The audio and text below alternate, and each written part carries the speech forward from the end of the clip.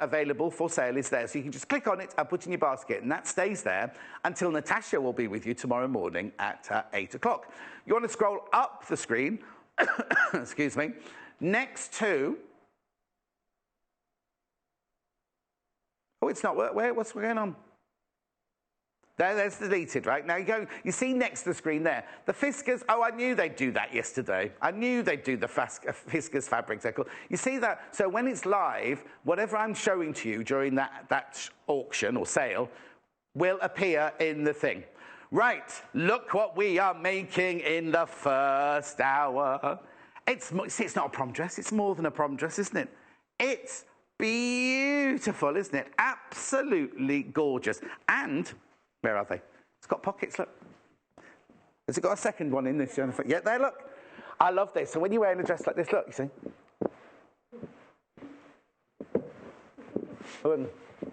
It's nice, isn't it? What we've done is we've not done a bundle for you. I'm just going to put that there.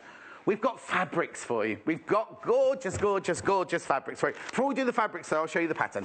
The pattern comes in 2 different sizes. Okay, it's the same. It's exactly the same pattern. 6 to 12. This is the 6 to 14. Oh no, 14 to. Okay, let's do the 14 to 22 first. Then I told you anything could happen today, didn't I? That's the 14 to 22, and the other one is absolutely identically. It's this one, and that is for the sizes 6 to 14. Now you most probably looking at it going, oh, I can't see any difference between those 2 dresses. The only difference of those 2 dresses is that A is shorter than B. A is shorter than B. Okay, but I'll go through that more with you later. Wait till you see the 4 fabrics I've got available for you this morning. Right, I've got 2 premieres. Sorry, now, we've had a bit of a mix-up this morning. Jennifer was sent that gorgeous poppy fabric on black background, the small version, right, the small version. That will be available later on today on the website. What she should have been sent was this, and I love this. Premiere, look! Isn't that lovely? It's large red poppies on the black background. How beautifully. What I'll do later on, when I waft it more, I'll pleat it up and I'll gather it and I'll show you how gorgeous that's going to look. £3.55 for half a metre, remember? £3.50. I remember when you buy fabric like this off the roll, comes in that gorgeous box. I'll get Munch to get the box out for you later, once he's tied the desk up. Right, that's poppies on black. I'll do this quickly, sorry. Poppies on white now, another premiere for you. Poppies on white. Look, imagine how gorgeous that dress is going to look at this. The thing is, this is large poppies. The thing is, if you don't want the dress, because you might be looking going, I love that fabric, I don't like that dress. You don't have to, you can buy it by the half metre, you can buy it for whatever you want. The other day when we showed the small poppies on black and the small poppies on white, sold out. They sold out. £3.55 for half a metre. That's available now. You can buy that now. Put it in your basket. If you want the smaller ones, it'll be on the web later on today. Keep checking the web. Right, Tropicana is next. You've seen this one before. This one's in the... it's in the peach, they call this one. They do call their Tropicanas very, very funny names. This is the peach at £6.95. Again, going to look gorgeous, absolutely gorgeous. In the summer. No, you were too quiet, I couldn't hear you. Right, and now I've got reverberation. Oh, I don't know. If you buy cheap, buy twice, that's what I say. Talking about these now, not the fabric. And then look at this. I love this fabric. I love this. This is cocoa bean, or cocoa flower. Cocoa bloom, even. I knew it was cocoa. So I have so many fabrics to remember. £6.95 for half a metre. It's beautiful. It's Amy Butler. Now, you will need lining for this dress as well, but I'll come back and do the linings later, because we've got complementary linings. Well, they're more than linings, because they're Spectrum solid fabrics, but I'll come back and do those later, because we have to get on. We have to get on. So now, I believe it was your fault that you got the wrong fabric. Good morning. Doesn't she look good? Doesn't she look fabulous? Not that you don't look fabulous normal, but you look glowing today. Oh, thank you. Anyway, oh, thanks. It's my pleasure. Is this your pen? No.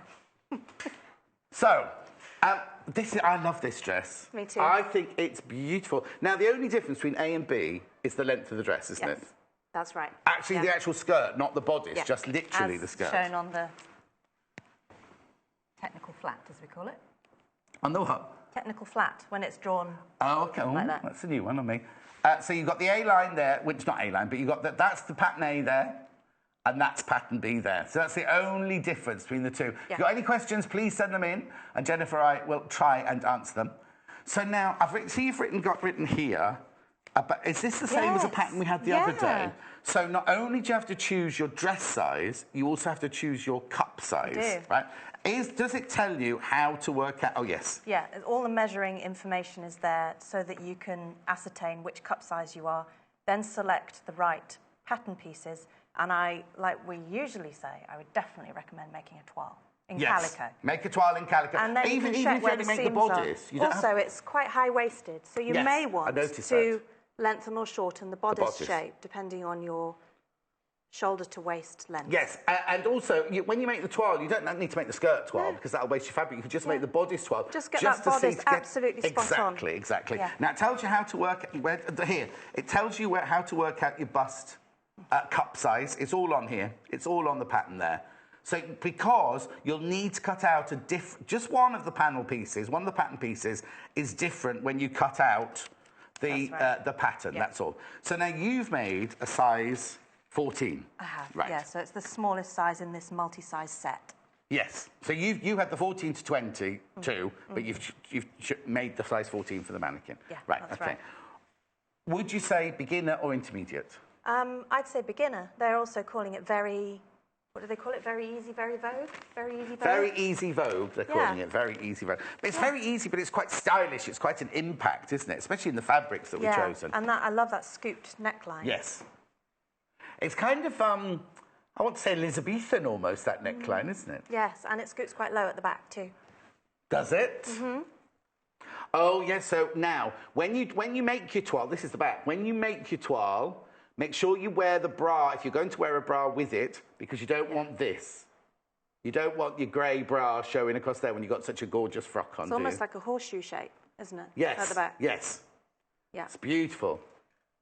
It's very, very flattering, very beautiful. And also, but the straps are wide enough if you get a decent-sized support bra. If you've got one to wear decent, the straps are wide enough to get your bra strap underneath. Yeah, and you could do that little ribbon and loop. Oh, you could. Don't jump ahead of yourself. You haven't made the frock yet. Right. That's just such a nice finishing touch, though, isn't it, when dresses have that? Yes. You can buy them with little poppers on, can't you, to make the... Yeah. I've always made my own with ribbon and a popper. Oh, no, you could just buy them with the popper and just stitch them in. Anyway, we'll get those put on the website when we get them. So, right, so pattern.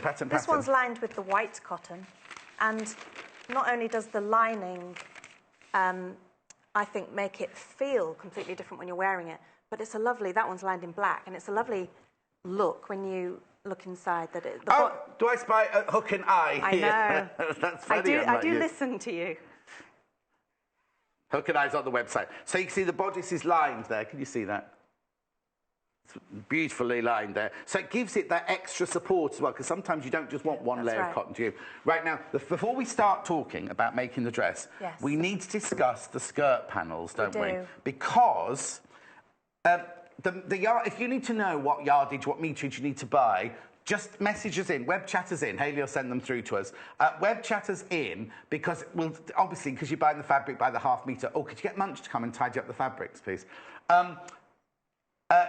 On the back of the fabric, on the back of the pattern, it will tell you how much fabric you need. Now, this fabric, it says the fabric on the back of the pattern is 115 or 150 centimetres. That's right, yeah. This is only 110 centimetres. So up to a size 14, you don't need to worry. But a 14 and above for the skirt, have you have the skirt pattern here? I do, Because the skirt pattern for the skirt takes up the whole width of fabric. Got it. You got it then? I have, yeah. What I'll do is I'll just get one of the fabrics. Sorry, Munch. Move that out of the way. Yeah. Now this is the large poppies on white. Oh, it's such. Do you know what? How beautiful would that be as a shirt? Paul, are you watching? Paul? Paul's going to make me a shirt, you see. Wouldn't that be lovely? It would make an amazing John Scott's. That would be my day shirt. And then the one with the black background I'd wear with my tuxedo. Wow. That'd be, oof. Anyway, here I am. That's 3 shirts Paul's got to make for me now. Right, so this is the pattern piece for the skirt. And the back skirt is slightly bigger than the front, because the front is placed to fold. Right. And the back has the centre back seam down. Okay. So what I need you to see here, obviously yours will be pressed nicely. Oh, hang on, yes. Yeah, so the 14 cutting line is right, using that whole width of fabric. Right, so the 14 is, I haven't laid that properly, but if you put it on the fold, like the 14 line will take you right to the edge of the fabric here. So, if you want the bigger sizes, you've obviously got to, what you need to do. Now, we both discussed different ways of doing this. How I would do it is I would turn the pattern around this way, put a seam allowance on there, and then I would seam another piece of fabric that big along there so that you can carry on cutting it out in one piece. Do you see what I mean? So you cut that round that way. So your fabric would end here. So you'd put a seam all the way along here, right the way up to there, of this fabric. So you've got like a go day of the fabric, right? But were you suggesting doing it a different way earlier? Yeah, mine would use a lot more fabric, though. Yes. Than your, yeah, exactly. Yeah, your technique is more thrifty. See, for mine, you don't need to add that much fabric, yes. Whereas you... the first thing that came to mind was to carry through those bodice seam lines and have a skirt seam that runs down the side, front, and down the side back. So would you cut your pattern... Let's put it back this way, because this I would mark it in pencil halfway along there, draw a line down the pattern, and then treat that as two pattern pieces. Yes, so that would be, so you'd need a whole skirt length again. Yeah, it would use a lot more fabric. Which is fine if you don't want that seam, but because the skirt is full, you're not going to... Oh, you can't see it there because the table's in the way. Because the skirt is full, my way, you won't actually see that go day on the side. That's right. I think I'm preferring your way. And also, with a print of this scale, you'd be cutting through that, which would be a great shame, unless you absolutely pattern matched it. But that's going to take even more fabric. So I'm throwing my idea out of the window. Yes, because my pattern's my idea is much idea. Say that again. I can't hear him.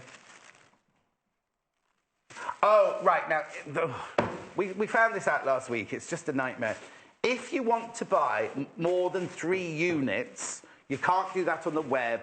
You have to, so if you want 1.5 meters or, no, you can get 3 units, you can get 1.5 meters, but if you want more than 1.5 meters, then you need to ring the call centre. You can't put it in your basket for some reason. It's some glitch, which we are sorting, we are working on at the moment. So if you want more than 1.5 meters, you need to call the call centre. It's easy, it's very easy. I remember you only pay 1 postage packaging for the whole day, remember? So, so don't worry, if you ring them and check that out now, and then you want something else later on from one of the other shows, it's 1 postage packaging for the whole day. Right. Let's get on with it. I'll leave you to it then. Okay, so I've overlocked all of my pattern pieces beforehand, just because I like to work that way. But if you were making a toile, just, have raw edges and not for the skirt, for the Hayley bodice. doesn't know what a toile is. Could you explain what a toile is? It's a prototype, a mock-up of your pattern, using your pattern pieces, and you use a neutral fabric like calico. We had seeded cotton, sorry to interrupt, we had seeded cotton the other day. It was £2.75 a metre. And I said, this is the most brilliant calico to make your toiles out of. Perfect. So it's sold out, but we are getting more in. What it is you use your pattern pieces, you make it up, but you don't make it up in any finished state. You make it up out of a cotton or a calico, and you try it on. And then what you can do is you can see whether you've first of all chosen the right bust panel, but also when you've got bust darts, this hasn't got bust darts in it, but when you have bust darts in it, a toile, so sometimes the bust dart will come here, or it'll come here, or your boob will be here or here, bust will be here or here, and the dart, you can move the darts where you want it if you make a toile first of all. It's just to make sure it fits, that's all. And the other advantage of calico is that you don't have any distraction of print. It's so beautifully neutral, isn't it? You're really focusing on darts and seam lines. Yeah, sorry, I've got an issue. I can't hear Hayley. I can hear her muttering, but I can't hear. You're miles in the background, Hayley. No, OK, I've just turned you right up, that's all. What I need to do is, I did say at the beginning of the show, there's been a mix-up with the fabrics. Jennifer has been sent the wrong fabric. This will hopefully be on the website this afternoon. But these 2 fabrics, thank you, Munch, are so... I'm going to put them on the front of the table here. Are so popular, I can't tell you. And I'm going to have a shirt made out of the white one for the day wear and the black one for... I could have worn that because the judge missed Birmingham on Sunday night. I could have worn that with my tuxedo. It would look lovely. Anyway, let's go on. We need some sewing. We need some sewing. So I've put one side pocket in already, and I'm going to sew the other one in. I love the fact that it's got side pockets in because there's that kind of Hollywood movie star... Yeah. Hand in pocket, almost like on the front of the pattern. Yeah. I've also done 2 rows of gathering stitch, but I'll come to that in a moment. Okay, hang on. So what have you done? So you've cut all the panel pieces out. I have. I've put one zip in already. You've stitched the skirt. Yes. So I've stitched a centre back seam, allowing which is there, a gap at the top for the zip. For the zip. One side pocket is That's in. one side seam there. And so what's open is the other side seam. Yeah, and I quite like overlocking my pocket pieces anyway, because I find that if pocket pieces are put in and they're raw, it's then really fiddly to overlock them or neaten them, whichever neatening method you use. We do have an overlocker, £449. I think they're available on the website if you want those. If you can't got an overlock, you can zigzag. And if you haven't got that, you can do a very, very fine bias binding if you wanted to. So I'm going to sew a centimetre seam allowance. How big's the seam allowance on the dress itself? It's 1.5 throughout. Right. But so you're stitching the pocket on a centimetre in? Yes, and then I'm going to do a very neat edge stitch facing that pocket piece in towards the middle. And that keeps it nice and flat. And I've transferred all of the notches and the markings that are on the pattern because they're really useful.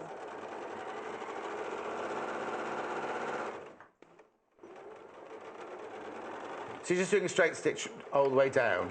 Yes. Have you made the pocket, or is this just one side of it? That's just one side of the pocket? Yeah. Because sometimes you make the pocket and put... Yes, but sometimes you'd make a pocket and stitch it in. You've actually just... The pocket's not sewn together yet, it's just still two in two pieces. No, it isn't. I'm going to do that in a moment. So I'm sewing that one onto that side, right sides together. And then I'm going to, with the seam allowances facing in towards the pocket, I'm just going to edge stitch it, which keeps it nice and flat. So you're stitching so that we won't see the line of stitching once the dress is made. Inside the pocket. So it's like you're understicing when you do a bag and a facing similar. And things like that. Yes, that's right. And what did you call it? You didn't call edge stitching. Edge stitching. It is a bit like understitching, but it's just keeping that flat. It's a couple of millimetres on the pocket side.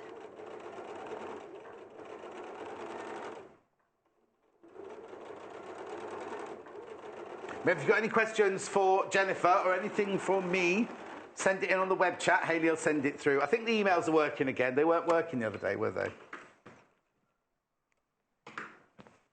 Yeah, the emails won't come through to me. Hayley has to read those out, but web chat she can send straight through. And then the corresponding seam. Yes. I'm just going to sew that pocket bag piece to that as well. And then I'll sew the side seam before together. You do it, I just need to see it at home. Sure. So, this is your side seam. Oh, dear. This is your side seam, right? And this is your pocket. This is your pocket edge. You've literally just matched it at the top. I think my finger's there. Matched at the top. And you're literally going to sew a centimetre in all the way down there. Because when you do... So it's just inside the seam allowance, what the normal seam allowance would be. It won't be visible. No. You should really not be aware that the pockets are there. Well, no, I couldn't find the second one, could I?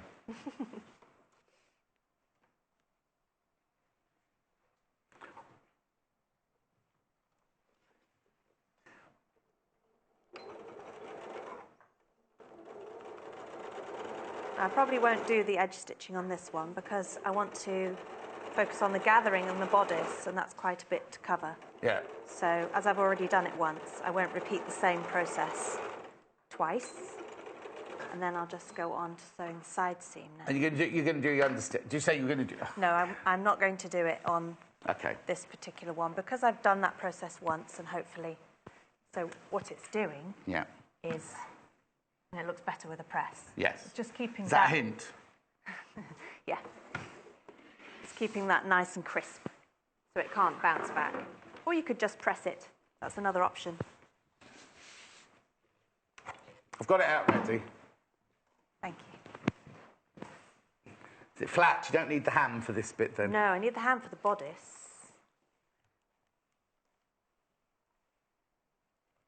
Yeah, so it's... Pattern's very popular. Nice Lots of people coming in for the pattern. And then... Okay, it's quite a lot to this. Oh, right. Who said that? So here. Is it Sheila? Okay. Now, apparently, I'm being told by a customer, oh, Sunny Lady. Sunny Lady says you don't need to call in for more than 3 units. You just do another order, and when combined, it comes as one big piece. Oh, okay. Yes, I know, but we normally say, don't we, if you were to buy a kit, you see, they're not joined together, are they? So Sunny Lady says if you put in an order for 1.5 meters, say you want 3 meters, put in one order for 1.5 meters, check out, go through, put another order in for 1.5 meters, go through. You get 3 meters in total, all in one big piece, and you've only paid 1 P&P. I'll let Hayley confirm that one. No, I'm not disputing you, Sunny Lady, at all. But what? Oh, yeah, now. Yes, I tell you what, you know, Sewing Quarter is part of a huge immediate media, you know, it's a fantastic company to work for and everything. They have a works do, well, they have lots of works do's, but today it's like their adventure summer day and everything, right? So everybody that works for the whole company, like warehouse, everybody here, this place is, well, it won't be empty, it'll be empty. They're all going on the bus at 9:30. They're all bussed off to this fabulous day of partying and everything like that. Have a fantastic time. So all the warehouse, there's nobody in the warehouse, so we can't ring the warehouse. There's people obviously in the call centre, and we're here, which is why Hayley's producing today, which is why I'm here, because it's always me that has to work on a party day. How could I have gone? Exactly. Right. Oh, I only got invited because, oh no, I'll tell you what else I must tell you about, I shouldn't really talk about this on air. Right, so Hayley said, because I'm freelance, you see, I'm not staff, so I don't normally get invited. So Hayley rang the main lady and she said, oh, can John be invited? And the main lady went, oh yes, of course he can be invited.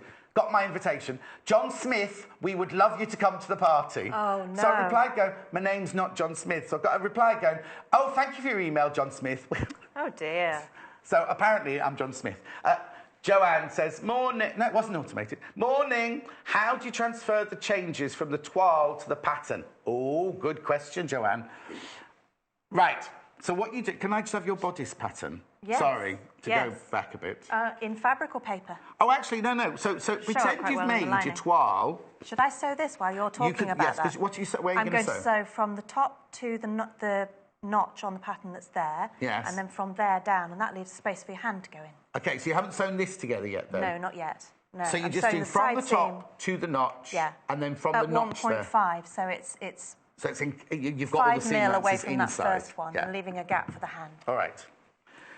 So if you've made your toile, you see, I don't know if I'm going to be able to show it so much on this one, but say you've made your toile, and it would depend. You've tried it on. So obviously your shoulder seams would be stitched up on this one, and say this is slightly too baggy for you, and you want to take it in. What you do is you take in the toile, you'd pin in the toile as much as you need it, and stitch it down so you've got the right shape. Then what you do is, I don't want to mess up Jennifer's lovely work, you would then have a new line here. And all you do is you take this piece of toile, you get your pattern piece, you put it on the top of there, and you just trace through onto your pattern piece where your new line is. I tell you what would be easier is if you imagine, for me to explain, if you would imagine, if there wasn't this seam, you'd have a bust dart here, wouldn't you? Hang on, where am I? Yeah, you'd have a bust dart here. And say that point isn't going to your point-to-point. A point-to-point is your... well, I'm allowed to say this at 8:30 in the morning. Your point-to-point is your nipple-to-nipple point. When you make patterns, you measure from... It's true, isn't it? I'm not being saucy or naughty. Absolutely true. When you're making... Say if I was making a dress for Jennifer, I'd measure all of her, and then I have to measure from nipple to nipple, because that's where you know... Because you don't want... So this is right. So this, you don't want your dart going like this, and you don't want your dart going like that. You want it going to the fullest point of your bust, so where your nipples are, you see. So if it's not right, you would then undo the dart that was there, but you will have remarked where you want the new dart, and then you just put your pattern piece on the top, and you just trace it through that way. We're going to do little infomercials for you of me and maybe Jennifer doing pattern manipulation. How much fabric do I need to order? How much fabric do I need to order if I want 2 meters? 4 units. Who's that? Carol. 4 units is 2 meters. If you're going on the website, we're selling half-metre increments. So if you go to the website, it says units or amount, quantity. If you press 1, you get half a metre. If you press 2, you get 1 metre. Press 3, you get 1.5. And press 4, and you'll get 2 metres. However, you won't be able to... That's not... Yeah, you'll have to do 2 orders or ring the call centre. The call centre are in. They haven't gone off on the jolly. Moya. Well, that's a nice name. Is it Moya? Would you say that, Moya? That's a nice name, isn't it? Just has to be said. Oh, here we go. Oh, that's right. John, I love your enthusiasm for all things fabric, and I love your quirkiness. What does she mean, quirky? Oh, quirkiness is a good thing, though. It's a compliment. Are there any? Exactly. Hayley said, I'm not sending any of the rude ones through to you today, John. There aren't any yet. It's only 8:30. We've got plenty of time for that. Anyway, what are you doing? Oh, finishing off the pocket. Come on, when you see sewing, it's called the sewing... What we called? Sewing quarter. Yeah. What was it called? Oh, Try It Tuesday. Oh, that's original. I'm sewing around the pocket and then I'll move it and show exactly what I've done. Yes. Well, every Tuesday it's called Try It Tuesday, isn't it? I'll have to have a word with Millie. Is that Millie's department? Oh, shit. What would you call it Tuesday? What today? Today's Test Your Nerves Tuesday, I think, isn't it? Tuesday. Terrific Tuesday. Textile Tuesday. Oh, Textile Tuesday. That's a nice one. Try It Tuesday is good, but it's every Tuesday. We're going to try it every Tuesday. And when we say try it, we mean sewing. I can't sort of come up with ideas and sew pockets. No, but it's good that you can sew and talk. We had lovely Anna on what day was Anna? Was it Saturday? What day? With the beautiful Liberty fabrics. With the beautiful Liberty fabrics on Sunday. She can't sew and talk at the same time, so you'd be having a conversation and she'd go quiet because she's concentrating on her sewing. She's lovely. I have to say, we're so lucky with our guests, aren't we? We've got really, really fabulous guests. Now, Diana, with an at the end, she told Hannah off the other day for not putting the at on the end. That would be fabulous. I love the skirts and dresses blocks book that you showed last week. It's great for helping with the fit. Oh, yes, that's the one we did together, first of all. I love it. Hayley said to me, is there any that book left in stock, John? I don't know. It's the one, it's got on the front...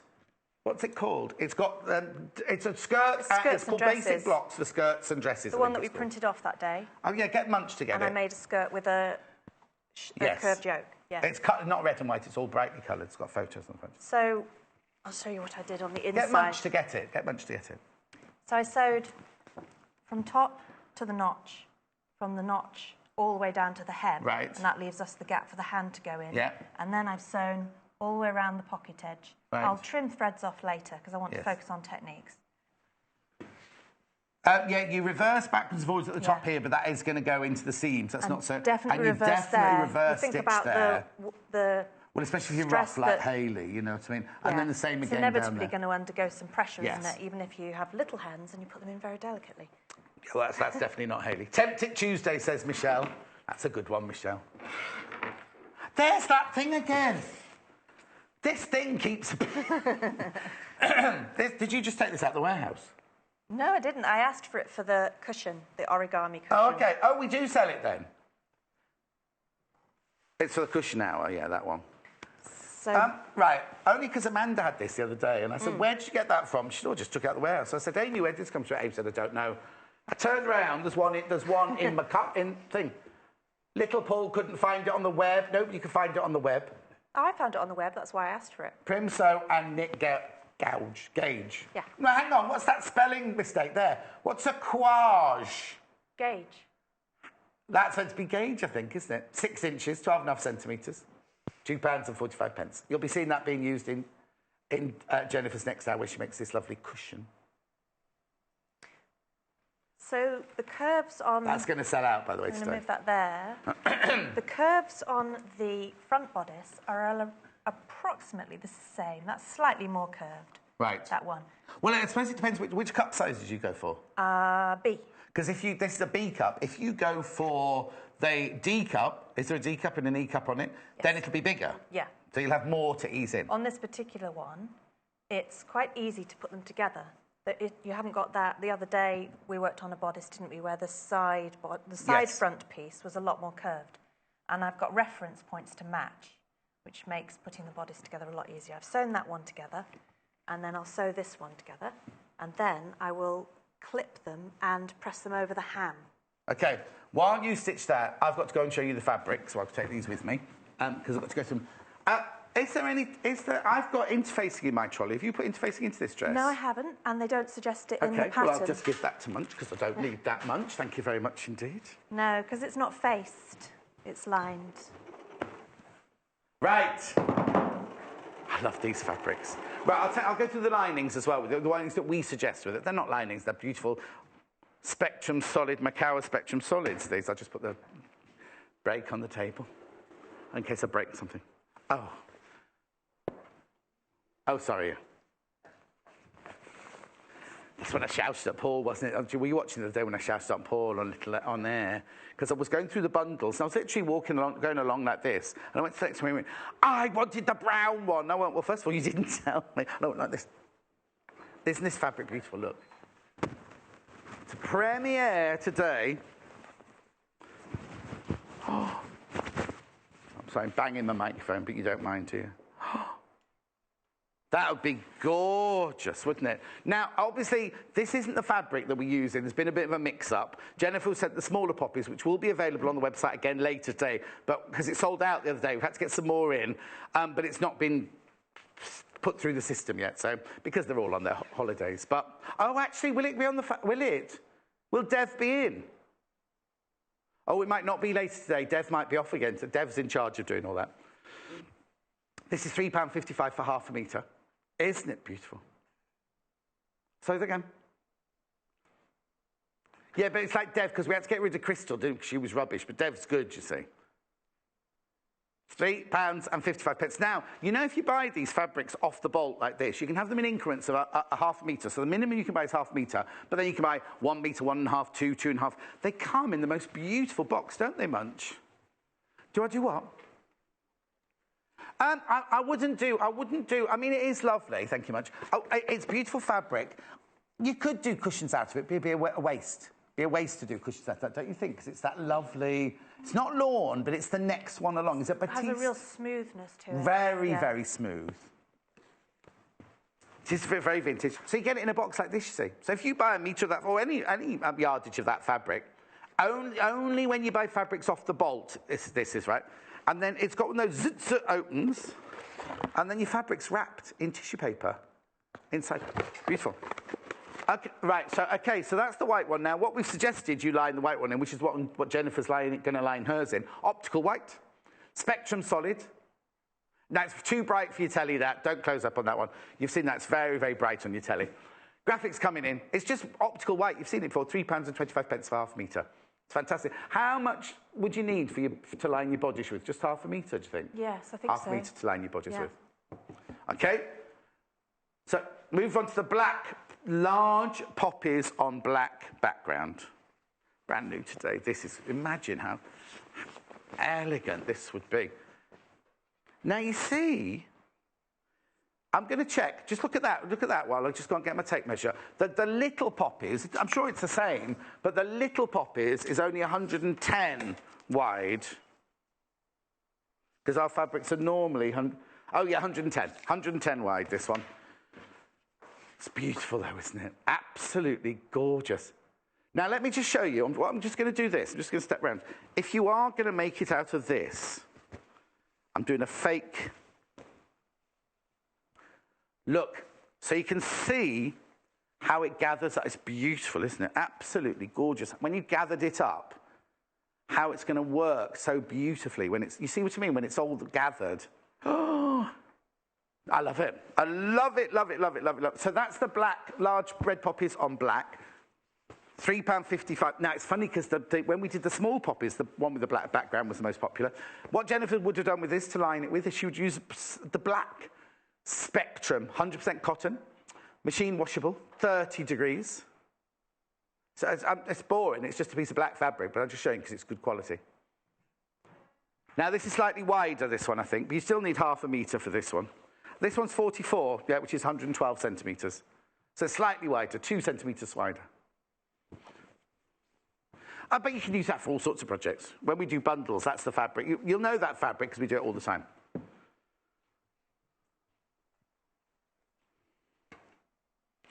Oh, yes, the Spectrum Solids are so popular. We sell so much of it. Right. Tropicana, Amy Butler, Called Tropicana, apparently, because of the lilies. This is in peach, this one. Again, it's going to work so beautifully in this design, isn't it? That's £6.95 for half a metre. Give us a call, 0800 112 4433. I've just said, it's the Tropicana lily. Yes. Nice, isn't it? Now, the lining colour they put with this one, is it vanilla? Vanilla. I mean, obviously, this is fabulous as a blender, this one. £3.25 for half a metre again. Love. What are you sewing over there? Side seams. All right. Just in case people hate it when they miss things, that's all. And then last but not least, we've got this, Cocoa Bloom in Plum. This, if you make the dress out of this, it will look completely different. It will look, it will look like a completely different dress. It'll be like a seductress's dress, this one, I would say. In the plum. £6.95 for half a metre. Now, you'll be seeing some of this fabric in green coming up later in one of the other projects later on. Right? And then what we've done, is this called Plum, this one they've put it with?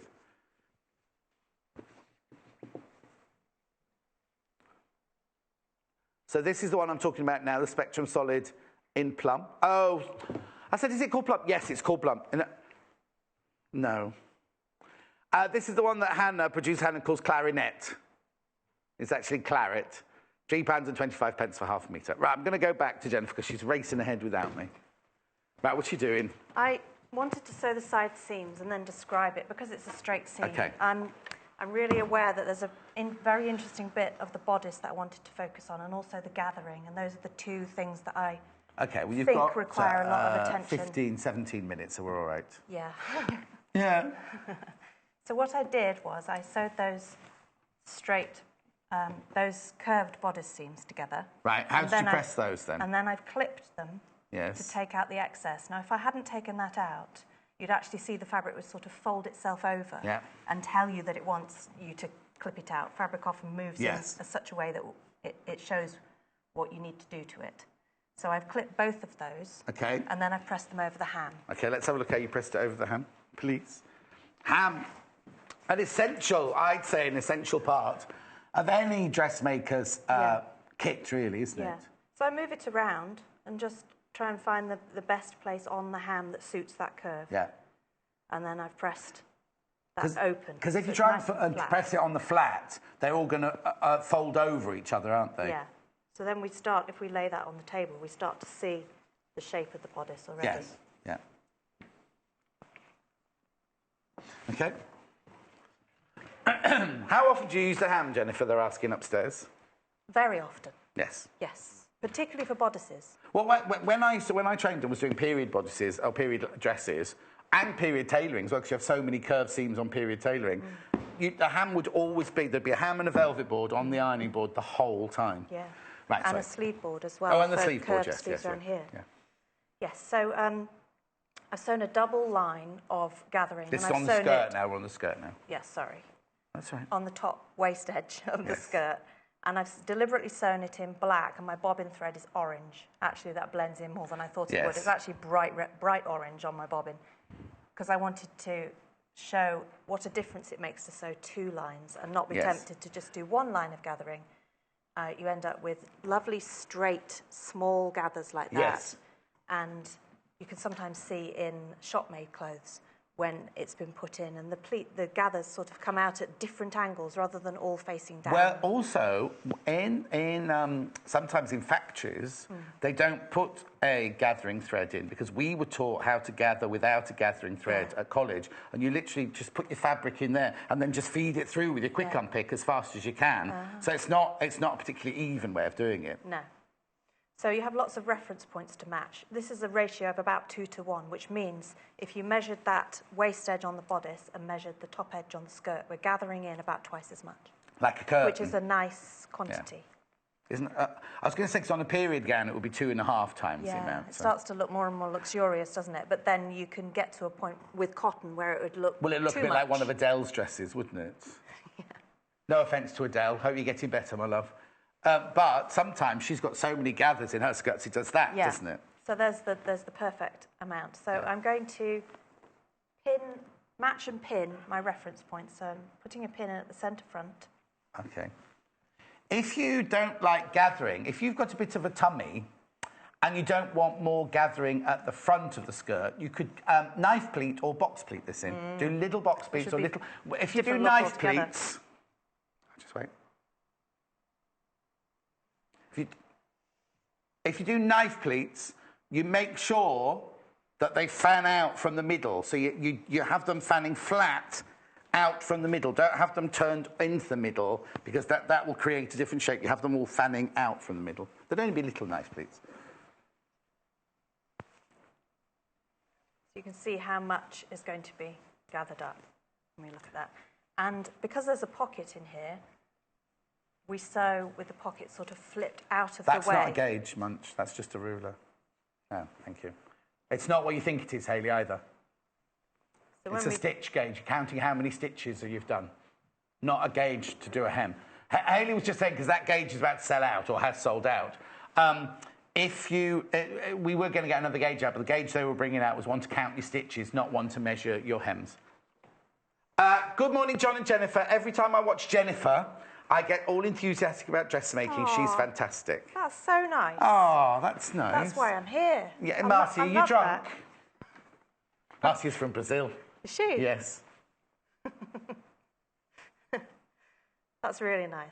So now, you're gathering up, but have you got points where you have to match? Because there's nothing worse, is there, that when you gather something up, you've got more gathers around one side than you have around the other. That's why I would say really focus on transferring those reference points, because if they're not clear and you lose them, you can end up doing exactly what you just said. And it will throw out the whole lovely silhouette of the dress if you've got too much in one space. So that's why I'm working my way around. And I'm wondering, given the time and the fact I want to focus on the bodice as well, if I gather half of the skirt... Yes, yes, it's just a technique, isn't it? Because you're not making the whole thing. It's quite a time-consuming but worth it part of making this particular dress. Because if you get the gathers right, it looks lovely. So we're taking the pocket bag out of the equation. Yes. And I'm going to sew from the centre back once I've pulled these gathering threads up. And I'd also recommend gathering in sections and having enough thread to pick up. Don't be tempted to sew all the way around the top edge, because it's a bit too much thread to pull up. Okay, so you've done each panel. You've got gathering on each panel. Back, and then all the way across the front, and then another back. Yeah. And because if your thread snaps, it's really frustrating. Yes. So it's kind of manageable portions. Yes. And I'm pulling up the bobbin thread, which is orange in this case. Jane, can you put shirring elastic in the bobbin to make a ruffle top dress? Sorry about the last message. What was the last message? We didn't see the last message. I wonder what that was. What was Jane's last message? Oh, Jane, we didn't have a last message. Were you being rude about me? Can you put shirring elastic in the bobbin to make a ruffle top dress? Do you mean to make the skirt, Jane? Do you mean to gather up the skirt? Or do you mean a boob tube? Do you mean a boob tube? Jane, if you need to write a longer message, send it on an email, or just try and explain to what you mean in there. I don't know what you mean by ruffle top dress, I'm afraid. And the gathers don't start right at the centre back, because we need to think about a zip going in there. So that bit's going to be ungathered, and I'm going to put a pin in at 3 centimetres, and then that's where it's going to start. OK. Can you hold the large and small poppy together to compare, please? Of course I can, Patricia. I'll get the white one for you, just to make sure so you can see. Oh, and I've got the black one as well, actually. I can do both. And my sewing line is midway between those two gathering lines, and that's what makes... I don't know whether can the camera zoom in after it's looked at your fabric? Yeah, no, do the sewing first. That's more important. OK. So my sewing line is going to be halfway between those two gathering lines. Right. There. Oh, OK. And that's, so you've got one gathering line in the seam allowance and one gathering line outside the seam allowance. One at 1 centimetre, one at 2 centimetres, and I'm going to sew at 1.5. And the 2 centimetre one can just be whipped out afterwards. Yeah, I've just found that makes... But if you're lazy like me, I would always have both in the seam allowance, and you haven't got to get rid of them then. Oh, that wasn't it. That didn't go down well. I got to Jennifer look then. I said you're not lazy. No, I'm not lazy. But if you're making a whole chorus line of dresses, and you've got to put the gathering in, then you'd put them all in the seam. What I do is pull it up, and then I use the ends of my fingers just to distribute it, so that they look like they're even. And then I'm going to sew from there to the side. Yeah. Oh, don't they look interesting together? Patricia, my love, This is the big one and the little one together in the white. The little one should be... Patricia might have already got this the other day, you see. Because I know loads of people came in for it. Now, I need to tell you that the poppies are, on the big fabric, it's just slightly darker. And the greenery is slightly darker as well.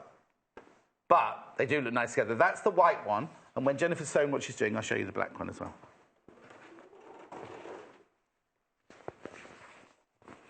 So I move those gathers and just keep looking at them and making sure I'm happy with, say, maybe about 3 or 4 centimetres ahead of where the machine foot is. No, Hayley, you don't need a walking foot. And then... Hayley doesn't do any stone at all, so she's asking... Fair question, though. Oh, do you reckon? Yeah. Well, I don't. I like the expression, there's no such thing as a daft question. So, you know, didn't you have teachers at school who made people clam up when they were sort of tut and I was roll a their teacher. eyes? Were you? Yes. I bet you were encouraging, though, weren't you? I was a brilliant teacher, but I hated... I loved the classroom, hated the staff room. Couldn't spare the staff room. I just think hang on a sec, questions hang are on a great. sec, hang on a sec. We haven't shown Patricia the black and the black yet. There's the black big poppy, which we were selling this hour. That's the one that's on there now. And then that's the small one that was available the other day and will be hopefully available on the website. I think the black works better together than the 2 whites, personally. Mm. OK, somebody wants to see a pattern. I'll show you that in a minute. Is that all right, Patricia, my love? Oh, yes, you could use a ruffler foot, couldn't you, to gather it up if you wanted to? Yeah. Yeah, definitely. Yeah, this is just, you could definitely use a ruffler foot. Like I usually say, there are always several ways to approach any task. We've only got 5 minutes left, I'm afraid. I know you want to do something with the side seam, don't you? Well, I will only sew this bit, and then I want Okay. to show how you do the bodice, because it's really quite clever.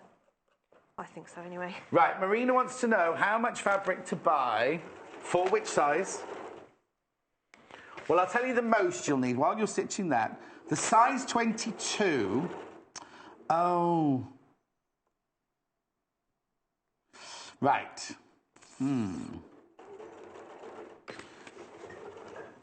No, I'll show you. It doesn't even give you a yardage. That's the stupid thing, look. For the 45-inch wide, which is ours is slightly narrower than 45, it doesn't give a yardage. Doesn't say anything. Hang on. Can I borrow back that white bodice? Oh, it's here. Sorry. Yeah. I can see it there. OK, let me have a look. Let me work this one out for you. Ooh. You see, I'd say for a size... Now, for a size 22, on the longer one, which is B... Yeah. They've both got it on both of them. It's got on both of them. Yeah. No, they're both the same. They're both the same. They're both the same. This is 6 to 14. This is 14 to 22. They both say the same thing. Right, OK, so for size 14, you use how much do you use? About 2.5 metres? Yes. So I would say 3 metres to do a size 22, would you? Or would you say a bit more? Oh, and then you need to add that little bit for the skirt as well. More. So 3.5 metres. And also thinking about your question about the bodice lining, it depends upon the... Because that's quite a long...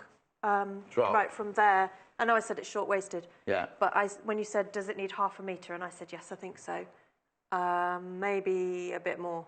Well, so you have to buy a metre. You have to buy a metre then. Yeah. Who was it that asked about that size? Oh, she's not there. Marina. Is Marina on a web chat or is she on a... Yeah, I haven't got it there, that's all. Marina, I can't... Would you be able to, in the break, would you mind doing this? No, check and see how much you might need for a size. Of course. I don't know how big Marina is. Marina's just asked for the larger sizes. In the break, Marina, I'll get Jennifer to work out how much you need for the largest size dress. Then you know, because it says here 2.5 metres. This is what the size 14 came out of, but I think a little bit more. Yeah, but we'll work it out for you in the break. Certainly check that. I'm just because... Don't let me forget, Marina. So much time has gone already. I'll just show one side of the bodice. Yes. Oh, yes, because you want to know how to bag the lining out, don't you? Yeah. Yes, it's a really neat technique. Yes, because I'm not sure. I think if I'd have made it without the pattern, I'd have sewn the front and the back together, left the shoulder seams opened, sewn the two top fabrics together to make the shoulder, and then hand-stitched the lining fabric inside. That's how I would have done it. Yeah, so you get the same end result. I like hearing different methods. Yes. It's always interesting. So what I've done is, that's what the back that's what the back skirt looks like. Yeah. With the gathers, and that line of thread can just come out. Okay. But they're facing down nicely and not going one side or the other. And then with the bodice, it's a duplicate. They're all duplicate pattern pieces. Yeah.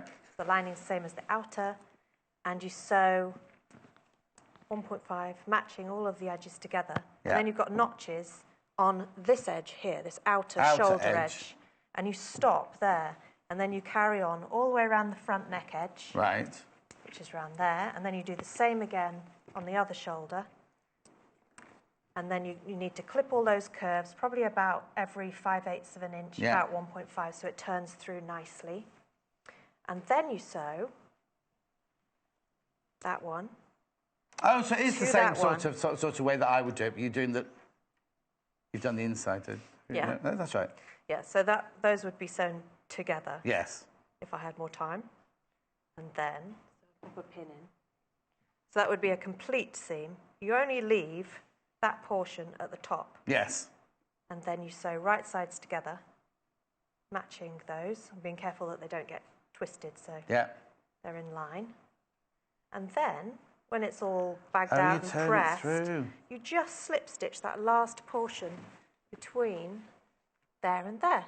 And then you've top stitched it afterwards. Yeah, they recommend that in the pattern. Brilliant. The top stitching is in the Vogue instructions. Thank you very much indeed. You're back in an hour with a lovely cushion and a bag. I'm going over here to the fabrics. Thank you very much indeed, Jennifer. Thank you. Right, quick recap. How long? All right. Quick recap now of all the fabrics. So we'll start with the large red poppy on black background, which is this one. It's beautiful, isn't it? Love this. At £3.55 for half a metre. Me most popular of the show. I want to see a man. I want to see a shirt done in that. We need. Oh! I shouldn't say that. No. No, not Christmas, not Christmas. But we're doing a special shirt thing. That's all. A 2-hour special. You don't know about it yet, Hayley. This is the lining fabric for that. This is Black Spectrum. That's that's not the bottom. Oh, hang on. I'm getting confused now. So that's the black. The one at the bottom there was the white. Right? That was the white one at the bottom there. And then this is the solid spectrum in black going across the bottom. And then that one there is the spectrum in white going across the bottom. No, that's fine. No, don't show. If we show close up, it'll be blinding on your telly. So you've got a big telly. £3.25 half metre. Then I'll just do these two other patterned ones here. This is the Tropicana, Amy Butler Tropicana in peach. That's going to go across the bottom of your screen as well. That's £6.95 for half a metre. Lovely, isn't it? And then the vanilla, which we've teamed with that. I'll just show you those two together. That'll be at the bottom of your screen there. That's £3.25. We're calling it a lining fabric. It's not. It's one of our best. All of these sell so well. And then Plum in the Cocoa Bloom Plump. That's going across the bottom as well. That's £6.95 for half a metre. And then the Claret is beautiful as well. That goes with that. £3.25 for half a metre. Right, don't go anywhere because we've got Victoria coming up with Quilt-as-you-go. It's always really, really popular, Quilt-as-you-go. So make sure you stay tuned. She'll be here in 3 minutes. And we've got 3 fabulous bundles to make it with. We will see you in 3 from now. Follow us on Pinterest. Search for our Sewing Quarter page and follow us to discover sewing work we create and love. The Sewing Quarter website is simple and easy to use. You can view a live broadcast of the show on our homepage. Get instant access to our online shop, which has a wide range of wonderful products for you to choose from.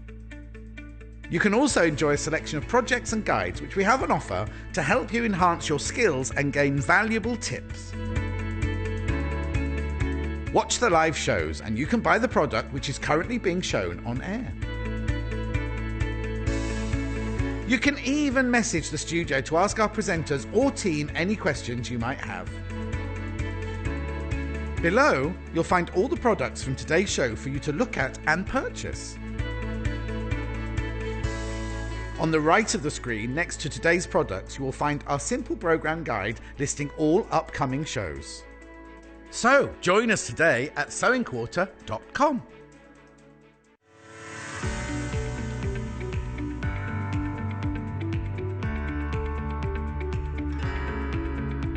There are many different ways you can buy from us here at the Sewing Quarter. You can order from us by calling our free phone number at 0800 112 4433 and talk to the team at our UK-based call centre. Alternatively, there are other ways you can buy from us. You can go online and shop through our website at www.sewingquarter.com. You can even watch the show there and shop as you go. You can check out as many times as you like throughout the day and only pay a small fee of £2.95 postage and packaging for the whole day.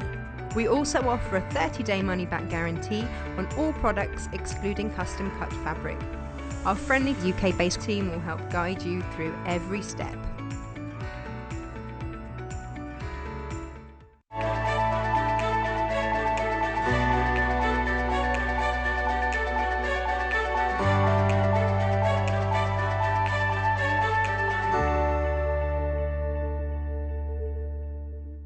Join us on Wednesday the 5th of July when we'll be joined by award-winning textile artist Tilly Rose for Threads Printable Fabric. Tilly combines traditional hand sewing and digital printing techniques to create truly unique pieces that really tell a story. She'll show us how to make a beautiful panel that can be personalised and applied to any number of sewing projects. She'll also introduce a brand new Silk Charmeuse printable fabric by Threads, which will give you even more freedom to create stunning designs at home using your own inkjet printer. So tune in for Tilly's Textile Masterclass on Wednesday the 5th of July at 8 AM, only on Sewing Quarter, Freeview Channel 78. That show with Tilly, that'll be gorgeous, won't it? Talking of gorgeous. Follow us on Not me, Pinterest. not talking about Search me. Quilt-as-you-go. Now, Quilt-as-you-go, whenever we do Quilt-as-you-go, it sells, it sells, it sells. So if you are going to buy this, whether you're buying the bundle or just the Quilt-as-you-go, you need to check out your baskets. And I'm only saying that not to give you undue pressure, but just to don't want anyone to miss out. Isn't this lovely? Isn't this just beautiful? All made from Quilt-as-you-go and a bundle, one of the bundles that we've put together for you. So let me very quickly show you the bundles, and then we can go and see Victoria and see how to make it. Right, so which one do you want first? And the one we just shown? Right, this is called the Peacock. Please note how beautifully pressed these are and presented these are. This is the Peacock. This is the Peacock collection. Yeah, can you see them all there? So now you get 1.5 meters of the linear print, and you get 1.5 meters of the pale jade. I'm not quite sure what they call that. It's called what? Aqua fabric, Macawa. And then you get 0.5 meter of each of the 3 patterns. So you get 1.5 meters, 1.5 meters, so that's 3, 3.5, 4, 4.5 meters, is that right? Oh, it says 5 meters. Oh, it says 5 meters. We'll just double check.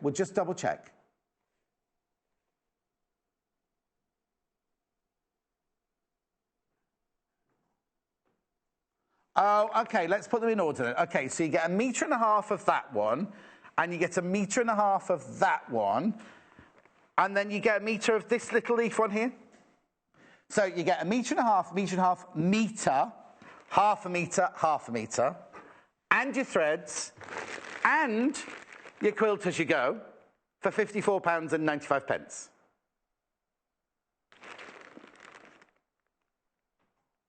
There you go. Right, that's that one. So you get all of that. So it's 5 meters of fabric, the quilt as you go, and the thread, £54.95. 5 metres of fabric, of designer fabric. Designer fabric. Remember, right? Which one do you want to go to next? Right, let's go to this one then. The golden. Right, let's get these in the right order then. So you get 1.5 metres of the stone. You get 1.5 metres of the ochre. And then 1 metre of the one with the lotus flower. Then 0.5 metre of the dots. And 0.5 metre of the sand spot on. The threads. And, let me see if I can fit that into the picture there. £49.95. £49. Still getting 5 metres of fabric for £49.95. That's beautiful, isn't it? And then last but not least, now this is luscious. What have they called this one?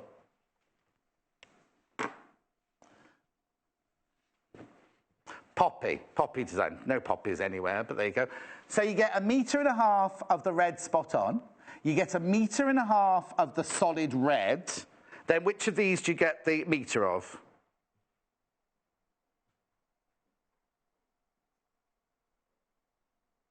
The Scandi red heart, so you get 1 metre of that one. And then you get 0.5 metre of trellis and 0.5 metre of frou-frou. You get your 2 threads, and you get your quilt-as-you-go. £64.95. We're not talking about Christmas. Munch said that in prep, and now Hayley's saying it. They're saying, oh, is it Christmassy? Is it very Christmassy? I'll leave that one there, and I'll take this with me. So, Victoria. Hello. Are you ready? I am ready. How are you? Very well. How are Good. you? I'm good, thank you. Is this what you were prepping when you messaged in the other day? Yes, it was. This is the one Victoria's made. That's one in another colourway, completely different colourway, just to show you what it looks like. Same but different. Angela Atwood, I think, made that one. Yes, she did. Angie made that one, yes. Right. For people who don't know what Quilt-as-you-go is, can you explain what it is? Oh, I haven't got It is paint by numbers, but with sewing. Right. It just guides you through the process. You follow the pre-printed instructions and you construct the block as you go, and it quilts as you go. I can't open that one over there. Have you got one? Yes. The bag itself with the actual thing in it, so people can see. What you get is you get 6 blocks, right? 6 12-inch blocks, actually drawn on the wadding. So they all come together like this. There's obviously 2 missing off there because we're making 2 of them. What you do is you cut it out with 1 inch seam allowance around the outside there. But can you see? You can see the fabrics underneath there. It's like painting by numbers. There's 1, 2, 3, 4, 5, 6. They're all written on there. But what you do is you don't make it in in the one piece. You cut them into 6 different sections, and then you work on each section as you go. Now, if you don't want the kit, you can just buy the Quilt-as-you-go look. This is the Mosaic Magic, £8.95. You get 6 of them in there, right? So if you want a bigger quilt, that will make this size quilt. If you want a bigger quilt, buy 2 of them or 3 of them, and you can make a bigger quilt out of it. Yeah, you can so I'll give you that one there. Thank you. Right, now normally what you do is you just stitch solid fabrics onto it, but this one's got something quite special inside, hasn't it? Yes, it's got a fusible side to it, so the underside of the wadding is fusible. Right. So what you do is you cut out your backing fabric, and I've cut this one out about 16 inches square, so I've cut it a little bit bigger than the pre-printed wadding. And then you attach it with a steam iron. Now, I just held it over, the steam iron over. I didn't press, because then that takes out the loft from the wadding. So I just held a hot steam iron over, counted to 6 and then moved it along. How do you stop it crinkling at that stage? It didn't do it, because I just held it over the top and it, so and did it you steam Yes, it? mine had a constant steam on, and I just kept it and gradually moved it around. Right, and then that's adhered that to that. It's not super fast. No, but holding, you don't want to, but it's enough to just, it's like using a basting spray or something. Yes. So that just keeps that in place. Okay. So the way I've got one block here that's been pre-done so that we can Okay, I've got a question before you go any further. Yes. You've chosen the spot on fabric to be on the back. Yes. Now you get 1.5 metres of the spot on, and you get 1.5 metres of the solid. Yep. If you wanted, you could swap those 2 round, couldn't you? Put the red on the back have and the solid use the red spot. and put spot on there. Yes. Because you get 1.5 metres of both of those. Don't try swapping any of the others, because it's 1 metre and half metre, half metre. But if you want to swap the spot on with the solid fabric, you can do that. But with the rest of the 3 prints, we've got several different parts of the block, so that you could swap those round. So you could put this this print in the middle and the flurry one. Why do you reckon they've given us more of this Why do you reckon they've... Why do you think they've given us more of the Scandi heart? Well, that way you could do your sashing. The sashing. You could do your sashing. It says, just gives you a bit of flexibility. Yeah, it's got all the fabrics on the packing there, but... And it tells you on the instructions, there's lots of information on the instructions about how to cut. Okay, right. So, sorry, there's a lot going on. Sorry. So, let's have a look at this, you see, because they've got the teal fabric 3/8 of a yard, the green fabric 1.5, the backing fabric 1.5, the purple half, light blue 3/4. So they've got a mix and match of it, haven't they, really? Yes. And they've given you, you've bought a metre of the light blue, because obviously we do ours in half-metre increments, so we couldn't give you 3/4 metre. So you've got a metre, you'll have the Scandi fabric, you'll have a lot left over afterwards. Right, next. So, this is what we're going to try and make today. Oh, I'll just move that out of the way. And that's one of the blocks that we'll Turn do. your microphone off, Richard, please. And you can see, well, you might be able to see it on the back. Yeah. Oh, yes, look. That's why it's called Quilt-as-you-go, because it's actually quilted As you go. as you go. And what you could do is you can leave it at that, or if you wanted to, you could add in extra quilting. Well, exactly, but also you could make 6 placemats if you wanted. Oh, you don't yes, have you to could. put You them could... all together into that size quilt. You could do whatever you want, couldn't you? Or you could, actually, what I was thinking when I was constructing is you could have 3 in a row and make a table runner. But then what would you do with the other 3? Second table runner. Okay. Or if you've got a very long table. Very long table. Make it 6 in a row. Exactly. You might be entertaining at Christmas. Yeah. I said the Christmas one Oh, again. don't you start. It's far too soon, isn't it? So now, if you make this up, each block would look exactly like that. What you've done is you've got them all going in the same direction. Yes. But you could, when you've made this up, you could almost do them Different alternate, ways. couldn't you, and everything like that? Yeah, you could swap it round. Okay. Now, the joy with Quilt-as-you-go is we said it is quilted, but actually if you wanted to do the fancy quilting, some stippling or any other free motion quilting, this is a really manageable size. It's a great way of practicing if it's not a skill that you've done before. Right. To do it on a giant quilt is quite overwhelming. Yes. But on small pieces, it's really manageable. Yes. So if you were going to do swirly as well as those, or add to it, would you do it at this stage? I would do it at this before stage it's all put together? because it's easier to manipulate it under the machine, it. and it's done, and then you can join them together. Okay. All right, let's do some sewing. Okay, so this block is made up of primarily straight pieces or pre-cut pieces of fabric.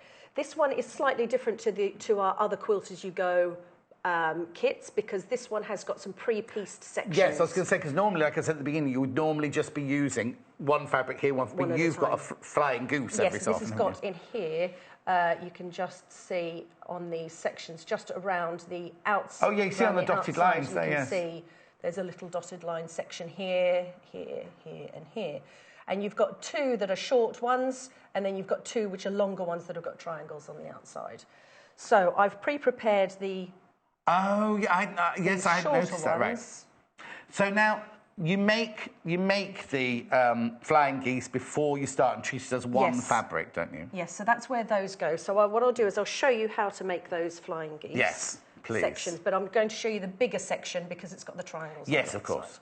So yes, you either make this or you make the whole. So here you've got the flying goose and the little triangles and at the the little end. triangles. Okay, just brilliant. the way it's been constructed. But don't stitch anything to your wadding yet. No, I've just put those on there so you can see where they sit. Brilliant. I'll just move. Lovely. We can move those. Is that full? Right. Okay. So you've got your rectangular piece. Yes. It's all in the instructions as to which pieces you attach to which. That's the point, because it's not on the outside, is it? This is wrapped inside your wadding. Because when I did a show where I wasn't allowed to open the bag, I kept saying, where are the instructions? They're all inside. All the instructions about the size you cut, the placing and everything are all inside. When you unwrap the wadding, it's all in there. And this section here is the one that we're going to do here about the flying geese. Okay. That tells you all totally step by step. Was it easy to follow? Yes. Oh, yeah. Yeah, absolutely. Okay. And it's a really good instructions on how to attach the sashing. Right. Oh, yes, of course, which we'll come to in a second. Because that's unusual. So on the, you've got some small little squares, and we're just going to mark. Actually, we can do two so at this once. is the ruler 1595 that's in at the moment. And I've just lined my 2 squares because you need to mark a diagonal line on the squares. So I've put point to point on one of the straight lines of the mat. Okay. And I'm going to line up the ruler along that mat. That should get me point to point. And mark that on. Which pin are we using? Air You've got the air erasable. Oh, now. so quick. The air erasable, it says it will disappear within 48 hours. You can get rid of it with a cotton tip or washing it or anything. But also, we found in the studio that sometimes the designer will mark something up at the beginning hour. We go to look at it a few minutes later and it's already disappeared. Right, watch that. Keep your beady eyes on I'll watch that. it. Right, so you've got your rectangle, and then we're placing the square directly over the rectangle, right, so that the diagonal line runs from one corner effectively to the middle point. Yeah, oh yes. Stick a couple of pins. But as I say, you say this is all written in the instructions. All written, and it's got those little diagrams. So we're going to sew along that line.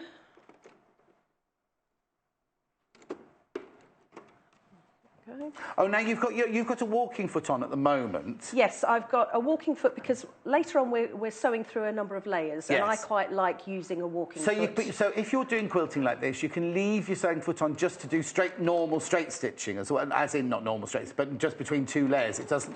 It's not.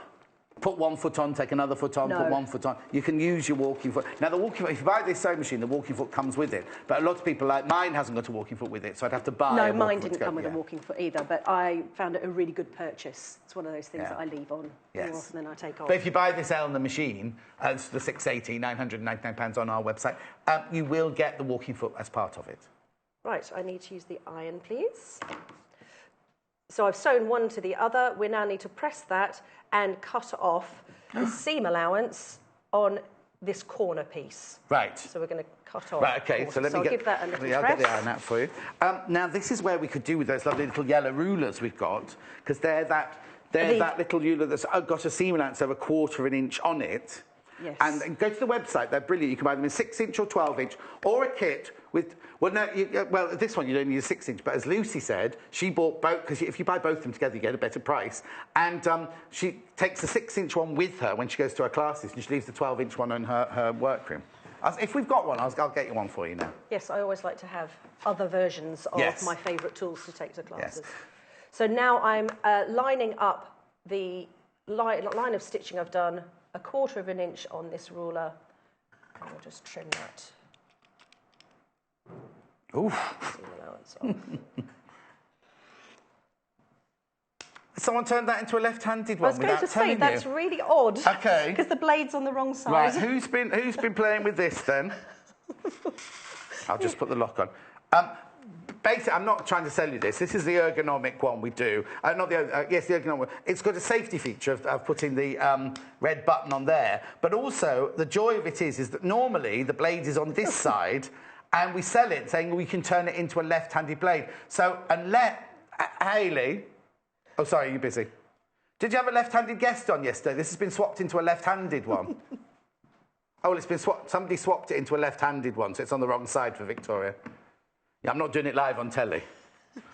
Right, iron again, please. Fingers, thank you. not that. You just have to be careful doing it. That's all. So now I'm going to press that flat, and then we're going to press this seam allowance open. You're doing what? Press this seam allowance open. Open. So it's 1/4 inch seam allowance, and you're pressing it open. Pressing it open, gently. Press that open. And the way I did this is I did all of the blocks at once. Right. So I did several of these. Yes, I had a big stack of them and went through them. Well, yeah, you would want to, wouldn't you? Because you want to have all of those made before you start your quilting, don't you? Okay, so I've attached that one, and then you attach the second. Shall I do this back over? Do it back at your station there, yeah. Better. I'll just give this to Munch. Sorry it's so messy this morning. That has to be unscrewed, that blade, but be really careful. It has to go on that side. Placing the square on the rectangle on the other side, making sure that you're creating that triangle effect. I'll stick a pin in. So what have you done with the bit that you cut off? Chucked it. Oh, it just goes in your scraps bin? Yes, it's only a little piece that's left. Okay. So you can, depends on whether you save your scraps or not. If you don't, just... So this is what Victoria's making, a flying goose. Oh, sorry. this section. This is the peacock one. We're doing this section here. This is the peacock colour. Oh, I'm pointing to it. It's still. That's okay. Okay, the peacock one's very, very popular.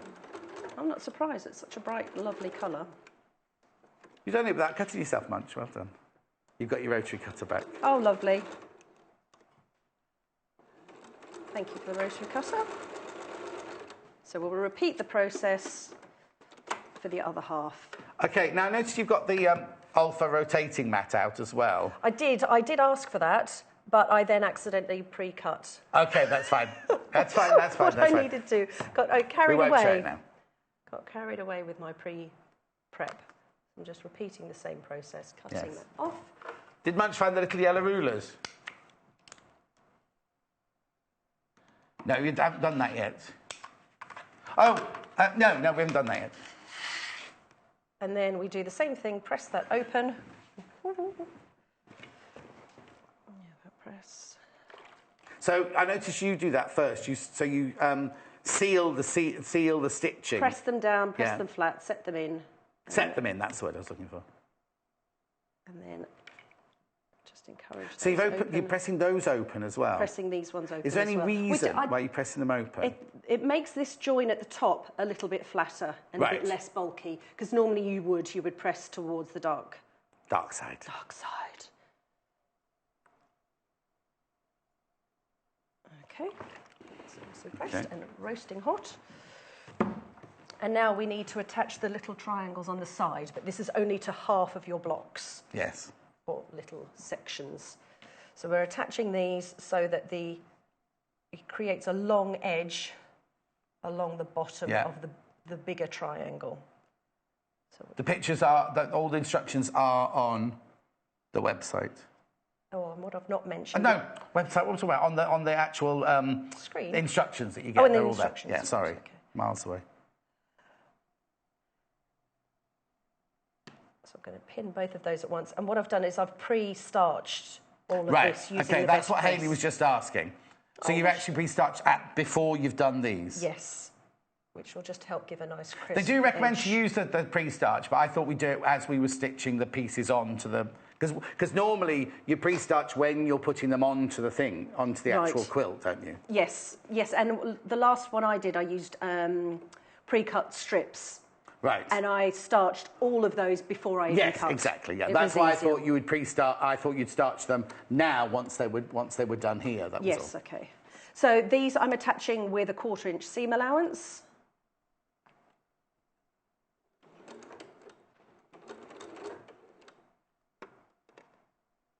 And keep your edges nice and close. Do the other side at the same time. And like I say, I would do these in a batch together, and I would chain piece through one side and then flip them all over and chain piece the other side. Anything to reduce the number of steps that you do. Yes, but also it's sensible because once you're starting, because quilt-as-you-go comes together so quickly, it's really you don't satisfying. want to do one piece and then go, oh, I've got to make a flying goose, and then go back to the quilting. This way you've got all your segments all ready to go. It's like when Jo Carter makes one of her animals. She makes the ears, she makes the tail, she makes the legs, she makes all the little bits.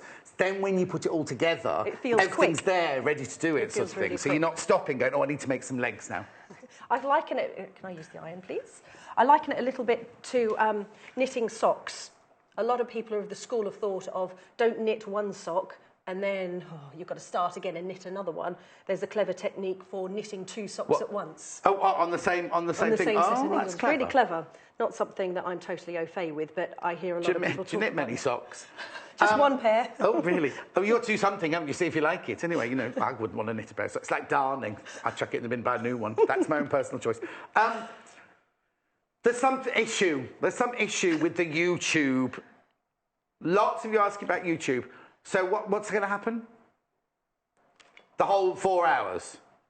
Okay, what, can they normally watch it as it's happening then? Oh, I see, I didn't know that. On YouTube as it happens. I didn't know that. I thought No, it was always I afterwards. thought it was after. Well, anyway, you can't watch it as it's happening. Well, you won't know, because if you're trying to watch YouTube, you won't be able to see me.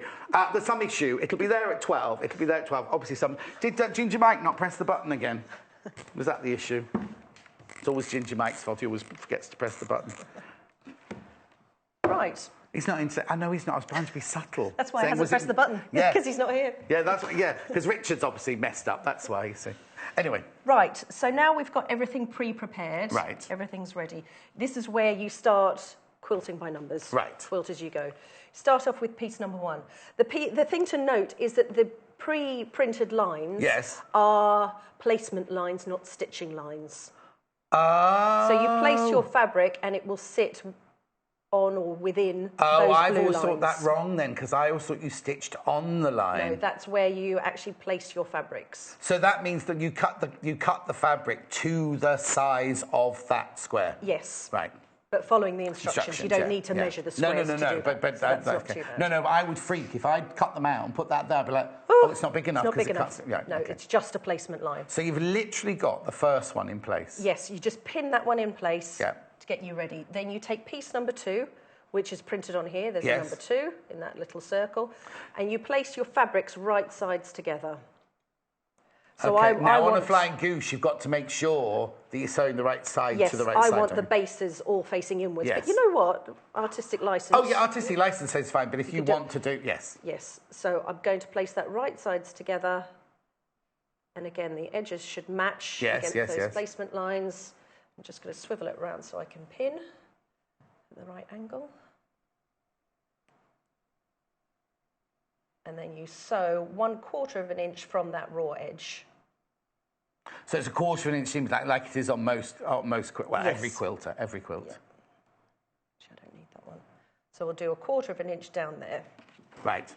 The bundles are hugely popular, but if you just want, you might have your own stash of fabric. You might have something you want to match in. We'll just watch the stitching while. But if you want the kit, the Sashing on its own, it's $8.95.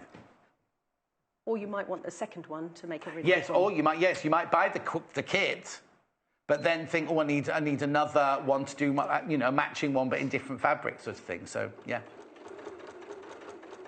Or you could buy 2 kits if you want to double up on that. I'd say thinking, oh, yeah, you could buy 2 kits, but. So this is where you've got your walking foot on now because you're going through a sandwich of fabrics, aren't you? Yes, I find it a little bit more reliable, and it moves around a little bit. Now, less. if you haven't got a walking foot, is it impossible to do a quilt? No, I don't think it's impossible because this is not that thick. It's not that lofty. Yes. So I think you'd be all right. And also, you've got fabric on the bottom. Yes. You know what I mean? So if you've got a normal machine, the whole point of a walking foot is you put both the top and the bottom going through at the same time. But if you've got fabric on the bottom and fabric on the top, it should be all right. It should be okay. Okay. So we've now got 1/4 of an inch sewn between piece 1 and piece number 2. Okay. So now you can flip over piece number 2. Now, would you press, because you don't want to press this too many times? No, that's where the starches come in. Right. Because they're pretty robust. Yes. It makes the fabrics a bit more robust and you can just finger press. And you can see when that's flipped over, that now sits against that line other there, yes. pre-printed line. Somebody just wants to see the whole of your quilt. I'm just going to fold it open like that. There we go. Right. So we'll do. So now it's number 3. So it's the repeating opposite process, side to So it. it's the other side. And what you could have done is actually attach 2 and 3 at the same time. But you'll get used to that when you're doing 6 blocks. You'll find places. But it's where quite you nice can to do save one time. just like this, just to create your first one, isn't it? Yes. Okay. Right, this worries me now. Hayley's going to do one of these, everybody. Oh, is she? Which colour is she going to do? Which colour are you going for, Hayley? The red one ready for Christmas, she says. But she loves Christmas the peacock word again. one. But do you think is it designed for people who are just starting with quilting, do you think? Yes, I think it's because it holds your hand through exactly what you need to cut, exactly how you do those pre-pieced Because the actual process is completely different. Not completely different, but very different to doing a quilt, isn't it? Because normally you'd make your patchwork top, then you'd sandwich it, then you'd quilt it, wouldn't you? So Yes. the process is actually different to quilting, but you're still quilting as you go, as it were. Yes, and you're still achieving the same result. Yes, Or a yes. slightly different Yeah. result, but you're still getting a quilt at the end of it. Yes. And you've taken out that fear of doing the actual quilting by doing it as you go. Yes. So I think it's quite a good beginner project. But this one, you'd need just a little bit of confidence to do that pre-piecing. Sorry. Oh, I do was a apologise. proper wash Hayley's giving me there. all these instructions. I'm not used to all this. Right. Hayley wants to see the finished block on the desk. This is what you're actually aiming for. So we've done this piece here, Yeah. and then these two side pieces. Yes. And next we're going to put these two pieces on. Okay, but it tells you which order to do it in, doesn't it? Because just you've go got 1, in 2, the 3, order 4. of the numbers. So we're doing 4 and 5. Next, is yes. next. Yeah, okay. And we can put both of those on at the same time. Okay. So you've cut all of them out, you've starched them, you've pressed them, so they're all ready to go. All ready to also, go. the good thing about the starching as well as keeping the fabric sturdy, is if you've got a frayable fabric, they're more you can manhandle them a bit more, can't Yes, you? With the because starch this fabric is a lovely soft. That's the frou-frou fabric. Yes, so that needs a little bit of encouragement to keep sturdy and stiff. Now, a point on the pinning is don't try and go all the way through all your layers. Just go through part of the wadding. Oh, okay, that's interesting. Fine. Otherwise, it's too far to try and put your pins. Even with your great through. big quilter pins? Yeah, I think so, and I think it just disrupts the fabric less. I was going to say, because if you did dig all the way through, you are going to disrupt it, aren't you? Yeah, I think so. And these two are on their own. Okay. They're quite simple, so we may as well do two at once.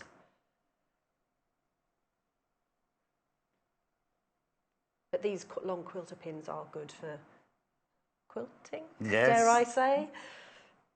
Well, yes, you don't want a little short pin for dressmaking, because you're never going to get through. No. Right, while you're stitching those two, only stitch those two and then don't stitch any more, because people are asking to see the fabrics. We're going to start off with the red one, which is called the poppy one. Now, there it is. You get the whole kit for £64.95.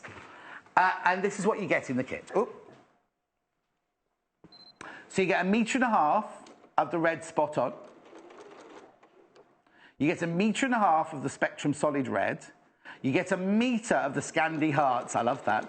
And that's that one. Then you get 0.5 metre of the trellis and 0.5 metre of the frou-frou. So 5 metres of fabric in total. 2 threads and your quilt-as-you-go for £64.95. Beautiful, aren't they? Right. Now, this is the most popular so far, the peacock one.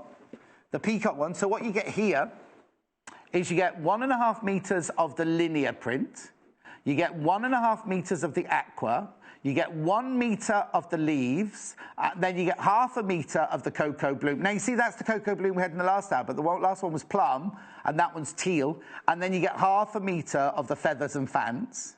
You get 2 threads, and you get the quilt-as-you-go for £54.95. Hayley, what? Yeah. Then, no. Then we have this last one here. I can hear you, only just though, it's just a very muffly.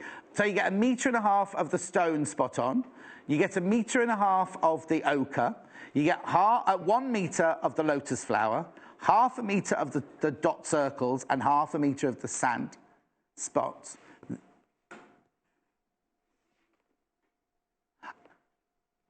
Oh, okay. Well, I thought you said not to, because I've got all the wrong lengths here. That was all. Okay. All right. So, well, you've seen that one and that one, so I'll just do this one. Right. Okay. Because what we're saying is, oh, hello, little Paul. Little Paul's back again. Been on Facebook yesterday. Everyone on Instagram again. Anyway, little Paul, could you go up and show Hayley how to do it, please? Someone needs. Yeah, someone needs to, exactly. Right, so you get 1.5 metres of the spot on. Now, can you go to the upstairs camera for this one? I'll move it nearer to the front of the table. So you get 1.5 metres of the stone spot on. Be with you in a minute. There we go. 1.5 metres of the stone spot on. You get 1.5 metres of the ochre. You get 1 metre of the lotus flower. You get 0.5 metre of the spot-on sand, and you get 0.5 metre. Oh, look, I've sort of made a block of it, look. They've called it, this is called gold leaf, is it, that fabric? It doesn't matter, you don't need to know the name. Oh, look at how they're all made up. Oh, she looks lovely. I brought my own fruity bread in today, thank you, Hannah, after you've eaten all my fruity bread. That's lovely, isn't it? And you get the thread. And you get the quilt-as-you-go. Isn't it lovely? Now, also, if you want to buy this on its own, if you don't want the kit, if you don't want the whole of the kit or the bundle, you may already have. You see, the thing is, a lot of people do things in themes, don't they? In colours. You might have to want to. You might know there's a little girl coming to the family, you know, a little new baby, and you might want to make a pink one or a blue one or a yellow one or whatever. And you might have your own fabrics. It tells you exactly how many fabrics. Well, in fact, you only need the fabric that I've just shown you. £8.95.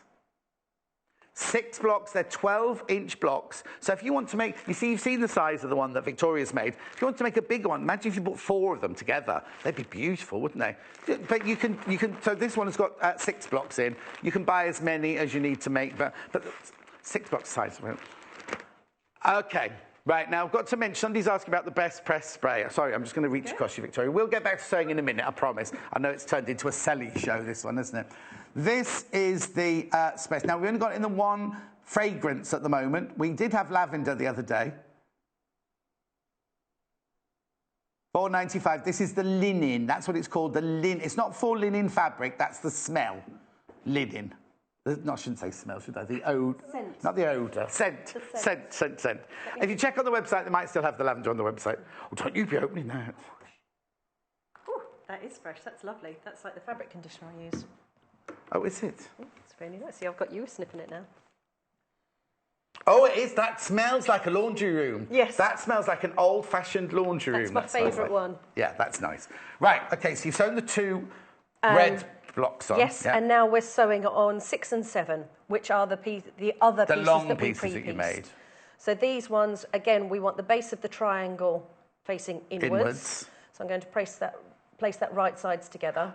Right, now, placing of this is quite important, isn't it? Yes, you don't want to go too far this way or this way. So what I'm doing is I'm lining up these stitching lines. Yeah. So that they effectively run into. Because that's where they're going to be when you turn it over. That's where you want them to be. That's where they'll be. So. It is all about accuracy, isn't it? The quilting, you know, you have if you're quilting, not just as a quilt-as-you-go, but if you're doing quilting, you have to be so precise about your 1/4 inch seam lengths because you might think, oh, I'm only 1/8 of an inch out there, but if you're doing a huge king-size bed, by the time you get to the other side, you could be 2 or 3 inches out, couldn't you? If it's just 1/8 of an inch here, 1/8 of an inch there. Then it all makes a difference. Yes. And also, your eye is always drawn to something that's not it's a little bit wonky. Yes. It's like a wonky picture on a wall. Yeah, or a wonky camera that we had this morning. Oh, did you? Yeah. I missed that. It's just looking at me like I'm crazy now. Yeah, just say yes, Tom. Yes, Tom nod says and yes. smile, nod and smile. So I'm going to do it's one of those days today. Time. It's been a right old 2 and 8. Is that what they say? 6 or at 6s and 7s? 6. It is, we're all at 6s and 7s, yeah. Oh, but it is a 2 and 8. Right, I get you. Doing my rhyming slang there, which we didn't have up. You know, we don't have that up north, do we? No, we don't. No. I was in London at the weekend. Oh, were you? Mm-hmm. It's very nice. The weather was lovely. Oh, was it? Yeah, apparently, the weather today, tomorrow, and the next day are going to be the heat waves coming back. It's going to start off in London today and work its way up to us. Oh, it certainly wasn't this morning when I was driving in. It was pretty stinky. Was it not? Yeah, it was horrid. Coming from the north to the south. Well, you're hardly south here. True. In a southerly direction. Yes, in a southerly direction. Well, I drive? I know I must drive northerly, mustn't I? Yes, you drive north and a bit. It was quite nice, apart from all the pigeons on the roads. Oh, really? Oh, they made me angry. I ended up shouting at them, going, "Don't be so stupid!" And I can't. If I hit one, it's my day ruined. Aww. I can't. When I first moved to the countryside, you have to get used to squirrels. They come running out the hedgerows at the wheels of your car. And I spent the first 3 weeks living in the countryside in tears because I kept killing squirrels. We get a lot of pheasants on the road where we are. Oh, yes, yeah. An awful lot. Yes. And if we're lucky, we'll get one in the garden.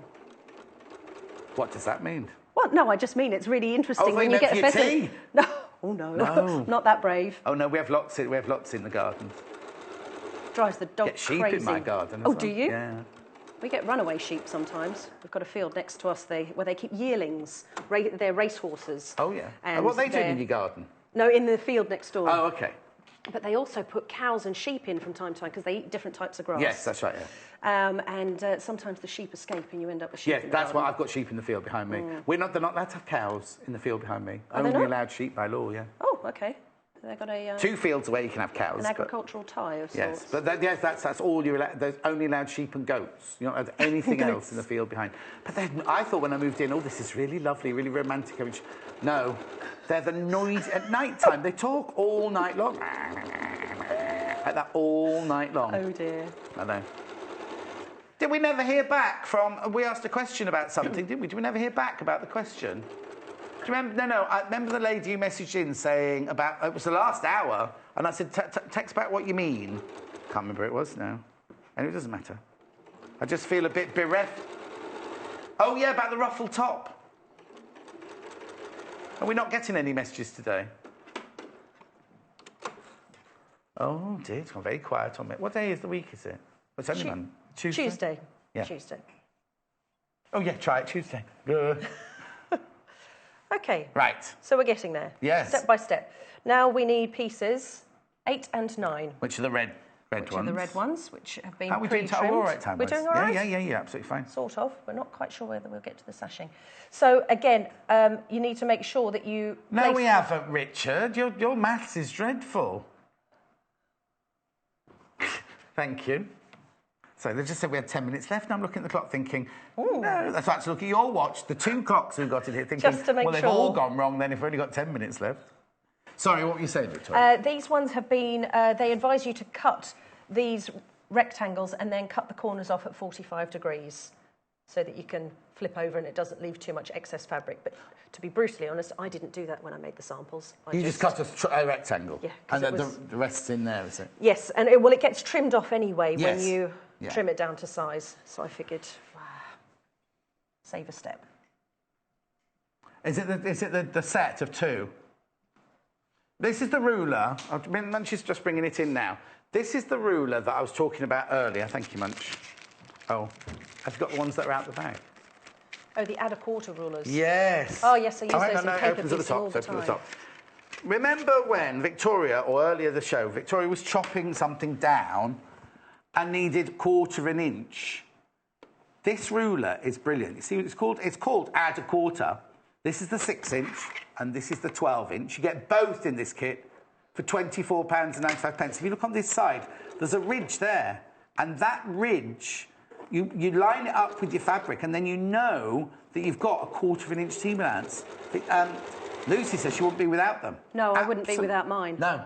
I love them. You know when you see something, you think, oh, that's a proper gadget. I don't need that. But actually, when you've used one... Well, I said when they arrived, I went, well, nobody will buy those. Just what your tape measure, ruler. But these absolutely fine. And then every single expert we've spoken to who does quilting says, oh, yeah, of course I've got those. Yeah, especially if you're doing foundation paper piecing.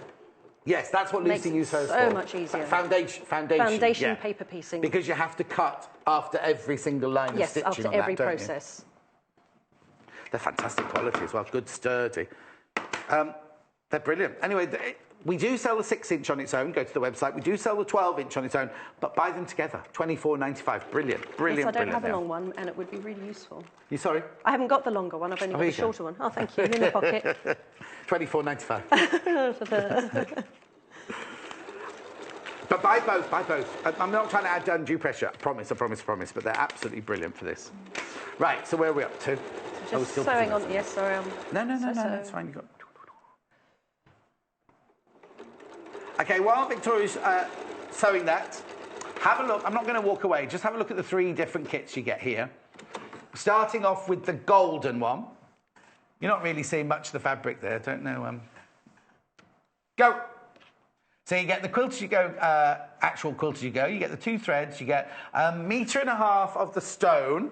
You get a metre of the lotus. You get 1/2 metre of the sand spot on. You get 1/2 metre of the circle. And you get 1.5 meters of the ochre. £49.95.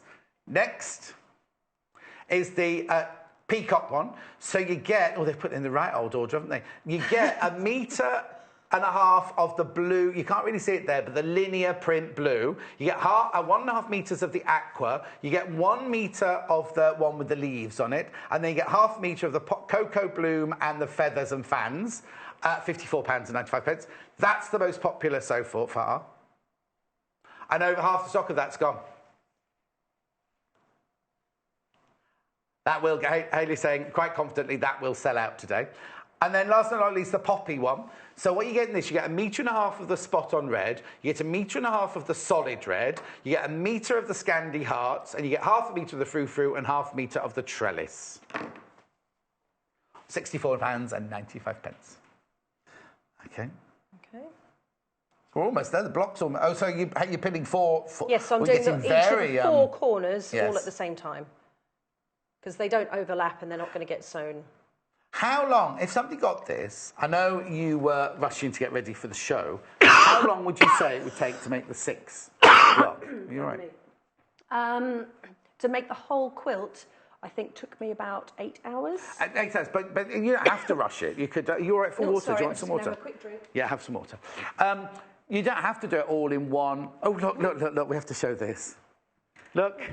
Team cups. They weren't bought for us by the company, we had to buy them ourselves.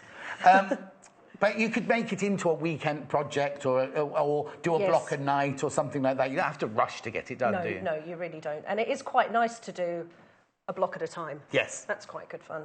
Well, also, it means you get that sense of satisfaction 6 times over. Yes, Because if you were doing, let's do all the middles together, Yes, let's if do you all could the just- 2s together, all the 3s together, then you're not going to have any sense of satisfaction. Thank you, Munch. And it is nice when you get to that completed point to go, oh, ta-da, look, a block, all done. Yeah. All quilted. Now, this one's called the Mosaic Magic. But if you go to the website, we've got other quilt-as-you-go with different patterns. Yes, I did a London Labyrinth. That was quite a Yes. nice one. That was the one that I did with the pre-cut strips. Right. And that took a bit of time just cutting the strips, but once you're done, it just comes together so quickly. Yes. What would there be under? Go to the shop.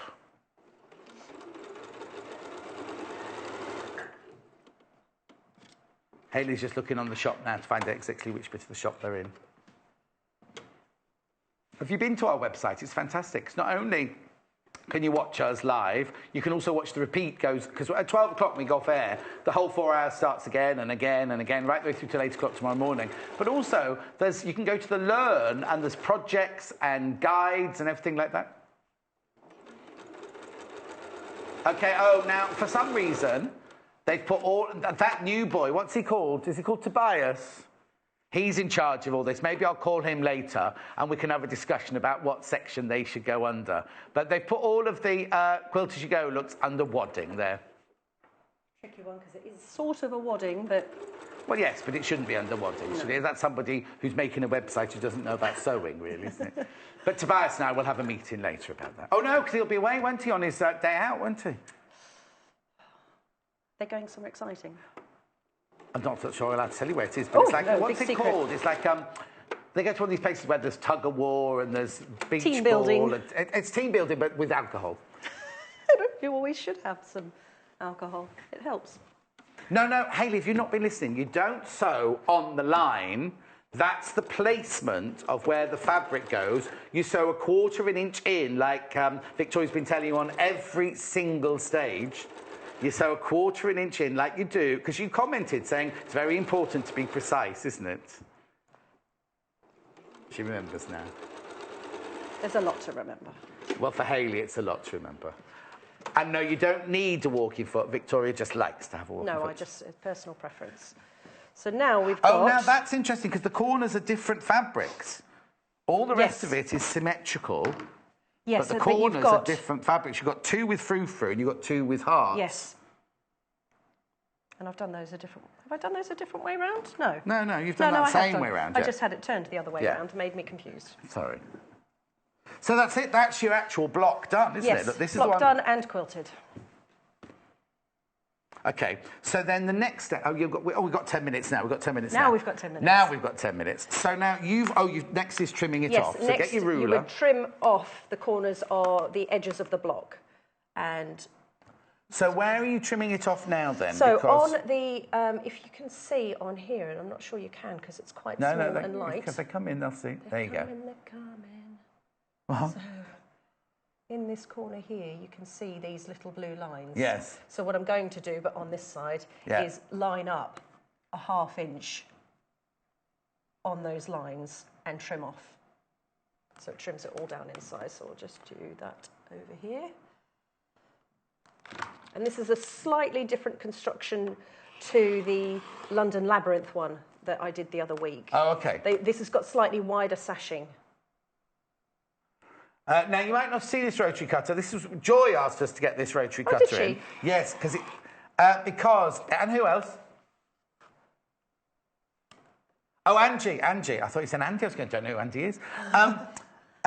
It's basically a fantastic rotary cutter that has a safety lock on it, and it has, I'll show you in a second, and it's £24.95. The little button's good. I've got one with Yes. a little button. It makes it really easy to use.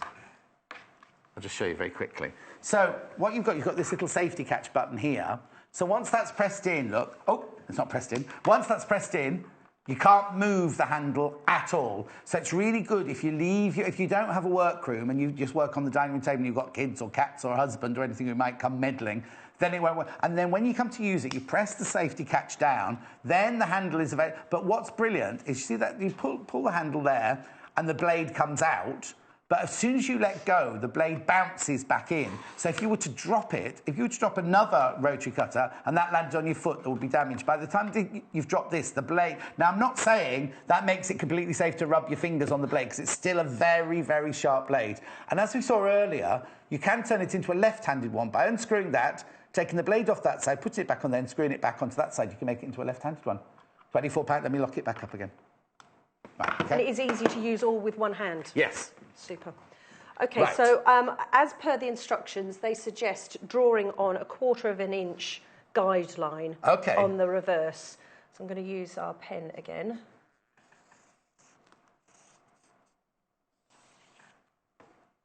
So that 1/4 of an inch from where? From the raw edge. Oh, from the raw edge, not from the Yes. edge of the fabric. No. And I've just drawn one that's too wide. I was going to say, that looks a little bit more Suddenly, than a 1/4 of an that inch. looks like a really big 1/4 of an Yes. inch. So we'll go for a slightly smaller 1/4 of an inch. And It's an air erasable pen, so it will disappear. Sorry, I didn't mean to... I was just looking at it thinking, blimey, my eyes are really I know, I going moved the ruler today. and went, that's really wide. Yes. OK, so we've got the pre-cut strips, and you've got short ones.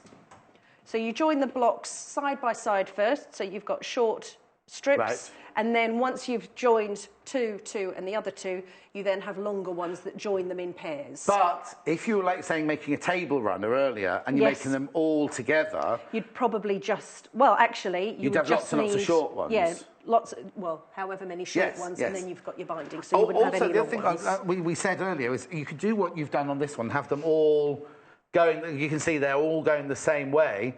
But if you wanted... You could alternate them, like chevron them if you wanted to. And actually, I think, have they done that on the instructions on these pictures on the side here? Oh, They've yes. They've shown it with different colourways, and they've shown how it How looks. to place it differently. Oh, let me push that in. Sorry, there you go. So you can just see how it creates a different effect. Now, normally, at this point in a quilting show, we've had about 10 pictures. We've had no pictures today at all. No pictures. No pictures today at all. And we had a quilt-as-you-go going the other day. Oh, she has got one. She has got one. So now you're lining that up with the edge of the fabric, not the edge of your block, not the edge of the wadding. Correct. And I would see, I was right before. It was a 1/2 inch line I needed to do. Oh, so you do need to draw in 1/2 inch line. It was. Because you did say 1/4. Apologies, I did. No, that's fine. Confusing everybody. So you place this along this line. Yeah. And I'm going to pin that in place. Now this is a bit longer. Does that matter? No, that helps you actually. Okay. Because it just allows you to it helps you join up the next piece. So you've got one normal piece here, and then the instructions guide you to create a larger piece or a wider piece that you then fold in half. What's that for? So your wider strip goes on the reverse. Oh, of course. And that's what you line up with your 1/2 inch. With your 1/2 inch, not 1/4 of an inch. And that's where you can just use this little bit here, because you can see how this one extended, and then you can match up the one on this side on top.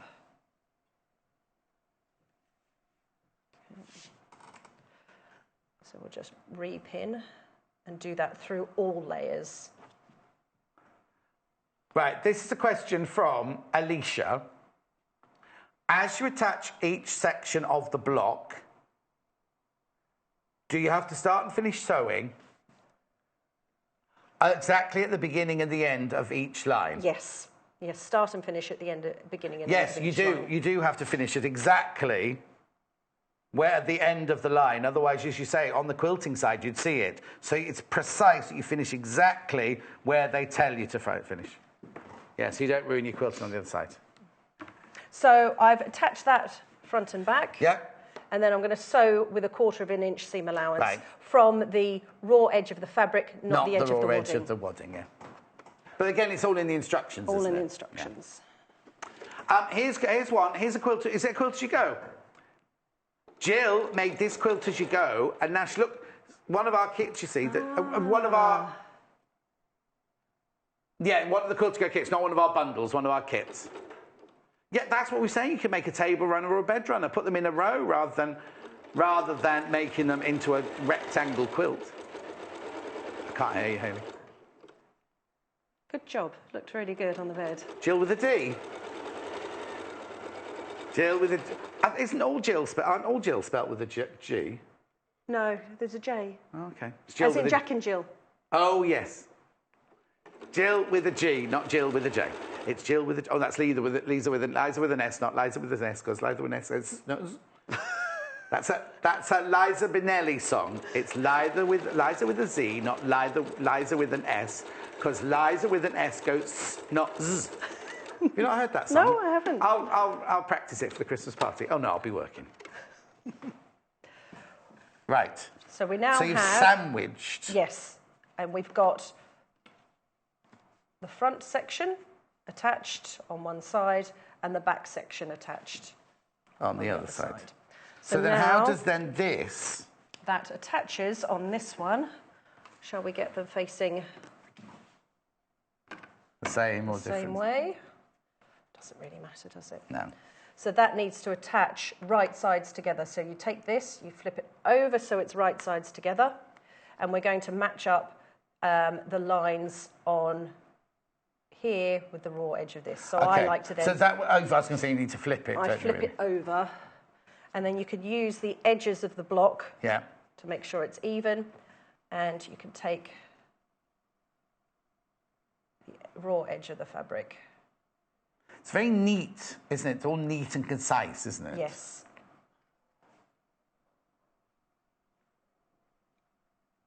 Ooh, pin cushion coming with us. And you've got a couple of minutes, I'm afraid. Oh, and I'm pinning that all wrong. Oh. Don't pin under pressure. Pinning the wrong thing to the wrong thing.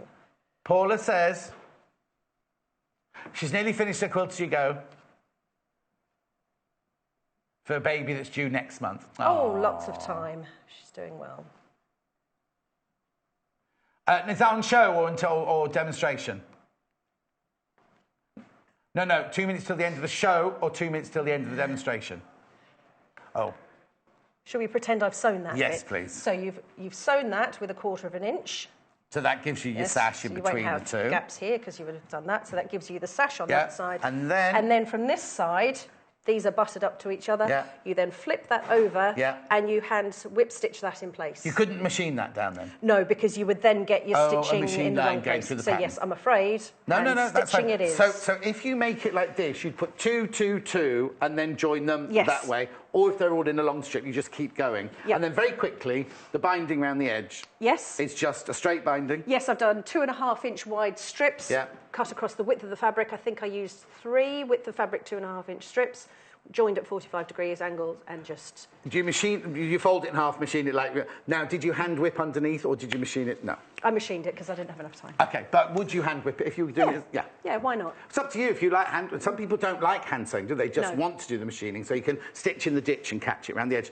That's brilliant, thank you. You're back in an hour's I time. am, back in an hour. With a really unusual bag, isn't it? Fancy bag. Foxy. Anyway, thank you very much. We'll see No you problem. in an hour's time.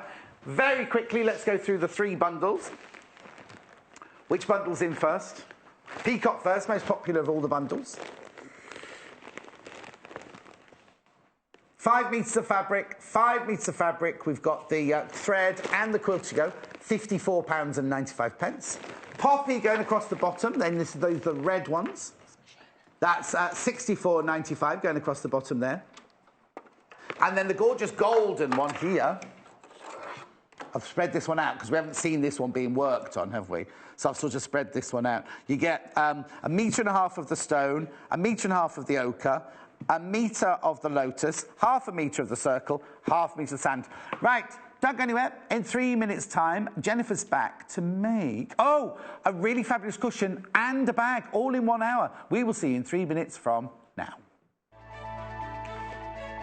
Join us on Facebook. Simply search for The Sewing Quarter and like our page for the latest news and more.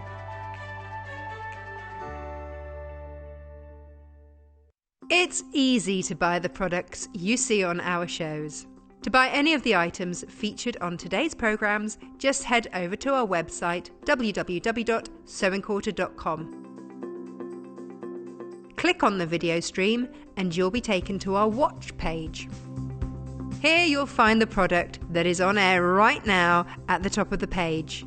Beneath that, you'll find all the products demonstrated in this morning's shows. To add an item to your basket, simply log into your account or register with us. Then you can either check out or keep shopping. Remember, our flat rate delivery charge lets you shop all day and check out as many times as you like and only pay once for postage and packing. Only on Sewing Quarter, Freeview Channel 78.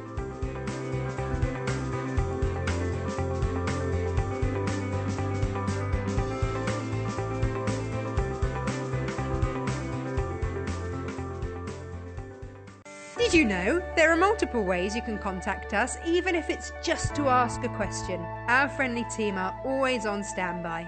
You can call our customer service team at 0800 112 4433, email us at help@sewingquarter.com, visit our Facebook page, follow us on Instagram, follow us on Twitter @sewingquarter, and even message us through our website, and our presenters will answer your questions live on air.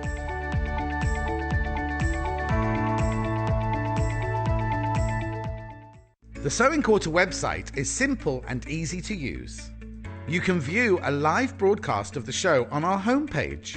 Get instant access to our online shop, which has a wide range of wonderful products for you to choose from. You can also enjoy a selection of projects and guides which we have on offer to help you enhance your skills and gain valuable tips. Watch the live shows and you can buy the product which is currently being shown on air. You can even message the studio to ask our presenters or team any questions you might have. Below, you'll find all the products from today's show for you to look at and purchase. On the right of the screen, next to today's products, you will find our simple programme guide listing all upcoming shows. So, join us today at sewingquarter.com.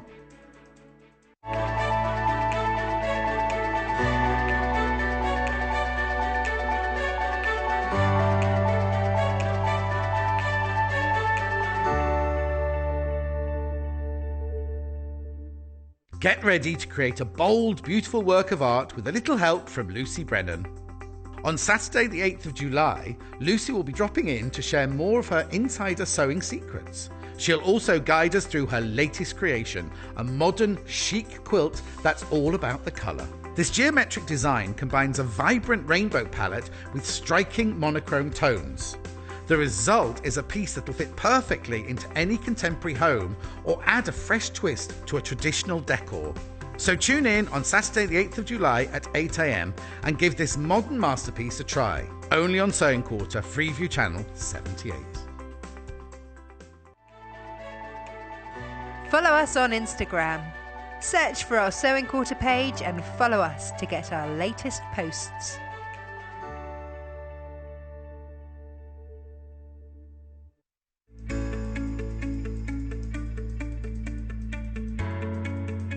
So I'm going to be showing you how to do an ease stitch. It's very similar to our running stitch here, but the purpose of it would be different. So I've kind of mocked the head of a sleeve here. 9 times out of 10 you will have to ease the top section of your sleeve. So this is the stitch that you would do that with if you were going to do it with hand. So I'm going to use the embroidery thread.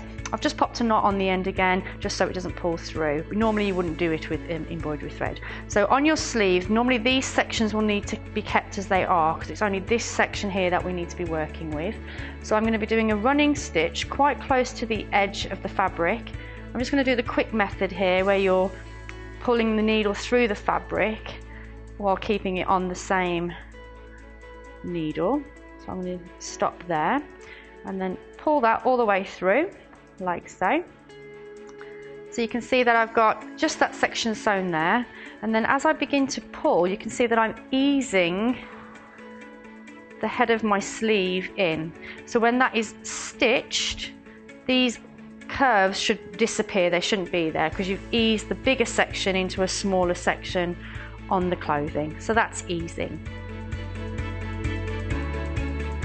Sorry about that, we had a few issues there. I'm echoing ever so badly, by the way, in my earpiece. Isn't this gorgeous?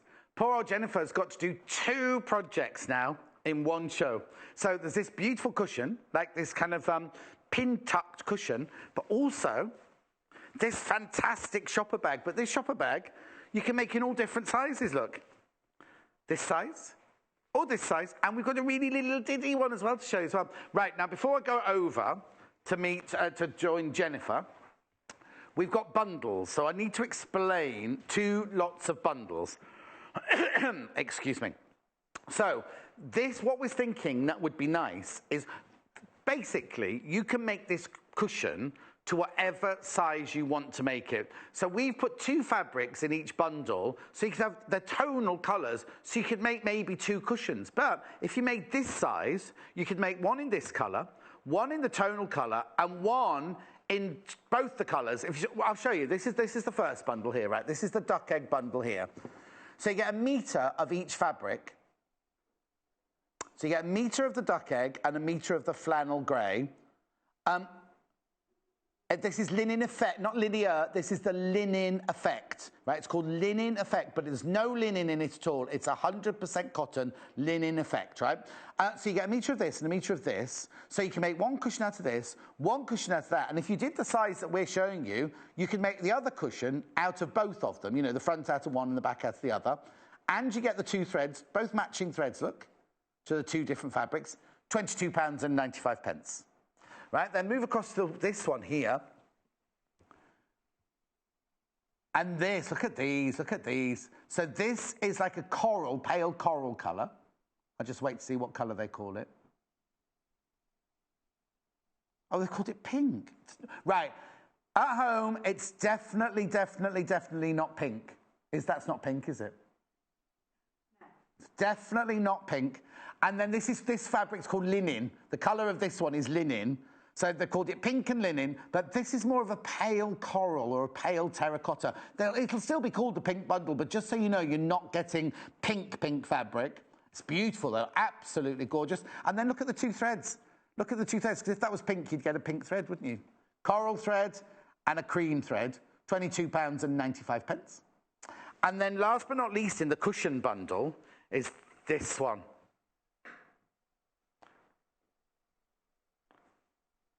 Okay, so this is jade. Is this called natural now? This is normally called, see, that's not jade either.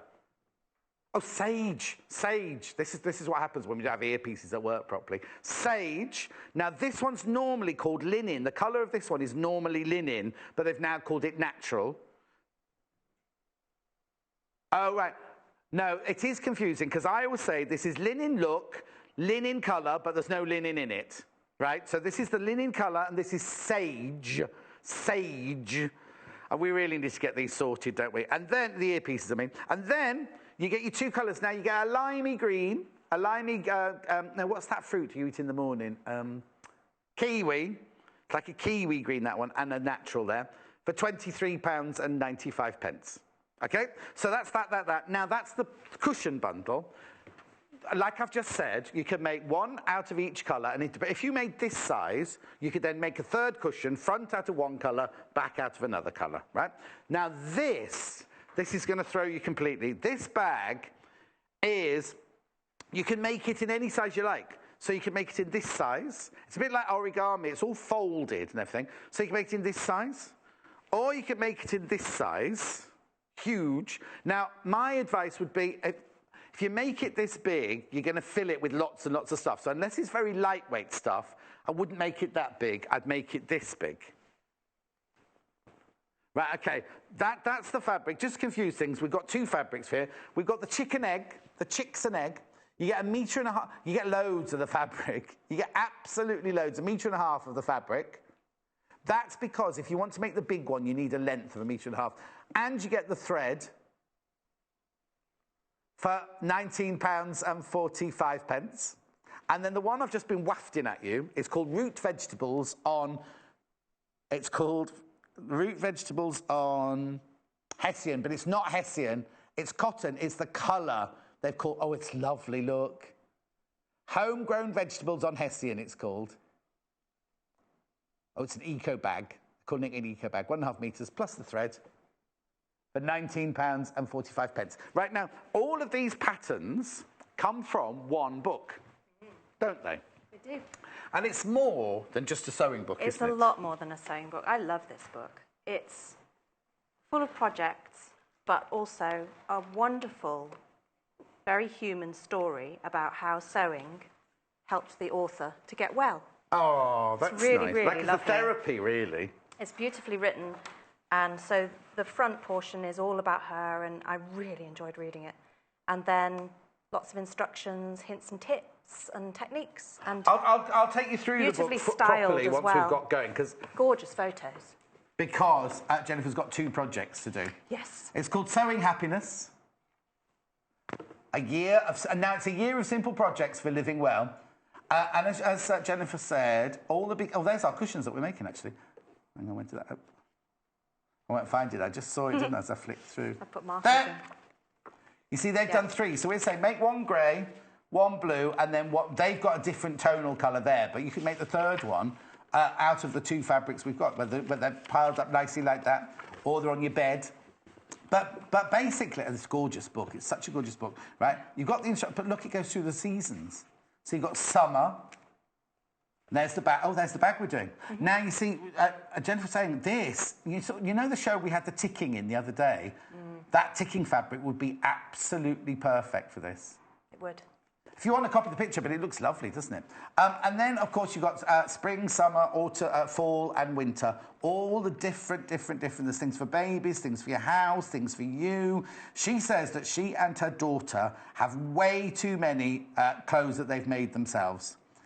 It's fantastic. I'll go through it in more detail. I'm going fast through it. I've got templates and everything.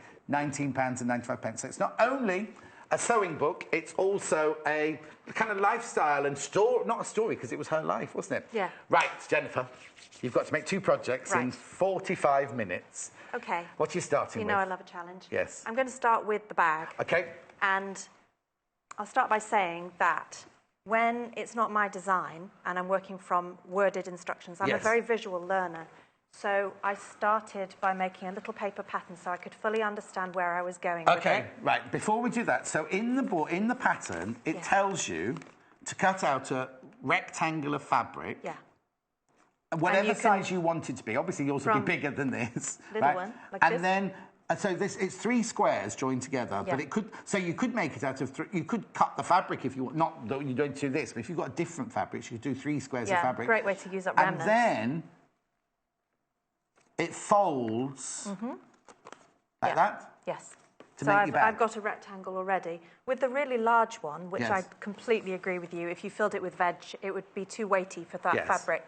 But I wanted to see what size it would come out at, and I think that's a useful experiment. But that's using the whole 1.5 meters in the length, isn't it? Yes, it is. Yeah. Okay, right. But then, so you made a prototype. I made a toile, because I wanted to understand how it went together before I actually cut the fabric. See, I love this. I love toiles. There's something about things in calico that are kind of cute. Even when you make a dress toile, there's something about the calico aspect that I really like. You know the film, The Draftsman's Contract? They made a lot of... you'd love it. You'd love the costumes. They made all the dresses, a lot of the dresses out of calico for that dress and then sprayed them and dyed them and printed them. Another one I have to see. Oh, no, it's a started to make a film list. Yes. I've started to make a film list. Every time you say, have you seen? Draftsman's Contract. You have to, because after that, I was at college when it came out, and after that, we had to do... the dresses were so ornate, and we had to do a copy of the dresses when I was at college. So you've made a toile of the mini version. Now, you see, I think that would be gorgeous. If you've got the bigger one and you've got the daughter or a little child that comes to visit, wouldn't that just be lovely? I also think if you've got, like, a very posh like boutique-y shop. They sell lovely things. That could be your carrier bag, couldn't it? Yeah. I mean, it's hard, a lot of work for your And a carrier nice bag. way to give a gift to somebody. No, totally. And also, I thought after I made it, you could box the corners, couldn't you? Oh, here we go. Changing the pattern again. Well, you could just box them off. Yes. So they're not so pointed. And sits up. Yeah. Yeah, do a box bottom. More like that. Yeah. And that. Except I like the pointy bottoms. Yeah, I do too. But it's nice to have options. Yeah. It's always nice to have options. It is anything you want to be. So in the book, she says what? She says just cut out a rectangle. You decide what size you want. How do you decide your finished... How do you work out your finished size then? By looking at the height. So let's go by this one. Okay. So the height as in from there to there. Sorry. This is a really interesting one. So the height there, and then we're going to fold. Right. Fold. So from the bottom to where it crosses over there. Yes. Think about that being that distance from the bottom to that there. Right. Not to the handle, but to to the crossover point at there. which they cross over. So this bit here, this so point that will here. be, it's made up of 3 squares. Yeah. So that will be your square size. Okay, brilliant. I hope I've explained that clearly. Yeah, if not, just read the... read the books. It's got all in the book. So it's a rectangle, and it's hemmed all the way around. Now, in the book, it describes folding over and hemming. You're racing ahead a minute. Sorry. I know you've got loads to do. So when you worked out the height of your bag, that's this measurement here. It is. So it's and 3 then it's squares. 3 times... So you make a square of that, but it's 3 times the length and once... Yeah, it's a 3-to-1 ratio. Yes, so it's 3 squares and then a hem allowance all the way around. So you cut it from your fabric, you cut it down the side of your fabric like that. Yeah, or like you said, you could piece 3 pieces or together, you could piece 3 pieces which would be a together really interesting look. Right. So then you hem it. Sorry, I don't mean to pick on you. No, it's all right. It's just I wanted to get so much done. Yes. In terms of showing really good techniques, but the time runs away, doesn't it? So she suggests hemming it where you turn it over twice. Yes. And turn it over twice. Okay. Now, I really like mitered corners. Yes. Because I find that a bit too chunky. Do we ever see the corners? They are, they're at the top inside the handle and then down here. Okay. So no. It's just, I prefer it. Yeah. I like a mitered corner. Yes. So how do you do that? Are you going to show us how to do a mitered corner? Yeah, and then I'm going to hem it all the way around. Then I'm going to get on with making the bag. Okay. So thinking about I've allowed 1.5, so I'm going to turn over. Does she say that that's how much seam allowance there is? Yeah. Yeah. So then I'm going to use my It's a dinky little ruler, isn't it? It is. It's good for projects. Is that one of like ours? this. Oh, it is the same quarter one. Yeah, it is. Yeah, I just need to position it in the right place. It's only $7.95. Look. Right. Okay. So 45 degrees, like so. And then I'm going to draw a line across like that. And I've done a few already, so I... Is that what you need the 45-degree line for that one line? Yeah. and then I'm going to... You think I could have done it by eye? It's not that funny. I'm going to say, you're making the table wobble, John. That's my big fat belly. Right, I'm just going to sew between there and there. Okay, do it then. We'll see. I will. I'll put the top back on the pen in case we mark anything.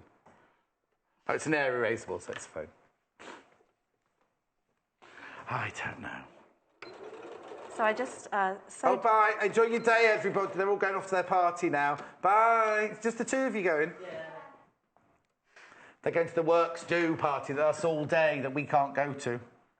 Have we got the tool that you call Derek the Dobber around I have. today? He should be here all the... Yes, there he is. So I haven't sewn right to the end. No, everyone knows it's named after Derek because Derek, just so you know, Derek with the upside down ears that's been on the last few days filling for Natasha, he is a consultant. When we were setting up, he was a consultant, right? Then, of course, he left and his job was done. So we were missing him. So it wasn't me, it was a viewer that said, oh, can't you call the Dobber Derek, you see? So we called Derek the Dobber. Then, of course, he comes in to do some shows and Jennifer Taylor said, oh, this is Derek the Dobber, it's named after you. And he was like, oh, OK, fine. I didn't understand the story, really. Anyway, there's the Dobber. Thank you. So the reason I haven't sewn right to the end is because I want to turn that round, make that a nice sharp corner. And We then... did that. We didn't have that one the other day. No, we didn't have a green one. That's not it. That's not it. That's not it. It was like a Hessian-y fabric. And then Yeah, no, ticking is a striped fabric.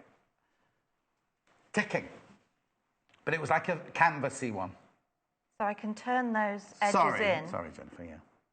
And so you've got more work to this, and we're having more disruptions, aren't we, than normal? I'm just going to try and... Yes, you keep going. Share lots of really good tips. Yeah. And So you stitched it down. The reason I didn't sew right to the end is because then that enables that little bit that's about 7 millimetres. Yeah.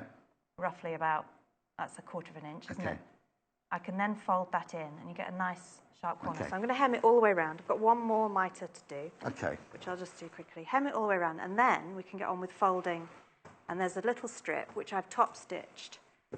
She suggests you can use something like leather or the she's moved on to the handle now. She's moved on to the handle now. I'm trying to sew and share as many top tips as I can. We've got plenty of time, don't worry. While, because I've got a cushion to make as well. Yeah, I know. Yeah, I know. Who's that? Oh, that was that Little Britain, wasn't it? Yeah, I know. Right.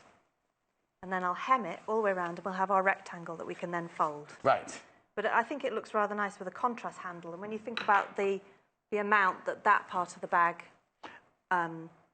gets used and held, it's quite nice if you top stitch it to firm it up and add a bit of a design feature. Because if you don't do anything to it, it just blends into the rest of the bag. Yes, exactly. Just blends in, I quite like making a feature of it.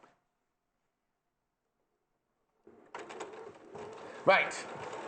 So now we're just going to watch you stitch all the way around the edge. Yes, to put it bluntly. No pressure. So if you don't want to mite the corners, you can do what the lady says in the book. I've got their name already. Just fold it over and fold. Sun-eye. Sun-eye? Sun-eye is how she says on her website. She just, at the corners, she just does that, fold over once, twice, go to the end, go back, fold over twice, and then go along. But it does mean you get a chance of a raw edge showing, don't you? Because it could pop out. And, yeah, quite a lot of layers. I know some machines wouldn't be particularly happy dealing with that amount of bulk.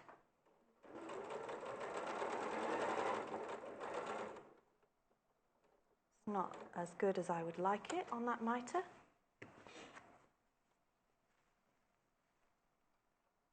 This is your chicks and eggs fabric.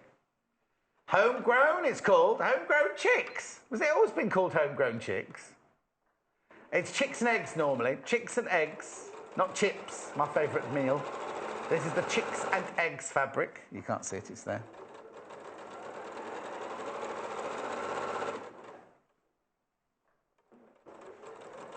I'm just thinking also about things while I'm sewing. Oh, yes. That you asked me to go and measure the pattern pieces. What was the lady called? Remember in Jennifer's first hour, we made a dress, and somebody said, somebody with a very exotic name, wasn't it? I seem to remember. No, she's making names up now. Might not have been exotic, it might have just been in my brain. Do you say Marina? No, it wasn't Marina, it wasn't Mars. Was it? Can we buy Derek the Dobber? No, you can't. Derek the Dobber was just from a little antique shop, or not antique, second-hand shop around the corner. It's just a big old, what's it called? Knitting needle.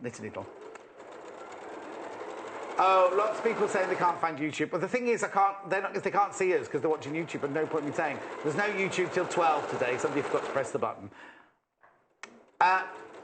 Deb, Sean, I've just giggled at your impression of Andy Pipkin from Little Britain. My partner and I say yeah or no to each other all the time in that way. Deb. It was a very good impersonation, I have to say. It's my singing. I'm known for my singing more than my impressions. Right, okay, the message earlier, the lady asked how much fabric she'd need for a larger size dress, and I said 3 metres.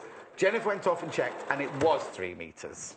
So, Diana, I love Jennifer's take on things. That's very She's nice. thoughtful, she's a thoughtful sewer, and her ideas give a beautiful finish. How nice. Is that a dig at me, Diana? Because I said, that's why she's here. That's why she gets paid the extra. But in hindsight, I should have hemmed this in prep because there are a lot more, instant agreement. I just, I didn't want to. I'm surprised you're not hand stitching it. So. Oh, look, I'm all creased.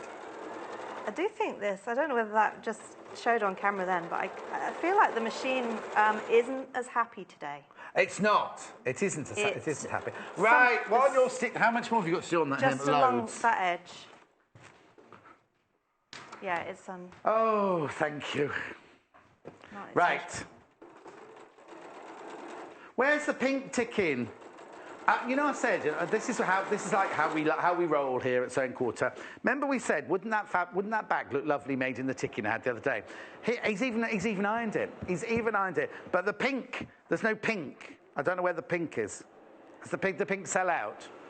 So this is a lovely soft, like a cotton twill. This is like a cotton twill ticking. Comes in 3 colourways. Ticking comes from originally, I don't know what it was used for originally. A lot of mattresses are covered in ticking. This is the mint. It's cotton, it's 100% cotton. And just so you know, it's wider. It's 150 centimetres wide.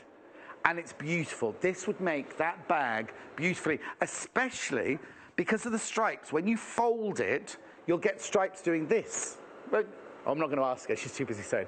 You'll get stripes doing that, look lovely. That's the mint. It also comes in the beige, I think they call this one. It's not beige at all, it's taupe.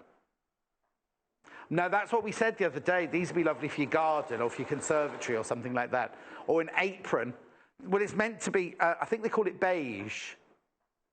But it's actually a taupe colour. But I think the graphic says beige. That's beige, that's it. I haven't got dark.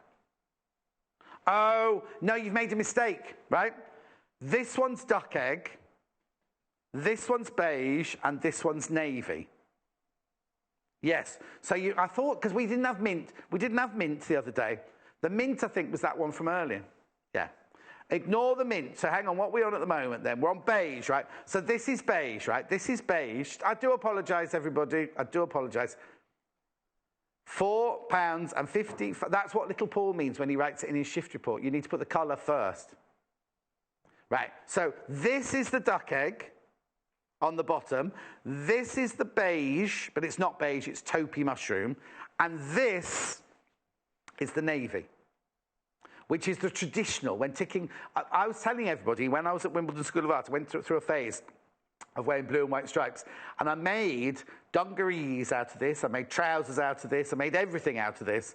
I had blue stripy shoes. I had blue stripy Breton tops. I had everything was blue and white stripes. I must have looked a dog's dinner. But anyway, £4.55. £4.55. Now, it does come in pink as well. We just can't find the pink at the moment. Right. Back to Jennifer, because she's finished doing her stitching. I have. Right. Yes. So let me just point out to everybody. This is, so you've got the equivalent of 3 squares. So whatever it is wide, you've got 3 times it in length. Yeah. That's right, isn't it? Okay, yes. Right, okay. Then the folding comes into play. Fold that one down, and I'm going to put... So it goes like that, to the size of the front, like you're doing a bias strip. Yeah, that one comes down, that one comes up, and I'm going to yeah, that's right, you've done it right. Done it right, yeah. I'm going to put Hang on, you can't see that corner. Let me just pull that corner into... So let's just concertina it in the middle. So yours has gone down, mine's gone up. Yes. Right, and you pin it in place. Yes, and then that goes over there, like that. Like a nappy. And then you right. can start to see, if I swivel it round. Yes. Right, but it's open down there. Yes, so I'm going to sew those 2 seams. Right, even though you've hemmed them, you press them in real life. So then what we do is right sides together. This is what she advises in the book. Yeah. You've got an idea of where everything's going. Then I'm going to put that right sides together. Right. So there's only one line of stitching? Sew a seam next to our hem. Yes. With it right sides together. So the but pins going to were the just corner a temporary here. placement, all the way down to the corner, yeah. How do you know when you're at the corner? Oh, I see that it. one. Right. Well, I marked it with air erasable pen, but it's air erased. Yeah, that one. And it is slightly asymmetric. These are all, You all see these that more patterns are clearly on taken the from Prom. the book that's up on screen now, £19.95. And she encourages people to get creative with the ideas and experiment and play around. Yes. You know, not to be too precise about things, but to have fun with it. So is there another, where's the other seam then? So that Oh, on the one other is side. across there. Yeah. So we're going to do the same. Right sides together. Yeah. I'll trim the ends off at the end. You see, Hannah, who's gone on her day off now, producer Hannah, she wants a bag to put her potatoes in her kitchen. This would be perfect, wouldn't it? Because it'd be pretty hanging up on the wall, Yeah. and she can have her potatoes in it. Yes. I think the larger size made me think laundry bag. Oh, yes, because we said When I large made size, it. don't put vegetables in it. But actually, for a laundry bag on the back of your bathroom door, or wherever you put your laundry bag. Yeah. Where's mine? So I'm just going to sew next to our hem. Yeah. And I have to say, that's not my usual standard of No, no. workmanship. I think the machine needs a bit of TLC. Yeah. Do you want to swap the machine before we do the cushion? I think What we can do is, if Munch, you standing by with the cushion, with the other machine. Is Munch standing by with the other cushion? Oh, okay. I thought you were asking me again, sorry. Okay. What we'll do is when we go onto the cushion, we'll swap the machines over. I'll go over and do the bundles, and we can swap the machine over. yeah, it's not my usual neat No. work. And what is it about? What's it blames his tools? Yeah, that's what I'm saying, yeah. That's one seam done. So the other seam, and then That's made? we can lap it over. Yeah. So those 2 points lap over and go underneath the handle. Okay.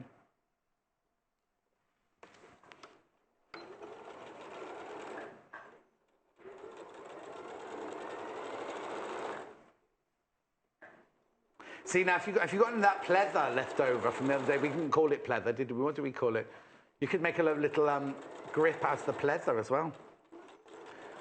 Amanda was in the other day, and we had it in the hour before, with like polyurethane coated viscose. It wasn't leather, but it was like pleather, and it was really, really lovely and soft. You can make a little handle out of that.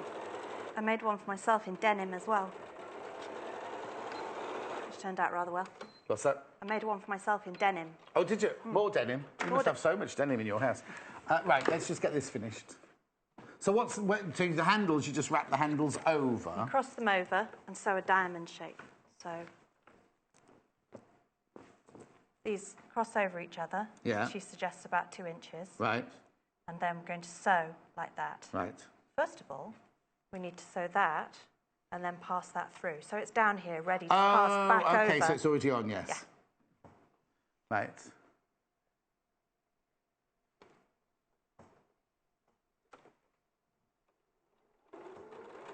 Yeah, I think So you're that's- making the envelope for the handle here. That moves up and down. Is it stitched in? But it's stitched in think I've place once slip it's on. stitched it in But so what place. you need to do. Oh, hang on. It's easier to see on So the this calico. here, you see, so what you need to do is make sure it's slid over one of the corners so that when you stitch one, you can then bring it back and then stitch it into place. I think the slip stitching is easier to see on my little calico toile.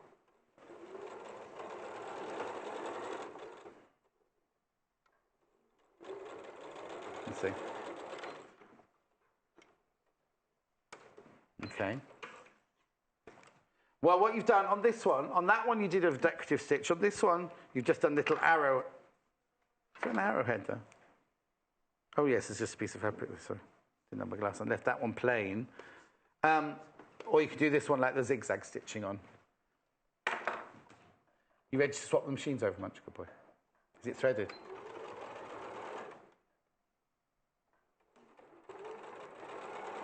Well, no, we'll go over there. I'll take it over there so you can have this desk free to do... So just Yeah. I've sewn that right sides together and then that needs to be bagged out. Yes. Then I'll pass it through there. Yeah. Sew the diamond shape. Move it back over. So when you put those together, Yeah. so like you do on a bag handle, you'd normally do a square, but you just do a diamond there. So it's still a square, but it's in. That's it, just to reinforce it and keep those together. Yeah. And then they end up getting scrunched up and going in the middle of course, this yeah. anyway.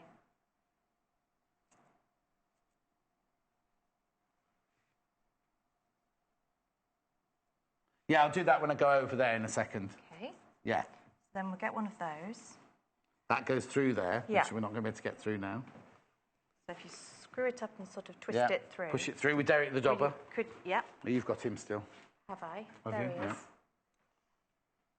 Sorry to rush you, but I want to get the cushion in as well. That's all. Yes, I know. Fancy giving you 2 projects for 1 hour.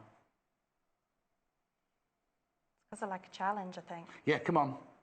Challenge Jennifer. You need a pink shell suit on. Oh, And a thingy. there's a look. And we'll follow you with a steady cam. What a horrible thought. So Right. that's there. I'll just do a line of straight Yeah, stitching just hold and it into then place pass so it we can over. just have a look. And just remind nobody in the office to use this to buy their shopping in. Yes. To buy their vegetables in. No buying potatoes and using this. But you would sew a diamond, not just a straight Yeah, edge just to there. lap those over and keep them together. Yeah, and you pull then the that handle gets back. passed over so that that lap over that we just did is in the middle, and then slip stitch those in. Oh, you place. slip stitched it together. Yes, just by hand underneath, just so it doesn't slide out. Hey, of listen, it'd be place. good to take on holiday because you can roll it up in the suitcase, and then when you get on your holiday, if you're going down to the beach or something, Yeah. but not to don't put too much stuff in it. Right. And there it is. Well done. Right, while we swap, don't start because we're going to swap your machine Great, over. thank you. I'm going over here with the book and the fabrics, and then while they sort out the machine this side. So let me just recap the 2 fabrics that Jennifer's just had for that bag there. We've got the homegrown chicks and eggs, 1.5 metres of the fabric, £19.45, and you get the thread. You've also got homegrown vegetables, which I love. 1.5 meters. Have I got what? This, it's got a satinization to it. It's like satinized, but I think once you wash it, the satin finish will go. I think it's just a dressing on the fabric. Excuse me. Again, you get the thread for £19.45. One last look at the vegetables. There you go. It's lovely fabric. I love that fabric. Love the colours in there. Okay, all the ticking, let me just take you through the ticking as well, because none of these you'd use for this next project. The ticking comes in duck egg. This is lovely. This is gorgeous, gorgeous twill fabric, cotton, 100% cotton. That comes in the duck egg there. Cotton yarn, dyed ticking. You see, I think the difference is real ticking would have been woven in, it wouldn't have been dyed in the first place. £4.55 for 1/2 metre. We've also got it in the beige. Now, remember, this fabric's much wider. This is 150 centimetres wide, this one's 60 inches. It's brilliant. I launched it last week in my premiere show. Very, very popular.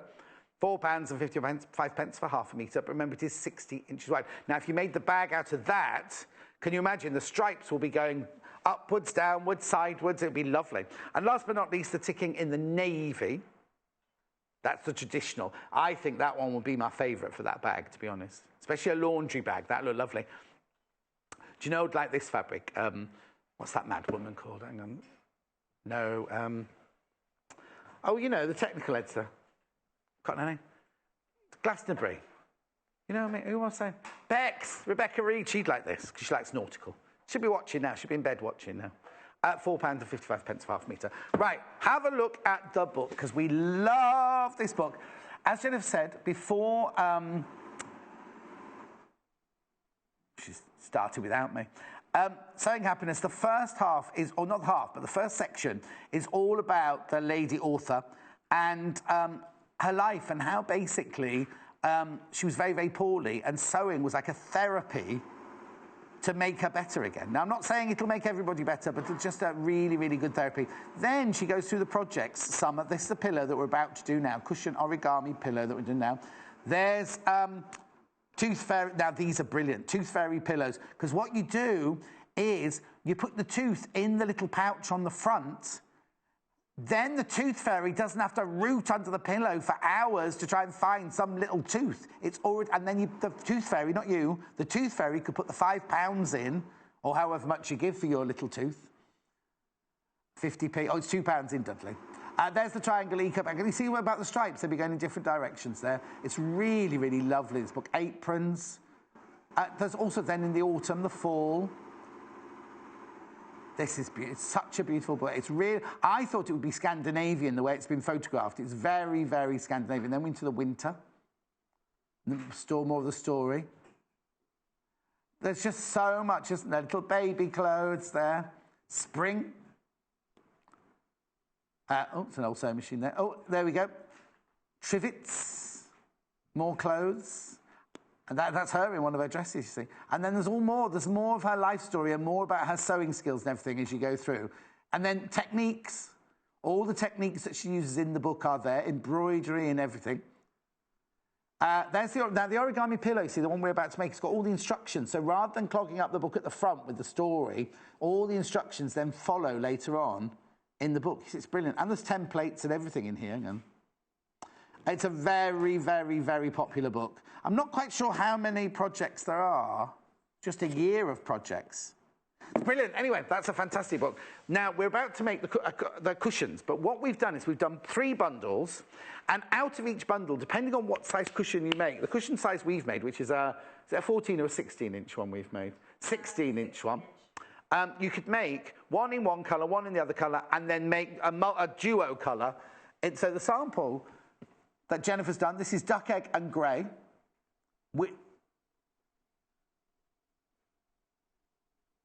The 3 colour bundles we've got, beautiful, aren't they? But 4 different colours. And you know what? Even if you bought that one and that one, imagine how much, or that one and that one, you see, they all look beautiful together, don't they? It's 100% cotton. It's 100% cotton. Okay, Hayley says it's got a muted brightness. If you can make head and tail of muted brightness, then you're a better person than I am. It'd be lovely when they wash them. I'd wash them first as well. I'd wash them first. Anyway, so you get a metre of the duck egg, a metre of the grey, 2 reels of thread, £22.95. Moving on to this one, which they've called pink, but it obviously isn't pink because they put coral thread with it. But this is a pink bundle with this is called linen. This is linen look fabric in colour linen, but there's no linen in it. It's 100% cotton. With the 2 threads. It's a beautiful colour though. Those 2 together and those 2 together look gorgeous, don't they? These are flying out, absolutely flying out today. They're beautiful, aren't they? And then last but not least, there's the sage green with the linen look. It's all linen, all the fabric is linen look. No linen, it's all 100% cotton. And then you get a natural, and then you get kind of a bright green thread in that one, £23.95. Right, I've got to go back. She's got to get this cushion made in the next 10 minutes. So, right, you've got 15 minutes. Right, okay. Go. So I have hemmed. It's an envelope back. Right, let me show you the finished thing here, sorry. Yep. So that's the envelope back here. So I've hemmed both of those. And I'm using a creamy coloured thread on the grey, not only because I want it to show up, but actually you could do some contrast stitching on this and it would be quite a nice effect. So this, with this project, there's a lot of sewing and pressing and sewing and pressing and sewing and pressing. Oh, so okay. I'm going to have to keep I'll get the iron out one. Doing a little dance with you. And we've got... all the measurement instructions are in the book, so I'm not going to focus too much on those. I'm folding a square in half across like that, and then I'm going to press it. Okay. It's like doing little pin tucks. This is something that if you've made period clothes or a little blouse with pin tucks on it, you're going to be used to, but it's not something that comes up every day as a pin tuck. Once you get going on it, it's very easy, but it can be quite... You've got to think about it, you've got to concentrate. I'm surprised at how few messages we've had today, by the way. I'm not happy with you. Right. Okay. So how big are you making your pin tucks? They are 1/8 of an inch. See, tiny. So what you do is you press your fabric in half, like that, diagonally across the square, and then you literally sew 1/8 in from the edge of the fabric. So you can either use the marker on your machine, or you can push the needle on your foot across, right the way across, so you know you're just doing 1/8 of an inch down the seam. Or if you wanted to do a pen line or a chalk line, this lovely one that you introduced me to would be great because it would be a very accurate line. I'll do that in the next day. I'll show that in the next day. Some people like to sew over a line for the clarity, so you could do that. I think you're so close, though, to the edge on 1/8 of an inch, you could just literally line it up with the foot. And then I'm going to fold the other way. Do you not press yet, then? Yes, press and fold. Yes. Before each. So you don't press that one in? Yes, you do. You press that one. And then you fold it. Yes. Don't rush, don't rush, don't rush, don't rush, don't rush. Like that. Right, so you've pressed that, before you do it. So you've done that one right the way across the fabric there. when you're machining, be careful not to pull. I was going to say that as I was sewing. Good point, because it's on the bias. Because it's on the bias. Yeah. It's on the bias. So just be careful, because if you pull it, don't want to distort it, yes. stretch it out of Okay, so shape. you've done that one, you've pressed it in. Then... And then corner to corner. The other way round. Yeah.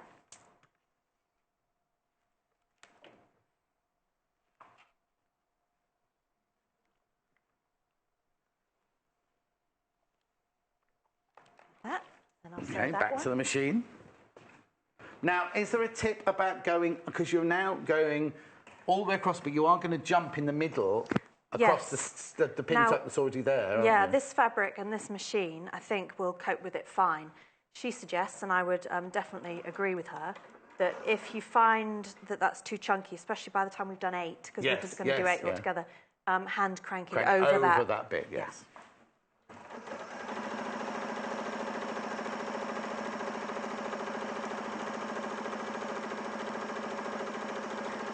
Yeah, Hayley learnt this the other day. Hand cranking is actually doing exactly what the machine does, but instead of pushing your foot onto the pedal, you're actually turning it manually, like you would have done with those old Singer sewing machines from years ago.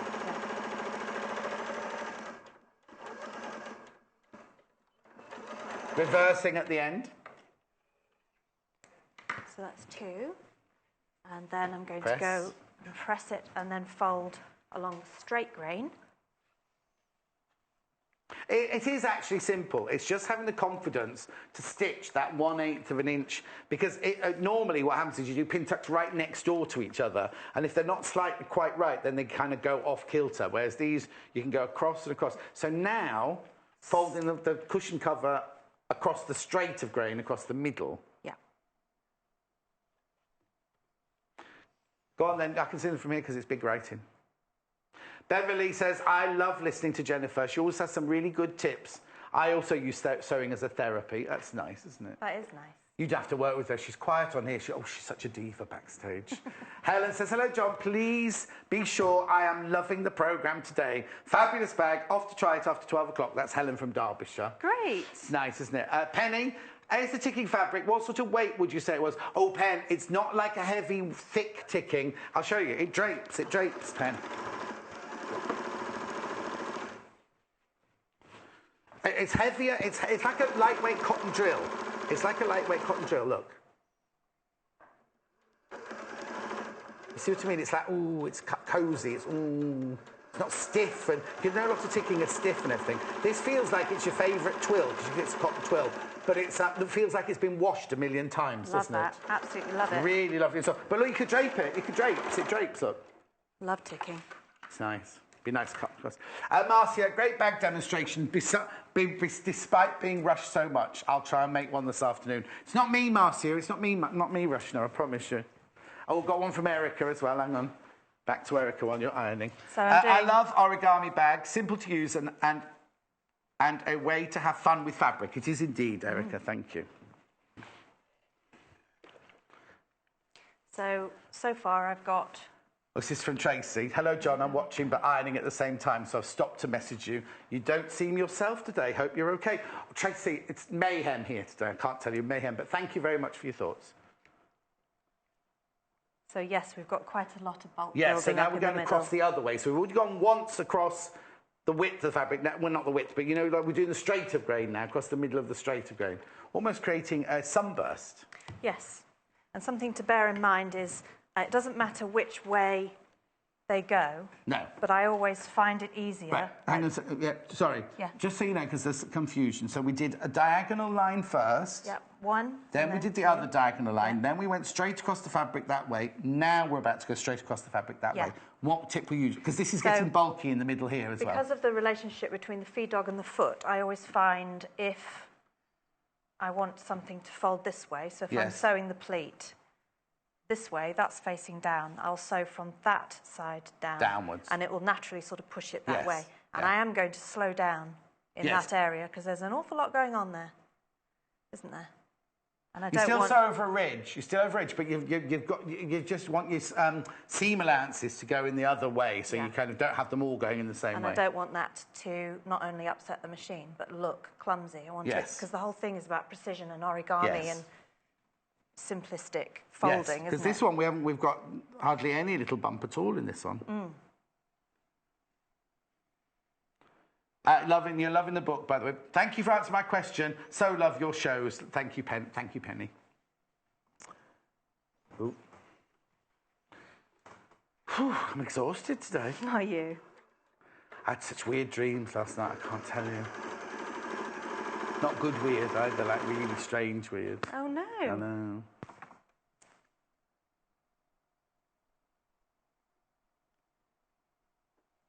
So you're scrunching the middle bit down a little bit. I am. And as you come to it, and if you feel that it's heavy, you're going to hand crank it over. I am. And on my machine that I use at home, it has a digital display that says overload, overload. Oh, does it? Yeah. Well, that's a posh machine.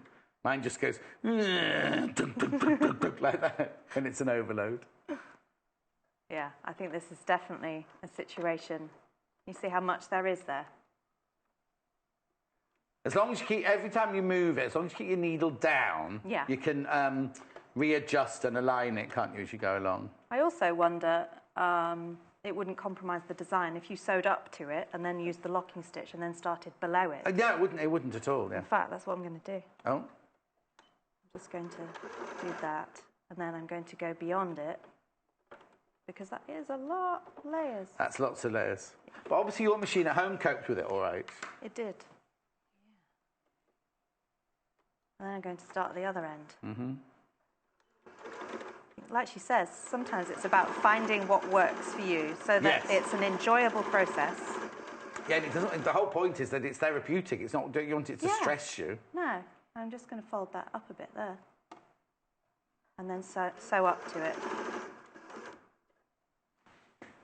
John, the Day Out team may be doing Christmas promos. You might have dodged a bullet there. No, Patricia, they're not. They're having a day out. I did get invited. They're to be doing beach volleyball. Imagine they're not going to a beach, are they? But they're going to be playing beach volleyball, and there's all sorts of things going on all day long. And little Paul's planning on drinking a lot. He doesn't hide the fact. He shouted across the office the other day, going, "Well, I'm taking gin and tonic on the coach." It's what, 10:30? So then we're going to fold them in. Oh, okay. Like this, Yes. And do our last 4. So I'm just going to press that one. Yes, when you don't completely go over it, you end up with a little dimple. Dimple, yeah. But I don't want to upset the machine. I want to be able to finish the cushion. Yeah, we do okay. Right, now, what you need to do, iron in the 4 bits you're going to do. Yeah. And then while you're sewing, I'm going to go over and do the fabrics again. People want to see the coloured fabrics, if that's all right. But I want to see how you fold all these over. Okay, so these are folded in to the centre. Yeah. Oh, well, what should you do the first one? What should you show you the first one? Going that way around. So just working all the way around. So you're making an envelope, really, now, aren't you? Yeah. But you're only going to do... Now, you're ironing them inwards. Should you be ironing them the other way? Yes, John, I should. Yes. Sorry. Thanks for that. No, but we've given you so much to do in your hour. It's unfair, I think that's what it is. I knew what I should be doing, but well, it's I watched good. it thinking, that's making a really nice envelope. Actually, the envelope's inside out. It's good you're here to point it out, eh? This one will be Sheila. Morning, John and Jennifer. Great demos. I've been sewing along with you both since 8 until 12. Love the new hairstyle, Jennifer. Oh. John, you're tired. What does that mean? It says, John, you're tired. Not so tired that you can't point out my mistakes. No. Sheila, I know it's you, Sheila, because it always comes up as Mrs. Sheila, it always comes up as Mrs. on your message. Send me the second half of the message. Just says, loving the new hairstyle, Jennifer. Be happy, John, you're tired. Unless that's the end of the message. Right. So I'm going to sew all 4 of those and then open it out when you return. Right, so only sew those 4 while I got to do the fabrics then. So we'll start off with the duck, egg and grey cushion bundle. There's a metre of each fabric. Now, it's called linen effect fabric.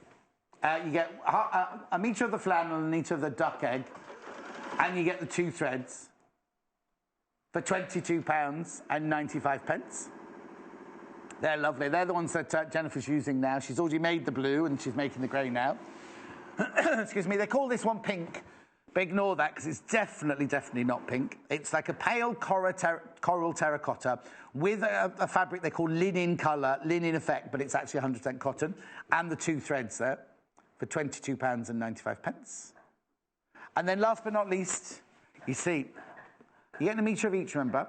You get a metre of the sage, a metre of the linen, the 2 threads on that one. Now, what I would do, well, it depends how big a cushion you make. You see, we made 14-inch cushions. There's enough there to make 3 cushions. One would be out of the green, one would be out of the natural, and then one would have to be out of a mix of the 2. But I would buy these 2. I'd buy those 2 and make my cushions there. Don't they look beautiful together? Those 2 bundles together look absolutely gorgeous, don't they? That's the sage and the natural there. That's the duck, egg and grey. OK, back to one. No, not back to one. Back to the other set. So I've sewn those 3. Yeah. The correct way round. Yes. But she does actually, I think, mention in the book that you could sew the pin tucks and then have that as your right side. So yeah, no, exactly. Have because lines you can have pin tucks with them sticking out or pin tucks with them actually just tucked. So well, we'll have a look at both sides now. Yeah. Just making sure they face the same way and they haven't got a twist in them from one side to the next.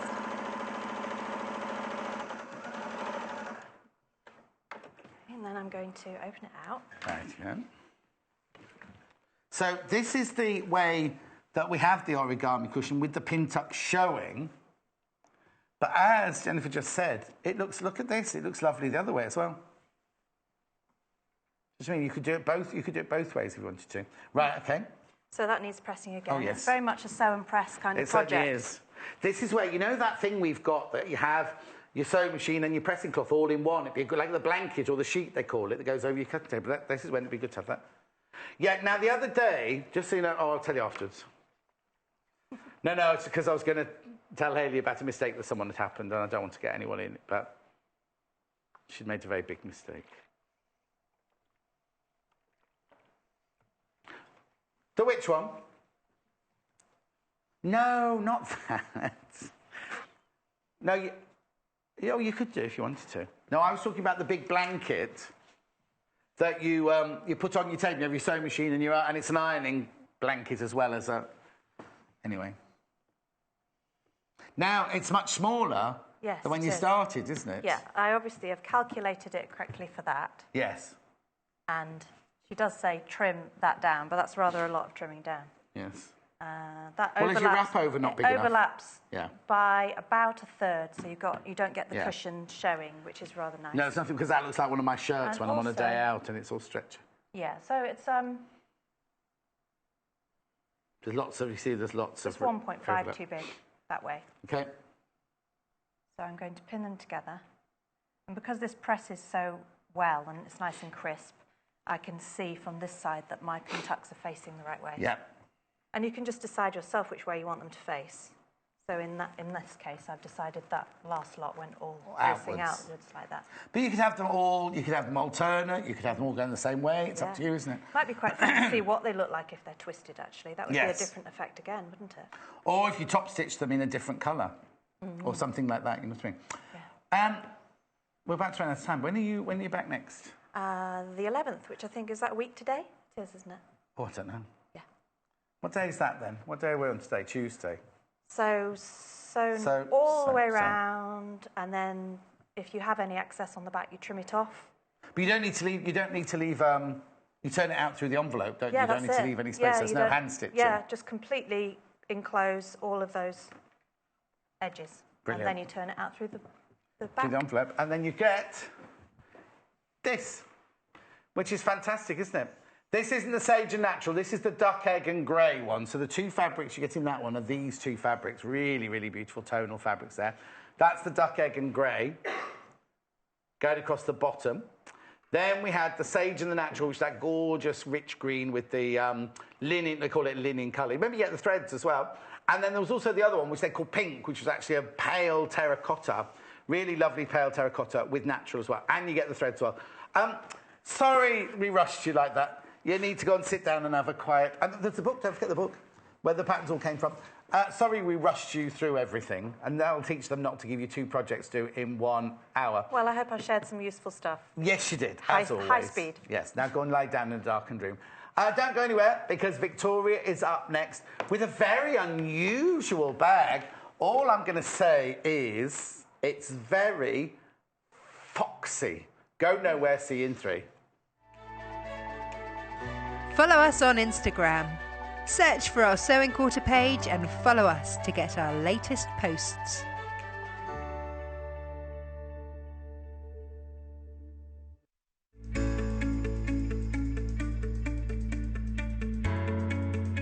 So I'm going to be showing you how to do an ease stitch. It's very similar to our running stitch here, but the purpose of it would be different. So I've kind of mocked the head of a sleeve here. 9 times out of 10 you will have to ease the top section of your sleeve. So this is the stitch that you would do that with if you were going to do it with hand. So I'm going to use the embroidery thread. I've just popped a knot on the end again just so it doesn't pull through. Normally you wouldn't do it with embroidery thread. So on your sleeve, normally these sections will need to be kept as they are because it's only this section here that we need to be working with. So I'm going to be doing a running stitch quite close to the edge of the fabric. I'm just going to do the quick method here where you're pulling the needle through the fabric while keeping it on the same needle. So I'm going to stop there and then pull that all the way through like so. So you can see that I've got just that section sewn there, and then as I begin to pull you can see that I'm easing the head of my sleeve in. So when that is stitched, these curves should disappear, they shouldn't be there because you've eased the bigger section into a smaller section on the clothing. So that's easing.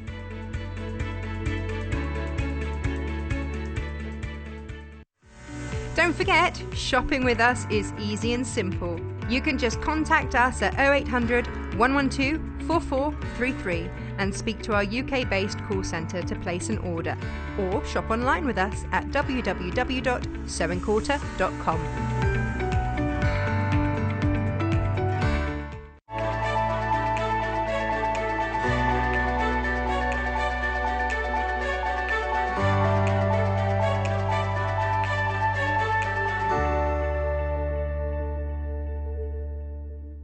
Join us on Wednesday the 5th of July when we'll be joined by award-winning textile artist Tilly Rose for Threads Printable Fabric. Tilly combines traditional hand sewing and digital printing techniques to create truly unique pieces that really tell a story. She'll show us how to make a beautiful panel that can be personalised and applied to any number of sewing projects. She'll also introduce a brand new silk charmeuse printable fabric by Threads, which will give you even more freedom to create stunning designs at home using your own inkjet printer. So tune in for Tilly's Textile Masterclass on Wednesday the 5th of July at 8 AM, only on Sewing Quarter, Freeview Channel 78. Get ready to create a bold, beautiful work of art with a little help from Lucy Brennan.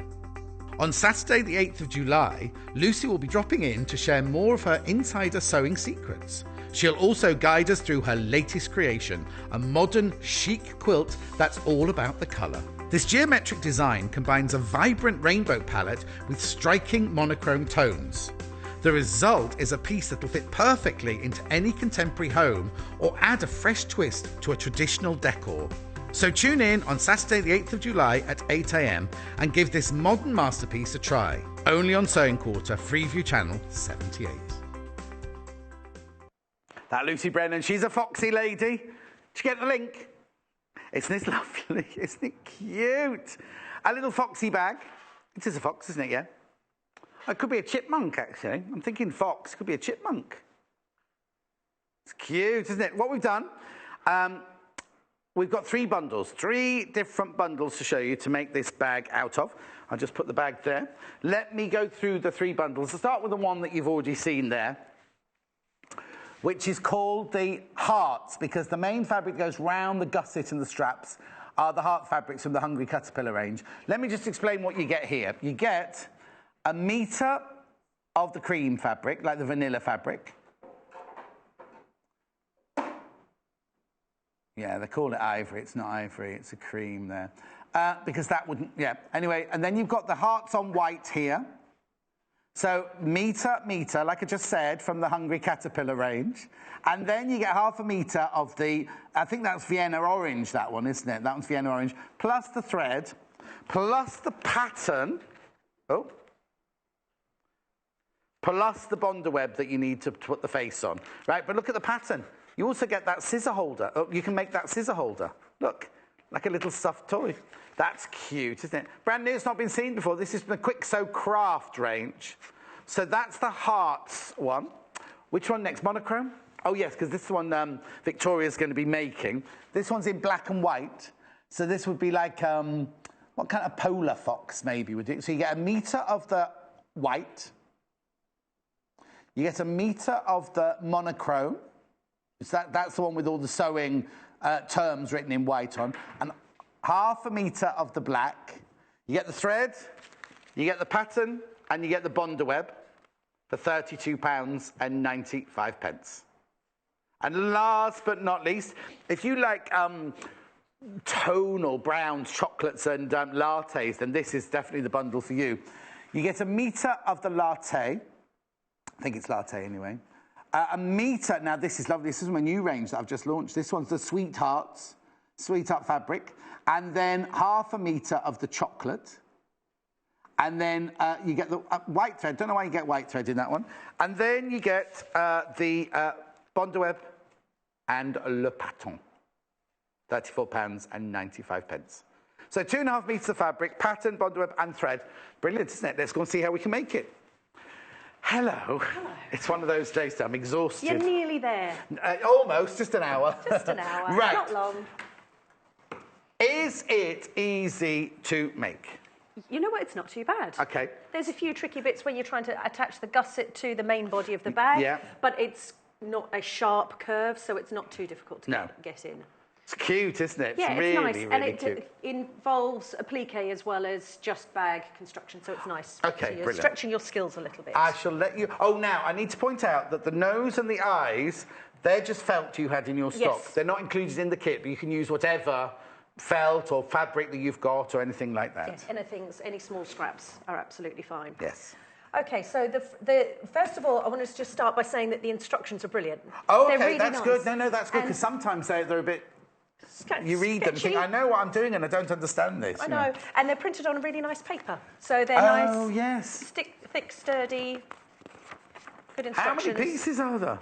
There are quite a few, and you can actually use a few less. Oh, okay. They've doubled up on some pattern pieces, so it really will guide you through the process if you're a beginner. And also in the pattern, like I said, it's got the bag and it's got the scissor holder, which is like a stuffed toy that the scissors sit behind.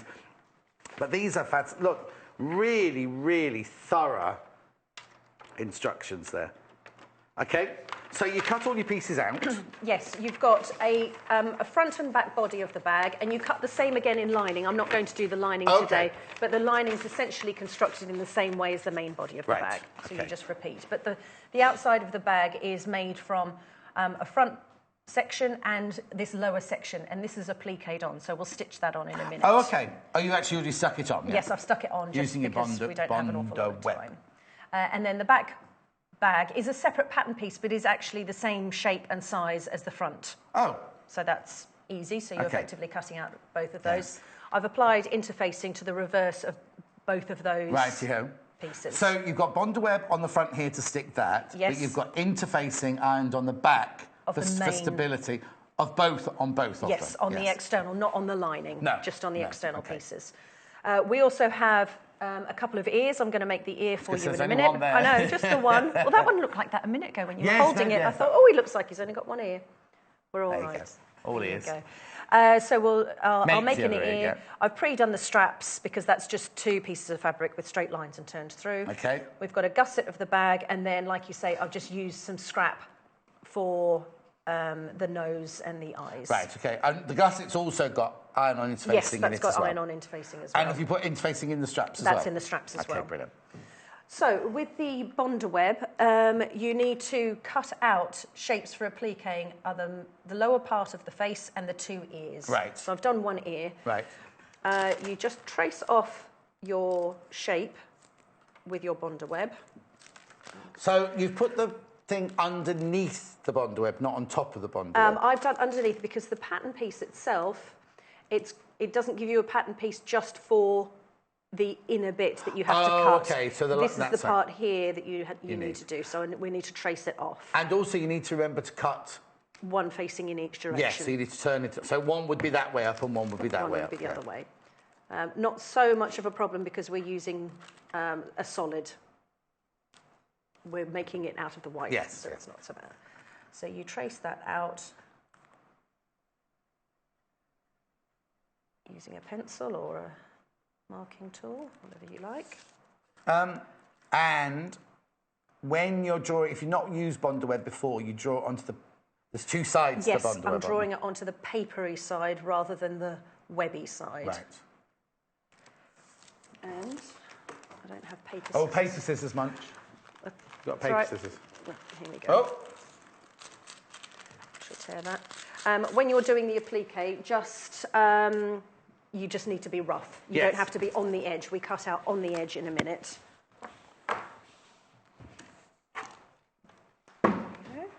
Okay, there you go. And I'll just press that in place.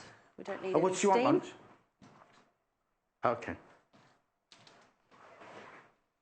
And once that's stuck in place, just follow your instructions that come with the packet. Yeah. Okay. And then we can cut that out. Use the scissors. And then this is when you cut on the actual design line. Right. Once it's stuck in place.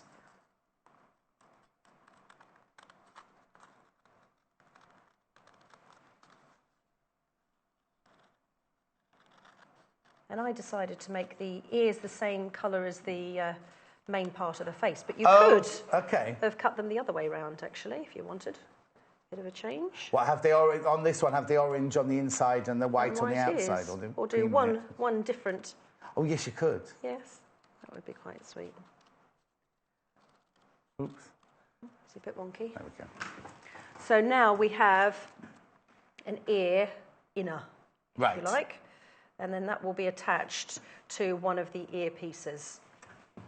Oh, of course, because you're going to bag the earpiece out eventually. Yes, that gets bagged out. So I'll just peel off the paper from the back of that. Yes. And iron that in place. And that again has got interface. That I've put interfacing only on one half. Only on one of them, yeah. I'm pretty sure it was just for one half. Yes, just one half. And this is the difficult bit, getting the backing of a piece of... Of a piece of Bondeweb. We're there. Thank you. And does it tell you? Oh, it tells you where to place it because it's on. Yes, it's on the pattern let piece. me move that out of the way, then. But we are just eyeballing it. You could lay that over the top to check whether you've got it in the right place. You've got it perfectly eyeballing it. It's absolutely perfect. That's what you pay me for. Exactly, exactly. I'll put the pattern piece back there. And just press that in place. So that will be nice and stuck in place. But it's always good practice with Bondeweb just to cover those raw edges. So we'll just applique the face on and the ear. Okay. I need a hook or something, don't I? Back here, so let me carrying the bag everywhere. I haven't got any message. Okay. Munch, can you bring some... Ow. Oh, what have you done? Oh, I don't know. I just had a sudden, like an electric shock down. No. It was like inside. It was like... Well, it's not doing it now. Just like a twinge up here that went down there. Ooh, that wasn't very nice. Janet, stick on a pom-pom, John, and you have a Bridget Jones bunny bag. I have no idea what that means. And you'd need different shape ears for a bunny. Because bunnies have got softer ears, haven't they? What's a Bridget Jones bunny bag?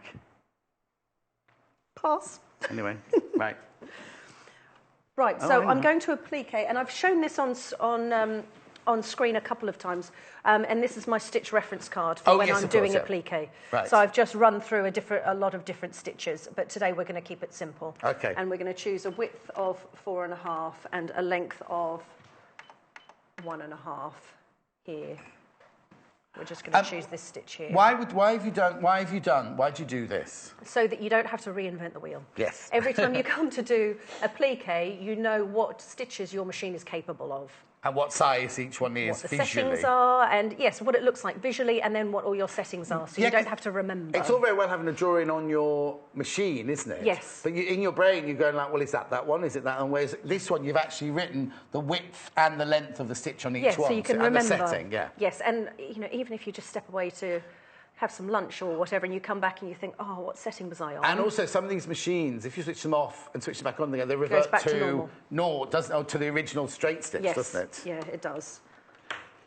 Okay, so I'm just going What's you doing with that mannequin, Munch? With the dress on it? Oh, here he comes. I don't know where it's going to go, though, Munch.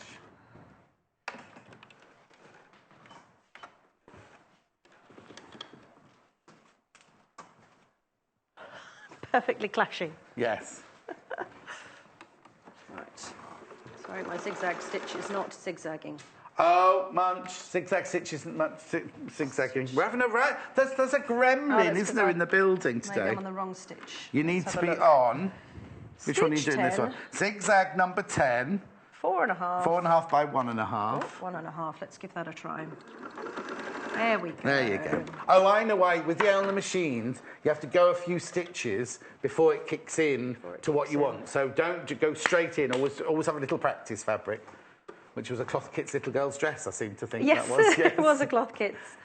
So I'm going to run the line of zigzag stitches, and the right-hand swing of the stitch I want to be as close to the edge of the piece I'm appliquing as possible. And the main part of the stitch, the left-hand side, is on the sits cream. on the ear, and then you're not seeing the stitches as much, but it's still performing that function.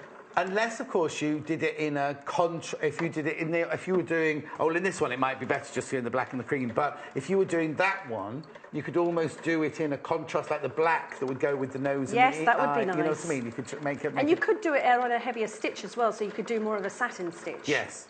But if you were doing that, you would want to use some stitch and tear behind to stabilise it a little bit further. Oh, now June. I think June thinks Derek's still here. Morning, handsome. And Victoria, would you say that tote is suitable for a beginner? That's June in Eastbourne. I think a confident beginner. Like I say, there's the gusset to put in. It's not a terribly tight insertion. Yeah. But... Do you think Hayley would be any good at it? You've not seen Hayley stitching? No, I haven't seen Hayley stitching. No, you don't want to either. Oh, she's got a sewing Hayley. machine. She's got fabrics. Oh, well, then How are you going to do your block, Hayley? What's she doing? We're all doing we've all got to do a block. We're making a sewing quarter quilt. Oh, how nice. And everybody has to make a block for it. Oh, And the email says, no help from any of the experts. Oh, that's no a bit getting mean. your Auntie Doris, who's good at sewing, to make it for you. And no... I can't remember what the other thing was. There was some... No wonky stitching. No, you're allowed wonky stitching. They don't mind that. Little Paul didn't realise actually stitching. He was just going to bond web all of his together. That's cheating. And when we said, it might come off, he was like, it's bond webbed on. I went, yeah, it's not permanent. Anyway, originally he was like, I'm not doing one. Oh, but now he suddenly got into it and he said, oh, John, how do I do this? How do I do that? So I've got his fabric, I've got his stitches, I've done his template for him and everything. I haven't started mine. Doesn't sound like he's doing this himself. He's got to make it. OK, so now I'm stitching the lower part of the face onto the front body of the bag using exactly the same stitch. OK, while you're doing that, because it's a zigzag stitch routine, don't do anything else. Don't do anything else. Don't do anything else. Right, 3 bundles we've got for this bag. Monochrome, which is the one that Victoria's using right now. You get 1 metre of the ivory, you get 1 metre of the monochrome, and you get ½ metre of the black. You get the thread, you get the bond web, and you get the pattern. Brand new pattern today, £32.95. Moving on to the hearts one. Most popular so far because it's the finished one. It's the finished one. So you get 1 metre of the, they're calling it ivory, it's not, it's cream. 1 metre of the hearts on white from the caterpillar range. This one, there is a caterpillar there, just so you know. There are, every now and then there's a caterpillar folded up, not folded up, sleeping as a heart. And then you get ½ metre of the Vienna orange. You get the white thread, you get the pattern, and you get the Bondi web. Is there enough Bondi web in there? Oh, yes, there will be. Because it's a long, thin strip, isn't it, you get? Yeah, that's fine, that's fine. And then the third option, now, I'm going to open this one up. You do make me laugh. Right, the 3 options. Right, hang on, which way round would this be then? So the face would be... The face would be the 2 solids. Yes, so the face would be this. So the bottom half of the face would be that. And the top half of the face would be that. No, that, because that's the lining as well. Yes, the lower part of the face. That's the lining and the bottom of the face. That's the top of the face. And then this is the gusset and the strap.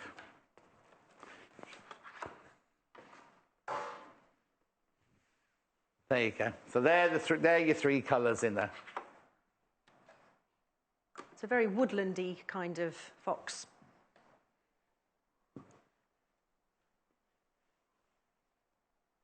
Sorry, what did you say, Victoria? A very woodlandy fox. Yes, yes, very woodlandy fox. With the little hearts and the leaves and everything there. Or Hayley's saying it's a more grown-up version, right? You can be grown up and still carry a fox bag. You know what I mean? Mind you, you know, the thing is, we laugh, right? We say, oh, yes, we could... If one of those big Italian designers did a bag with a fox's face on it, right? You know that every celebrity is going to have one, don't you? So it's kind of like... Anyway, that's that one. I'll let Munch fold that one up. And you get the white thread in that one, and you get the bond web and the pattern as well. Everything you need to make the bag. Right. Apart from the nose, I was saying everything, apart from the nose and the eyes. Except for the nose and the eyes. So we now have... So we've sort of satin stitched around there. Yes. So we've got round the face and... Oh, wrong way. Oh, yeah. So we've got round the face and round the ear. Yes. So next up we're going to... And I've pre-applied... Oh, you haven't bagged that out yet? Not yet, no. Okay. Oh, crikey, I'm fast, but not that fast. No, sorry. So now we apply the nose and the eyes. Have you done this with the Bonder web as well? Yes, I've pre-done that with the Bonder web, and it gives you on the pattern... I was going to say, have they got the shapes on the pattern? Oh, yes, look. A little template for you to trace those off. And actually, on the main body pattern of the bag, on your pattern piece, it shows you... You're down to single figures on the monochrome, just so you know, down to single figures on the monochrome. So it will show you... Oh, you're way off. Look, oh, miles out this time. Let myself down. You can use that to place. Okay. And your eyes go underneath, and we apply those in exactly the same way. Why is it... Oh, I see. It's just placing the top of the eye and the top of the nose. Yes, because it's also giving you the guidelines for where to attach the lower part of the face. Right. But to be honest, the lower part of the face matches the curve down here. So as long as you've got that matched... It looks like a chipmunk, that one. I like the chipmunk idea, actually. Yes. I don't know what kind of ears chipmunks have got, though. No, I don't know. Not really met a chipmunk before. We get squirrels, but no chipmunks. Do we have chipmunks in this country? I don't think so. Someone will tell us. Only what? Alvin, Simon and Theodore. Does that mean anything to you? Yes, they're little cartoon chipmunks. They're with really annoying singing voices. Oh, that's what she was doing, that funny voice. Oh, was she? Yeah. Not just a normal voice? No. Oh, that was a normal singing voice, apparently. So what I'm going to do next is I'm going to attach these on, again with a zigzag stitch. Right. It takes a little bit of concentration. Just take your time when you go around the curves, especially on the eyes. Yes. Don't be afraid to stop. So do a couple of stitches, stop and pivot, a couple of stitches, stop and pivot. OK, now you're using a silvery grey thread there. Obviously, you get white thread in your bundle. Oh, yes, sorry, that's because I've taken the grey from my stash. No, that's fine, that's fine. So I thought it'd be nice to match. Didn't think that one through. Yeah, no, it's just so I can point out that, because you can do it, I suppose you could do it in the white that you get in, or the ivory that you get in your kit, but it'll just be a contrast colour on the nose, that's all. I suppose this, for somebody who's not done going round in a circle applique, this is going to be a testing one to do as well, isn't it? Yes, it could, but what you could do is the more free-form straight stitch, where you go round and round and round in a straight stitch. Or Hayley's saying you could do a blanket stitch going round it. Yes, and the Elna actually does have a blanket stitch. Yes, but if you weren't confident in going round on a machine, but the Elna has two blanket stitches, the heavier one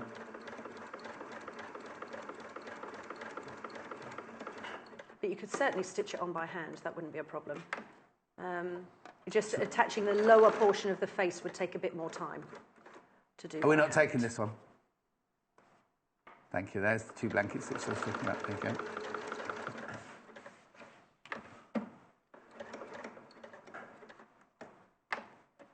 But it really is pivot, turn, stitch, pivot, stitch. But just make sure your needle's down every time you pivot. Yes, every time, because if you lift your presser foot to pivot, then you might lose your spot and end up with a really wonky or wide stitch. Funny little stitch.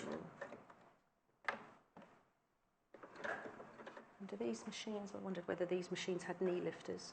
Say that again? The 680 comes with a knee lifter. Yeah, they're brilliant for things like this, aren't they? Yeah, I use my knee lifter all the time. I've only ever had a knee lifter on my Singer Industrial. In your Industrial, yes. And then it was in, you just use it all the time. Somebody sent in a picture of their quilt, have they? Oh, it's a quilt-as-you-go? It's all good. Sue sent this in. That's nice. I like the Made it for her granddaughter colours. Darcy. She bought 2 packs to make it bigger, so she got 12 in it. And it was very easy. Thank you for such a lovely show. Oh, thank you. It's a shame we're only on for 4 hours a day. Well, hopefully one day we'll be on all day long. It's nice, isn't it? Well done. Thank you, Sue. So she can watch Wimbledon afterwards, though. It's Wimbledon this week. Yes. Wimbledon's normally on my birthday. It's only just started. Yeah, Wimbledon used to be in the old days. It used to be on my birthday. Oh, no, it's missed that. I wonder if they've changed the timings. Maybe. Haven't changed your birthday? No. Sneakily took a few years off. As if I'm only 39. Oh, my mother-in-law's 37. Oh? No, 39, Anne, 39. I don't knock it, Why would I need to knock any years off of my own 39? I know, 39. Listen, I'm even not 39. Oh, got another quilt-as-you-go. Oh, let's see. This is from Paula. Oh, that's nice. Oh, you've got some of Paul's favourite, little Paul's mum, Bar. She loves that elephant fabric. Do we know who it was made for? Was it for who's herself that or as one? a gift? Sorry, that's by who? Paula. Who did she Paula? make it for? It looks like... Is it...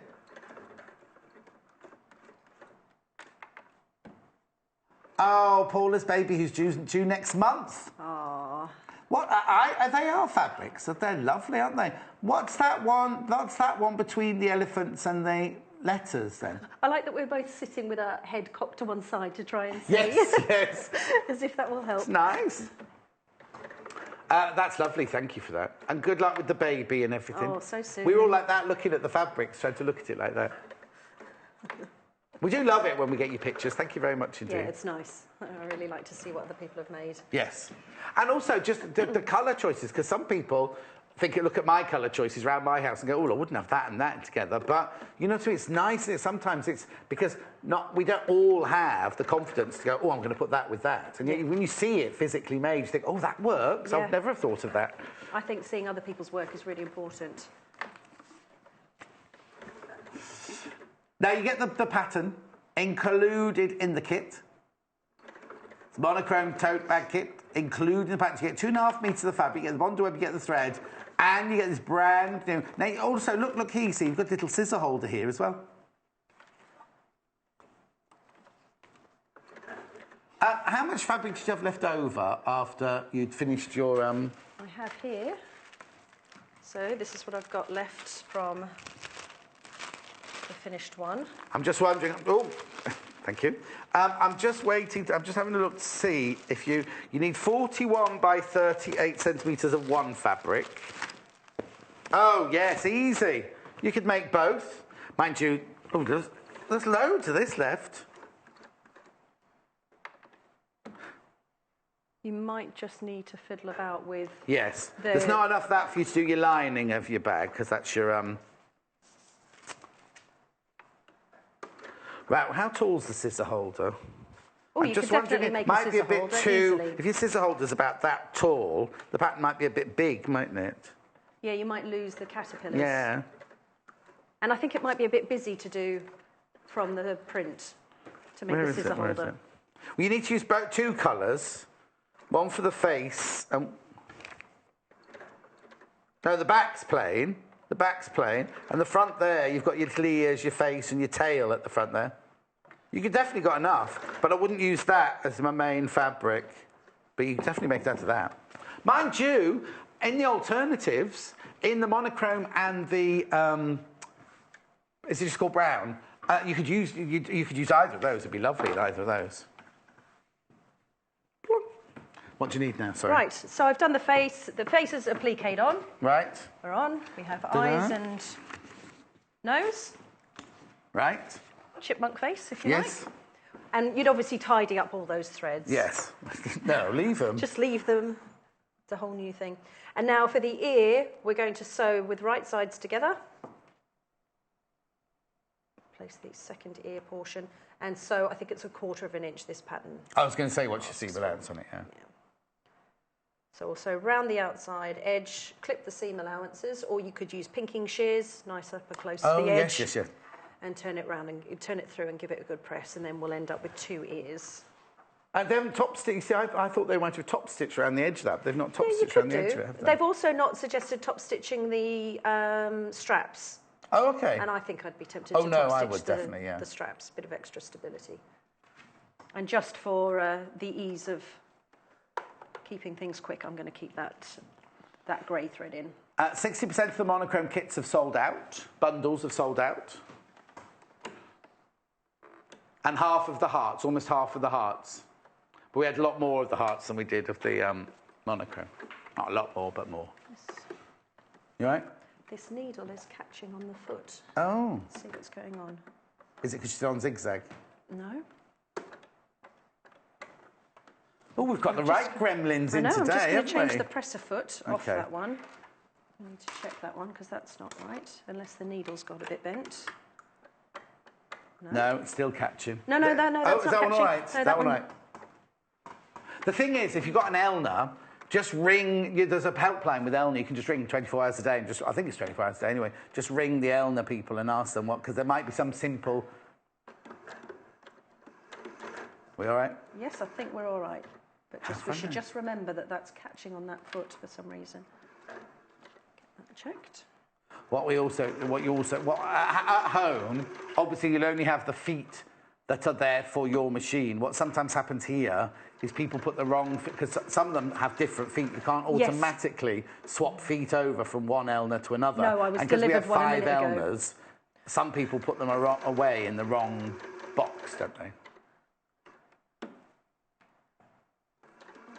Gradually work your way around. Again, take your time at the corners. Don't be afraid to stop and pivot. Yeah. But just don't pivot too far, because then you'll end up with a really jaggedy ear shape.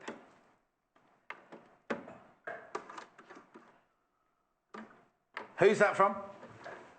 June has just bought the what? Oh, the finished bag. Finished bag. She's just bought the hearts, and she just wants to have a look at the finished bag. What I'll do, June, let me take the pillow out.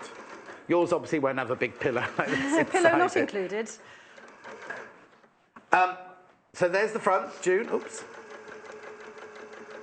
There's the front with the ears. Then there's the gusset that goes all the way round. And that's in the same print. In the same print as the back. And then, also, we're not going to do the lining, but the lining is the same as the bottom of the face, but it also comes in the pattern. There are pockets. Can you see those? There are pockets inside the bag there. £32.95. And you would construct you'd make the pockets. Yes. Attach the pockets to the lining. Yeah. And then you would construct the lining.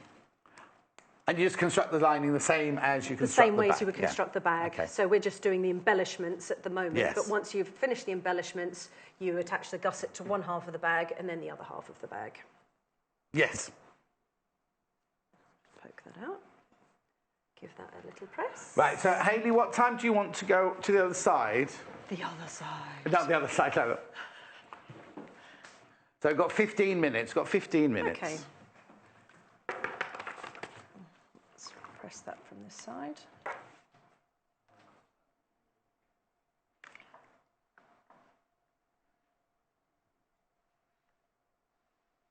And then we'll end up with 2 ears. Hopefully 2 opposing ears. I know, you're just reading my mind. We've got 2 opposite ears. Yes, we do. Perfect. Woohoo! And again, you can use the pattern piece to show you To place the ears, yeah. where the ears should go. And you've got 2 little dots on either side of the pattern piece. But you just got to remember that when you base them in place, Yeah.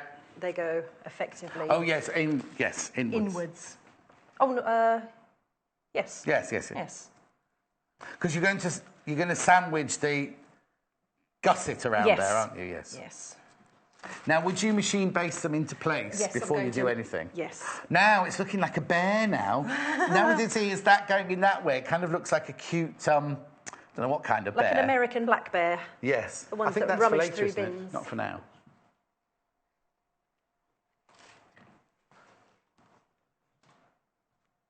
So we'll base that in place. So we'll just increase the stitch length. Let's go for a 5.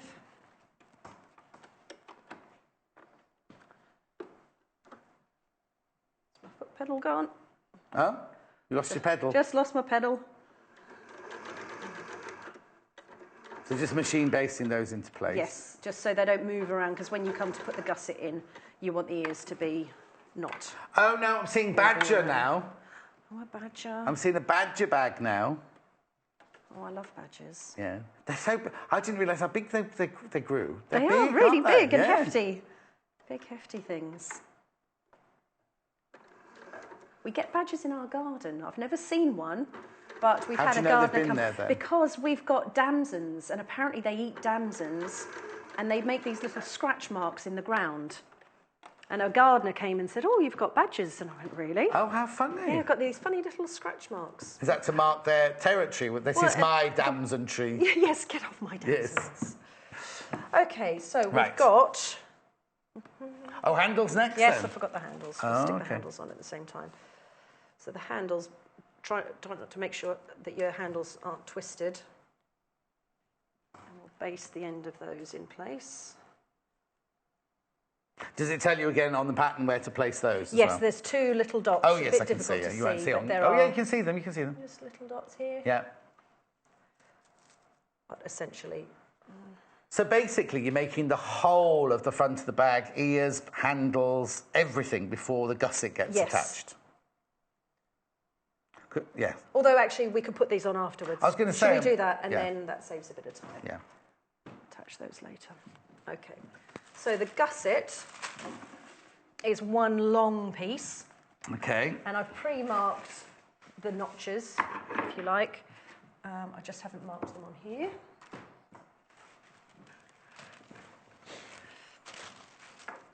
So this you cut on the fold. You cut one on the fold and you've interfaced it. And it's on the straight of grain as well, isn't it? Yes, I think. Yes. Yes, because we've got the words. Yes. We did across the grain. Just mark a little point there. Yeah, and Oh, these are the notches that are on the pattern? Yes. So you've got notches on the pattern, on the face, and you've got notches on the gusset. Gusset. So the way I would do this is I would attach... Jean says she likes your hands. Likes my hands. Thank you, Jean. Oh, Sue, not Jean. Why'd you say Jean? I thought you said Jean. I've got nothing here at all. Sue said she likes your hands, not Jean. Thanks, Sue. Oh, here you go. I love watching Victoria's demo. She has beautiful, elegant hands. More, Oh, thank you please. so much. So Hayley read that out completely wrongly. Made it sound a bit, weird. So what I'm doing is I'm adding pins where each of those notches are. So we've got right sides together and you've pinned those 3 points in place. Okay. We'll then go and do this side section because here is pretty much straight. Yeah. So we'll do the straight bit first. Oh, Sheila, still smiling, John. Has been a good morning. Brilliant tips from both girls. Oh, no, Sheila, don't be silly. It's just, if you think about it, RL, the 6, she's worried about the 680 that wasn't working properly earlier. It's only because, if you think about it, it's been used every single day by every single designer and it hasn't had a service. So it's had about 4 years' worth of work done to it, hasn't it? And it gets taken off the table, put back on the table and everything like that. Don't be concerned about it, Sheila. And then I'll do the same thing along this section, do the straight Bit bit first. and then you can ease in the corner. I was going to say, is there much easing into? A little bit. You've got, and it's a bit hard to see because it's white on White on white, yeah, but You've got that bit there. We can see your very pretty, elegant hands coming through there. Yes. I'm just going to push that out to meet the edges and stick in a pin. So I'll do the middle section and then I'll split this section in half to do that. Otherwise, if you work round in a corner, you could end up with all the excess on one side. So we'll split in half, split in half, split in half. Then you're more likely to get an even spread of your ease.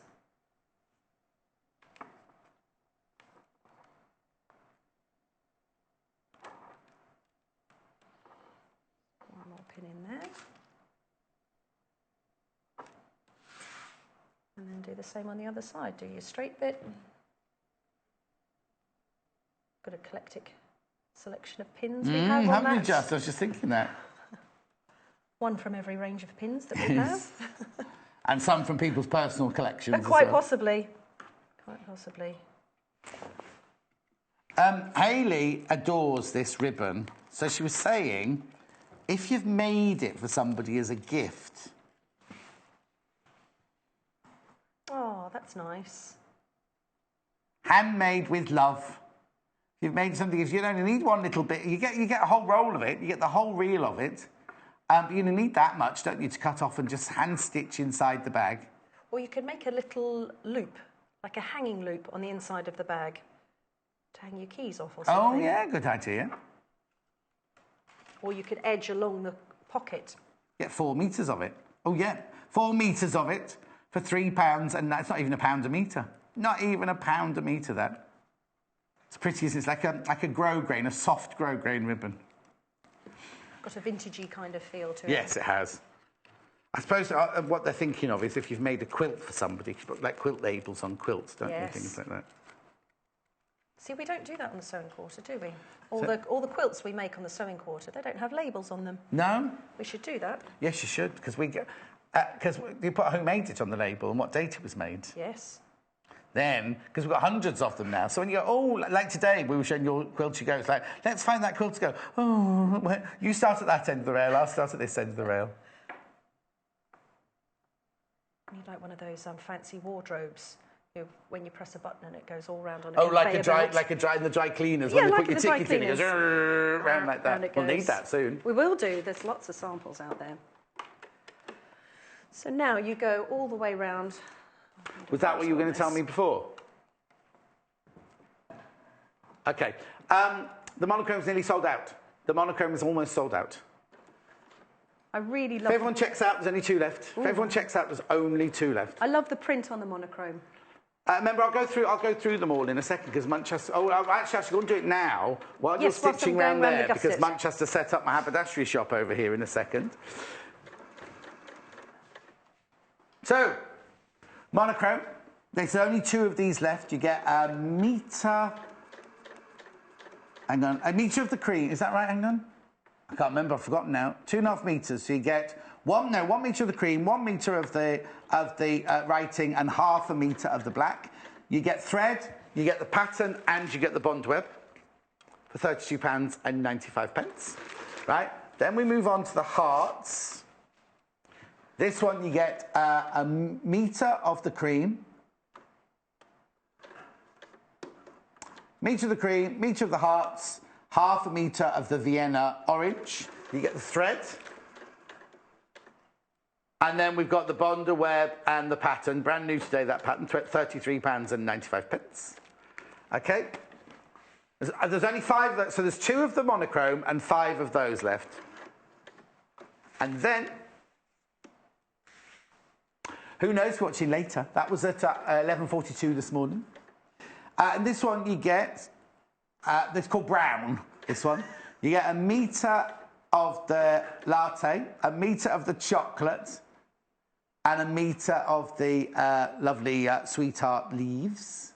You get the thread, you get the pattern, which is new today, and the bonder web. 34, oh, that's slightly different price, £34.95. Right, keep ringing for those. And make sure you check out your basket. Right. So we'll just watch you stitch around a corner now, perfectly timed. Well, not a corner, a bend. Bend in the road. Try not to put a bend in a pin by leaving it in.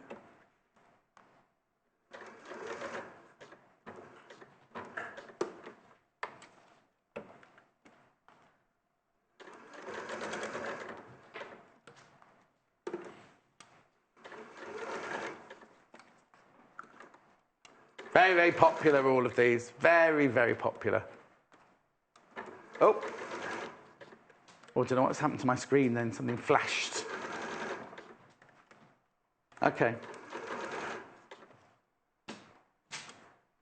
Nearly there. June, great demo for Victoria on how to fit the gusset. Made it look easy. Thank you from June. Oh, thanks, June.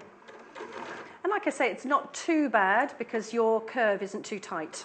But you've got to do it again. You've got to do it again. Yes. Is the second one actually, more difficult? No, it's not. And you've Okay. actually got to do it 4 times because you've got to do the lining as well. Oh, yes, of course you have, yes. So I'll just turn that through so you can see how it starts to come together. Right. And I'd probably be tempted to give it a bit of a press before. Yeah.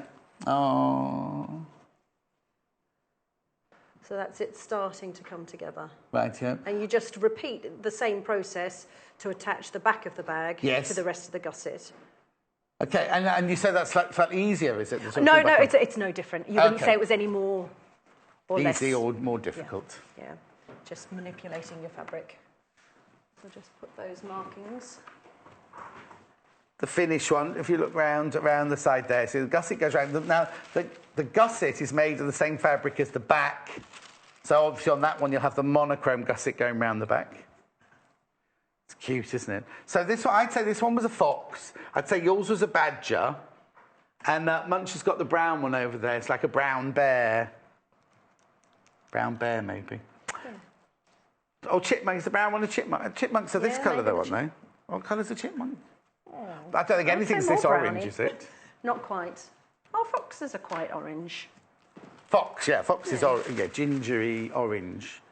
Don't know what a chipmunk is. Depends if you live in the city. When I lived in London, you'd see them, they'd be just, because we didn't have proper bins when you had to put your, your bags out at night. And you'd hear them ripping the bags to pieces. Oh, dear. Naughty. Oh, hang on, let's do this very quickly before we leave Victoria. Pam sent a picture of a what? Let's have a look. Let's see. What's she got? I don't know what I can't hear Hayley properly. Spell it. Spell it. Semaphore. Flags out.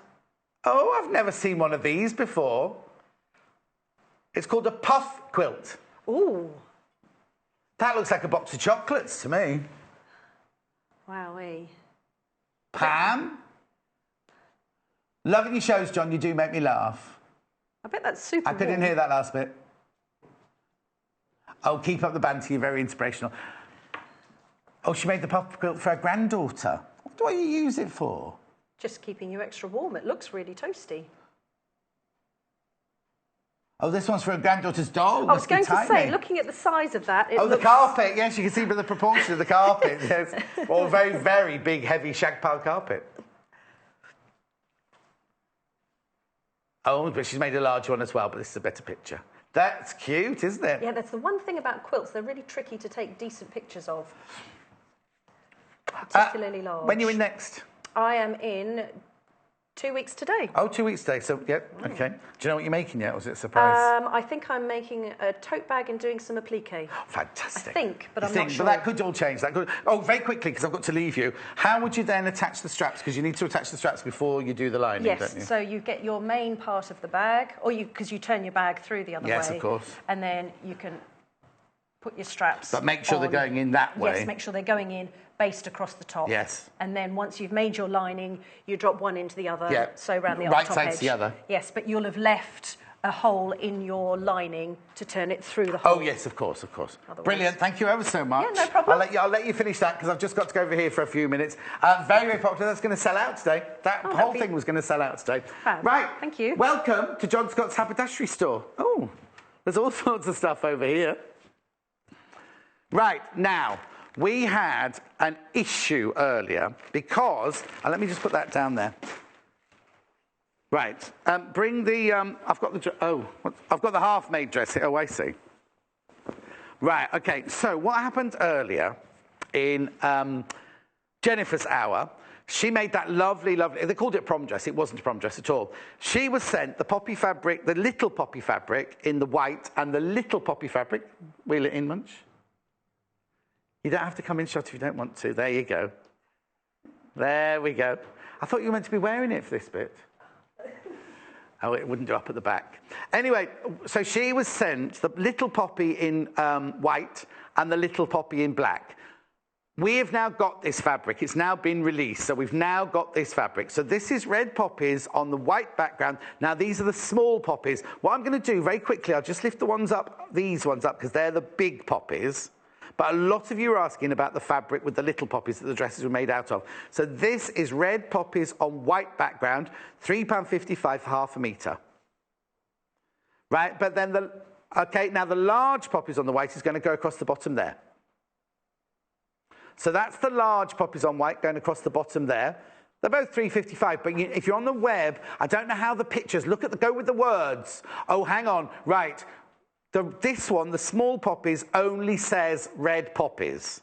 This one says large red poppies. So if you're looking on the web, that's the red poppy on white, that's large poppy on white. Both £3.55 for half a metre. Or, of course, I'm going to go over to the stand now.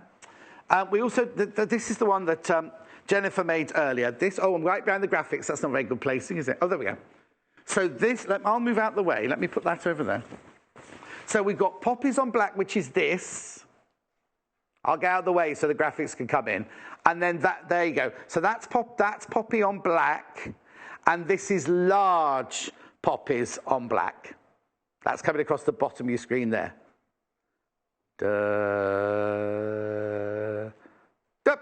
Oh, wrong way. There you go. So that's the large print. And the one at the top of the screen here is the smaller print. I'm not touching it, sorry. It's only a mannequin, it's fine. Right, okay, I'll just leave that draped over there. Right, so let me put that out of the way, that out of the way, that out of the way. I'll just put those in the drawer. Don't do an Amy and forget they're in there, will you, Munch? Right, what do you want to see next? I love this. I'll put it this way around, though. I love this storage box, right? Right, now I've got less than 10 of these. I've got less than 10. Let me set it all up so you can see what it looks like. Oh, come on, John. One job. Hang on, you have to open that one. Oh, there you go. We love this. I brought this to you last week as a premiere.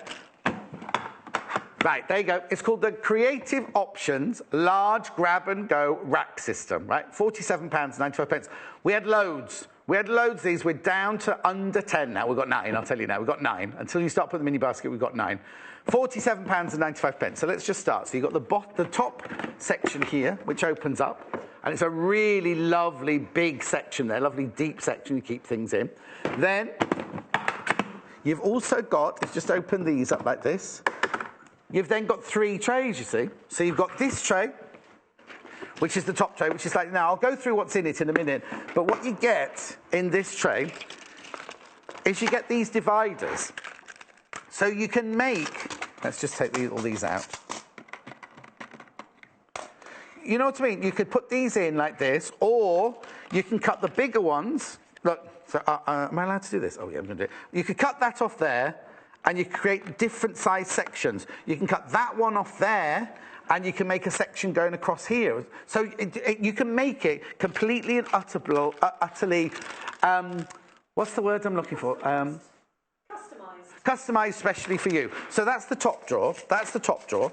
Now the second drawer is a little bit wider, a little bit deeper. This one's just got your three troughs in. So for your scissors, your rotary cutter, your ruler, which won't be in its packet, and things like that. That's fantastic, isn't it? And then the bottom one is a deeper one again, but it's just open. I put my sandwiches in this one. See, that one's brilliant, isn't it?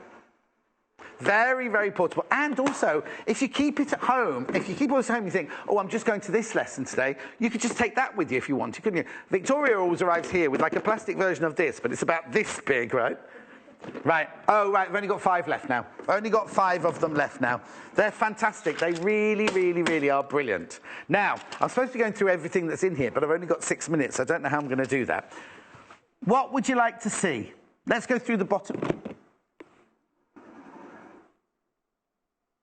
I haven't got any of the fabrics to do that with, though. There's no fabric in here. I just need the black, the little squares of black that we have to do this, to show this. This is a mechanical pencil that, did you use it or did Jennifer use it? Jennifer used it, didn't she, earlier? This is brilliant. Now, they come, if you go to the website, they come in all sorts of colours. They came in green, pink, yellow, black and white. You know which one you've got because the ring round the top here. Oh, I've got a piece of black fabric. I've got some black fabric. Thank you, Victoria. That's brilliant. So, £9.95, right? So you get it as this kit. You get the pencil and you get the refill, 6 refills. But we also sell those refills separately on the website. So if you used all 6 of those. So what you do is you press the button at the end here, like in the old days, and you press that. You see, look, the lead coming out the other end there. That's white lead. Now, why everybody loves these so much is they create, if you're doing a pattern, now I don't want to ruin too much of Victoria's fabric, if you're doing a pattern and you want to draw a dart on the fabric, it's very, very precise. Or if you want to do cross-hatching and you want to draw a line. Remember we were saying earlier, some people like to draw a line where, like if you were doing those pin tucks that Jennifer did earlier and you want the precise line to sew on, this is brilliant. Now, if you've like, oh, I've made a mistake, you've got a rubber on the end. Oh, you've got a rubber on the end, you see. And it just, it's also erasable with water if you wash them. But look. Brilliant. Okay, so that's at £9.95. It's absolutely fantastic, isn't it? And as I say, you can buy the refills on the website. Next. Okay. Right, let's go into this one here. 2 things in here I want to show you. This and this. Now, I can't demonstrate this because I've not got a cutting mat. This, Joy asked to bring, well, and Ange. Joy and Ange both asked to see this. This is a rotary cutter. Now, look, this, you have to press this, but when there's a safety catch on there, it's not going anywhere at all. Not going anywhere at all. You press that button, that's the safety catch, look. Right, £24.95, 45mm blade. What's brilliant about this is you press it in, you do your cutting, you let it go, and the blade bounces back. Now, on a normal rotary cutter, if you're cutting and you drop it, when that falls to the floor, that blade is going to be out. As soon as you release that handle there, the lever, or whatever it is, it retracts. The other thing that's brilliant about this, I'll just put the lock back on, is you can change it into a left-handed one. You can take this blade off this side, unscrew it there, put the blade on that side, screw it back the other way around, and it's a left-handed rotary cutter. Fantastic, £24.95. Now, something else that we used earlier. Oh, hang on, this isn't the one we had earlier. I had the one with 2 in earlier. This is just the 12-inch one in here. Add a 1/4 inch. This is the 12-inch ruler. There you go, the 12 inches across the wall. So you can use the ruler. But if you're doing foundation piecing, and every time you've sewn a piece of fabric in, you need to cut off with a 1/4 inch seam allowance, all you do, it's got a ridge. I don't know if you can see it. Look, it's got a ridge along there. You just literally put that ridge against your seam. Okay, right, okay. Ignore this, right? That's just one ruler. We haven't got the graphics, just one ruler. That is for 2, so a 12-inch and a 6-inch. You get, do you know what? It's better to buy the 12-inch and 6-inch together because that's £24.95 for both. Lucy said that she uses this all the time when she's doing foundation piecing. Keeps the 12-inch one at home, puts the 6-inch one in her travel kit, and she puts it in there. Okay, so that's that, that's that, that's that. Do the what, sorry? Oh, quilt-as-you-go, that doesn't fit in the box. But the quilt-as-you-go that we had from before, over half the stock's gone. Over half the stock of this one's gone. This is the one that Victoria did earlier. This is called the Mosaic Magic, £8.95. Whoa, loads of these have gone. Absolutely loads. But if you're watching on the repeat, we made sure we bought enough to last. Well, I say that. Half the stock has gone in the 1 hour that we did this earlier, right? So goodness knows what's going to happen between, because obviously it's only like 2 minutes to midday. We've got the menu for tomorrow. We'll show you the menu for tomorrow as well because we need to go. How many minutes have we got? 2. We've got to do the menu. There's so many things. Get this box, though. Get this box because there's very, very few left. Now, I don't want to keep mentioning the Christmas word, but what a brilliant Christmas present. What a brilliant present for somebody, this. And you get all the dividers for those top boxes as well.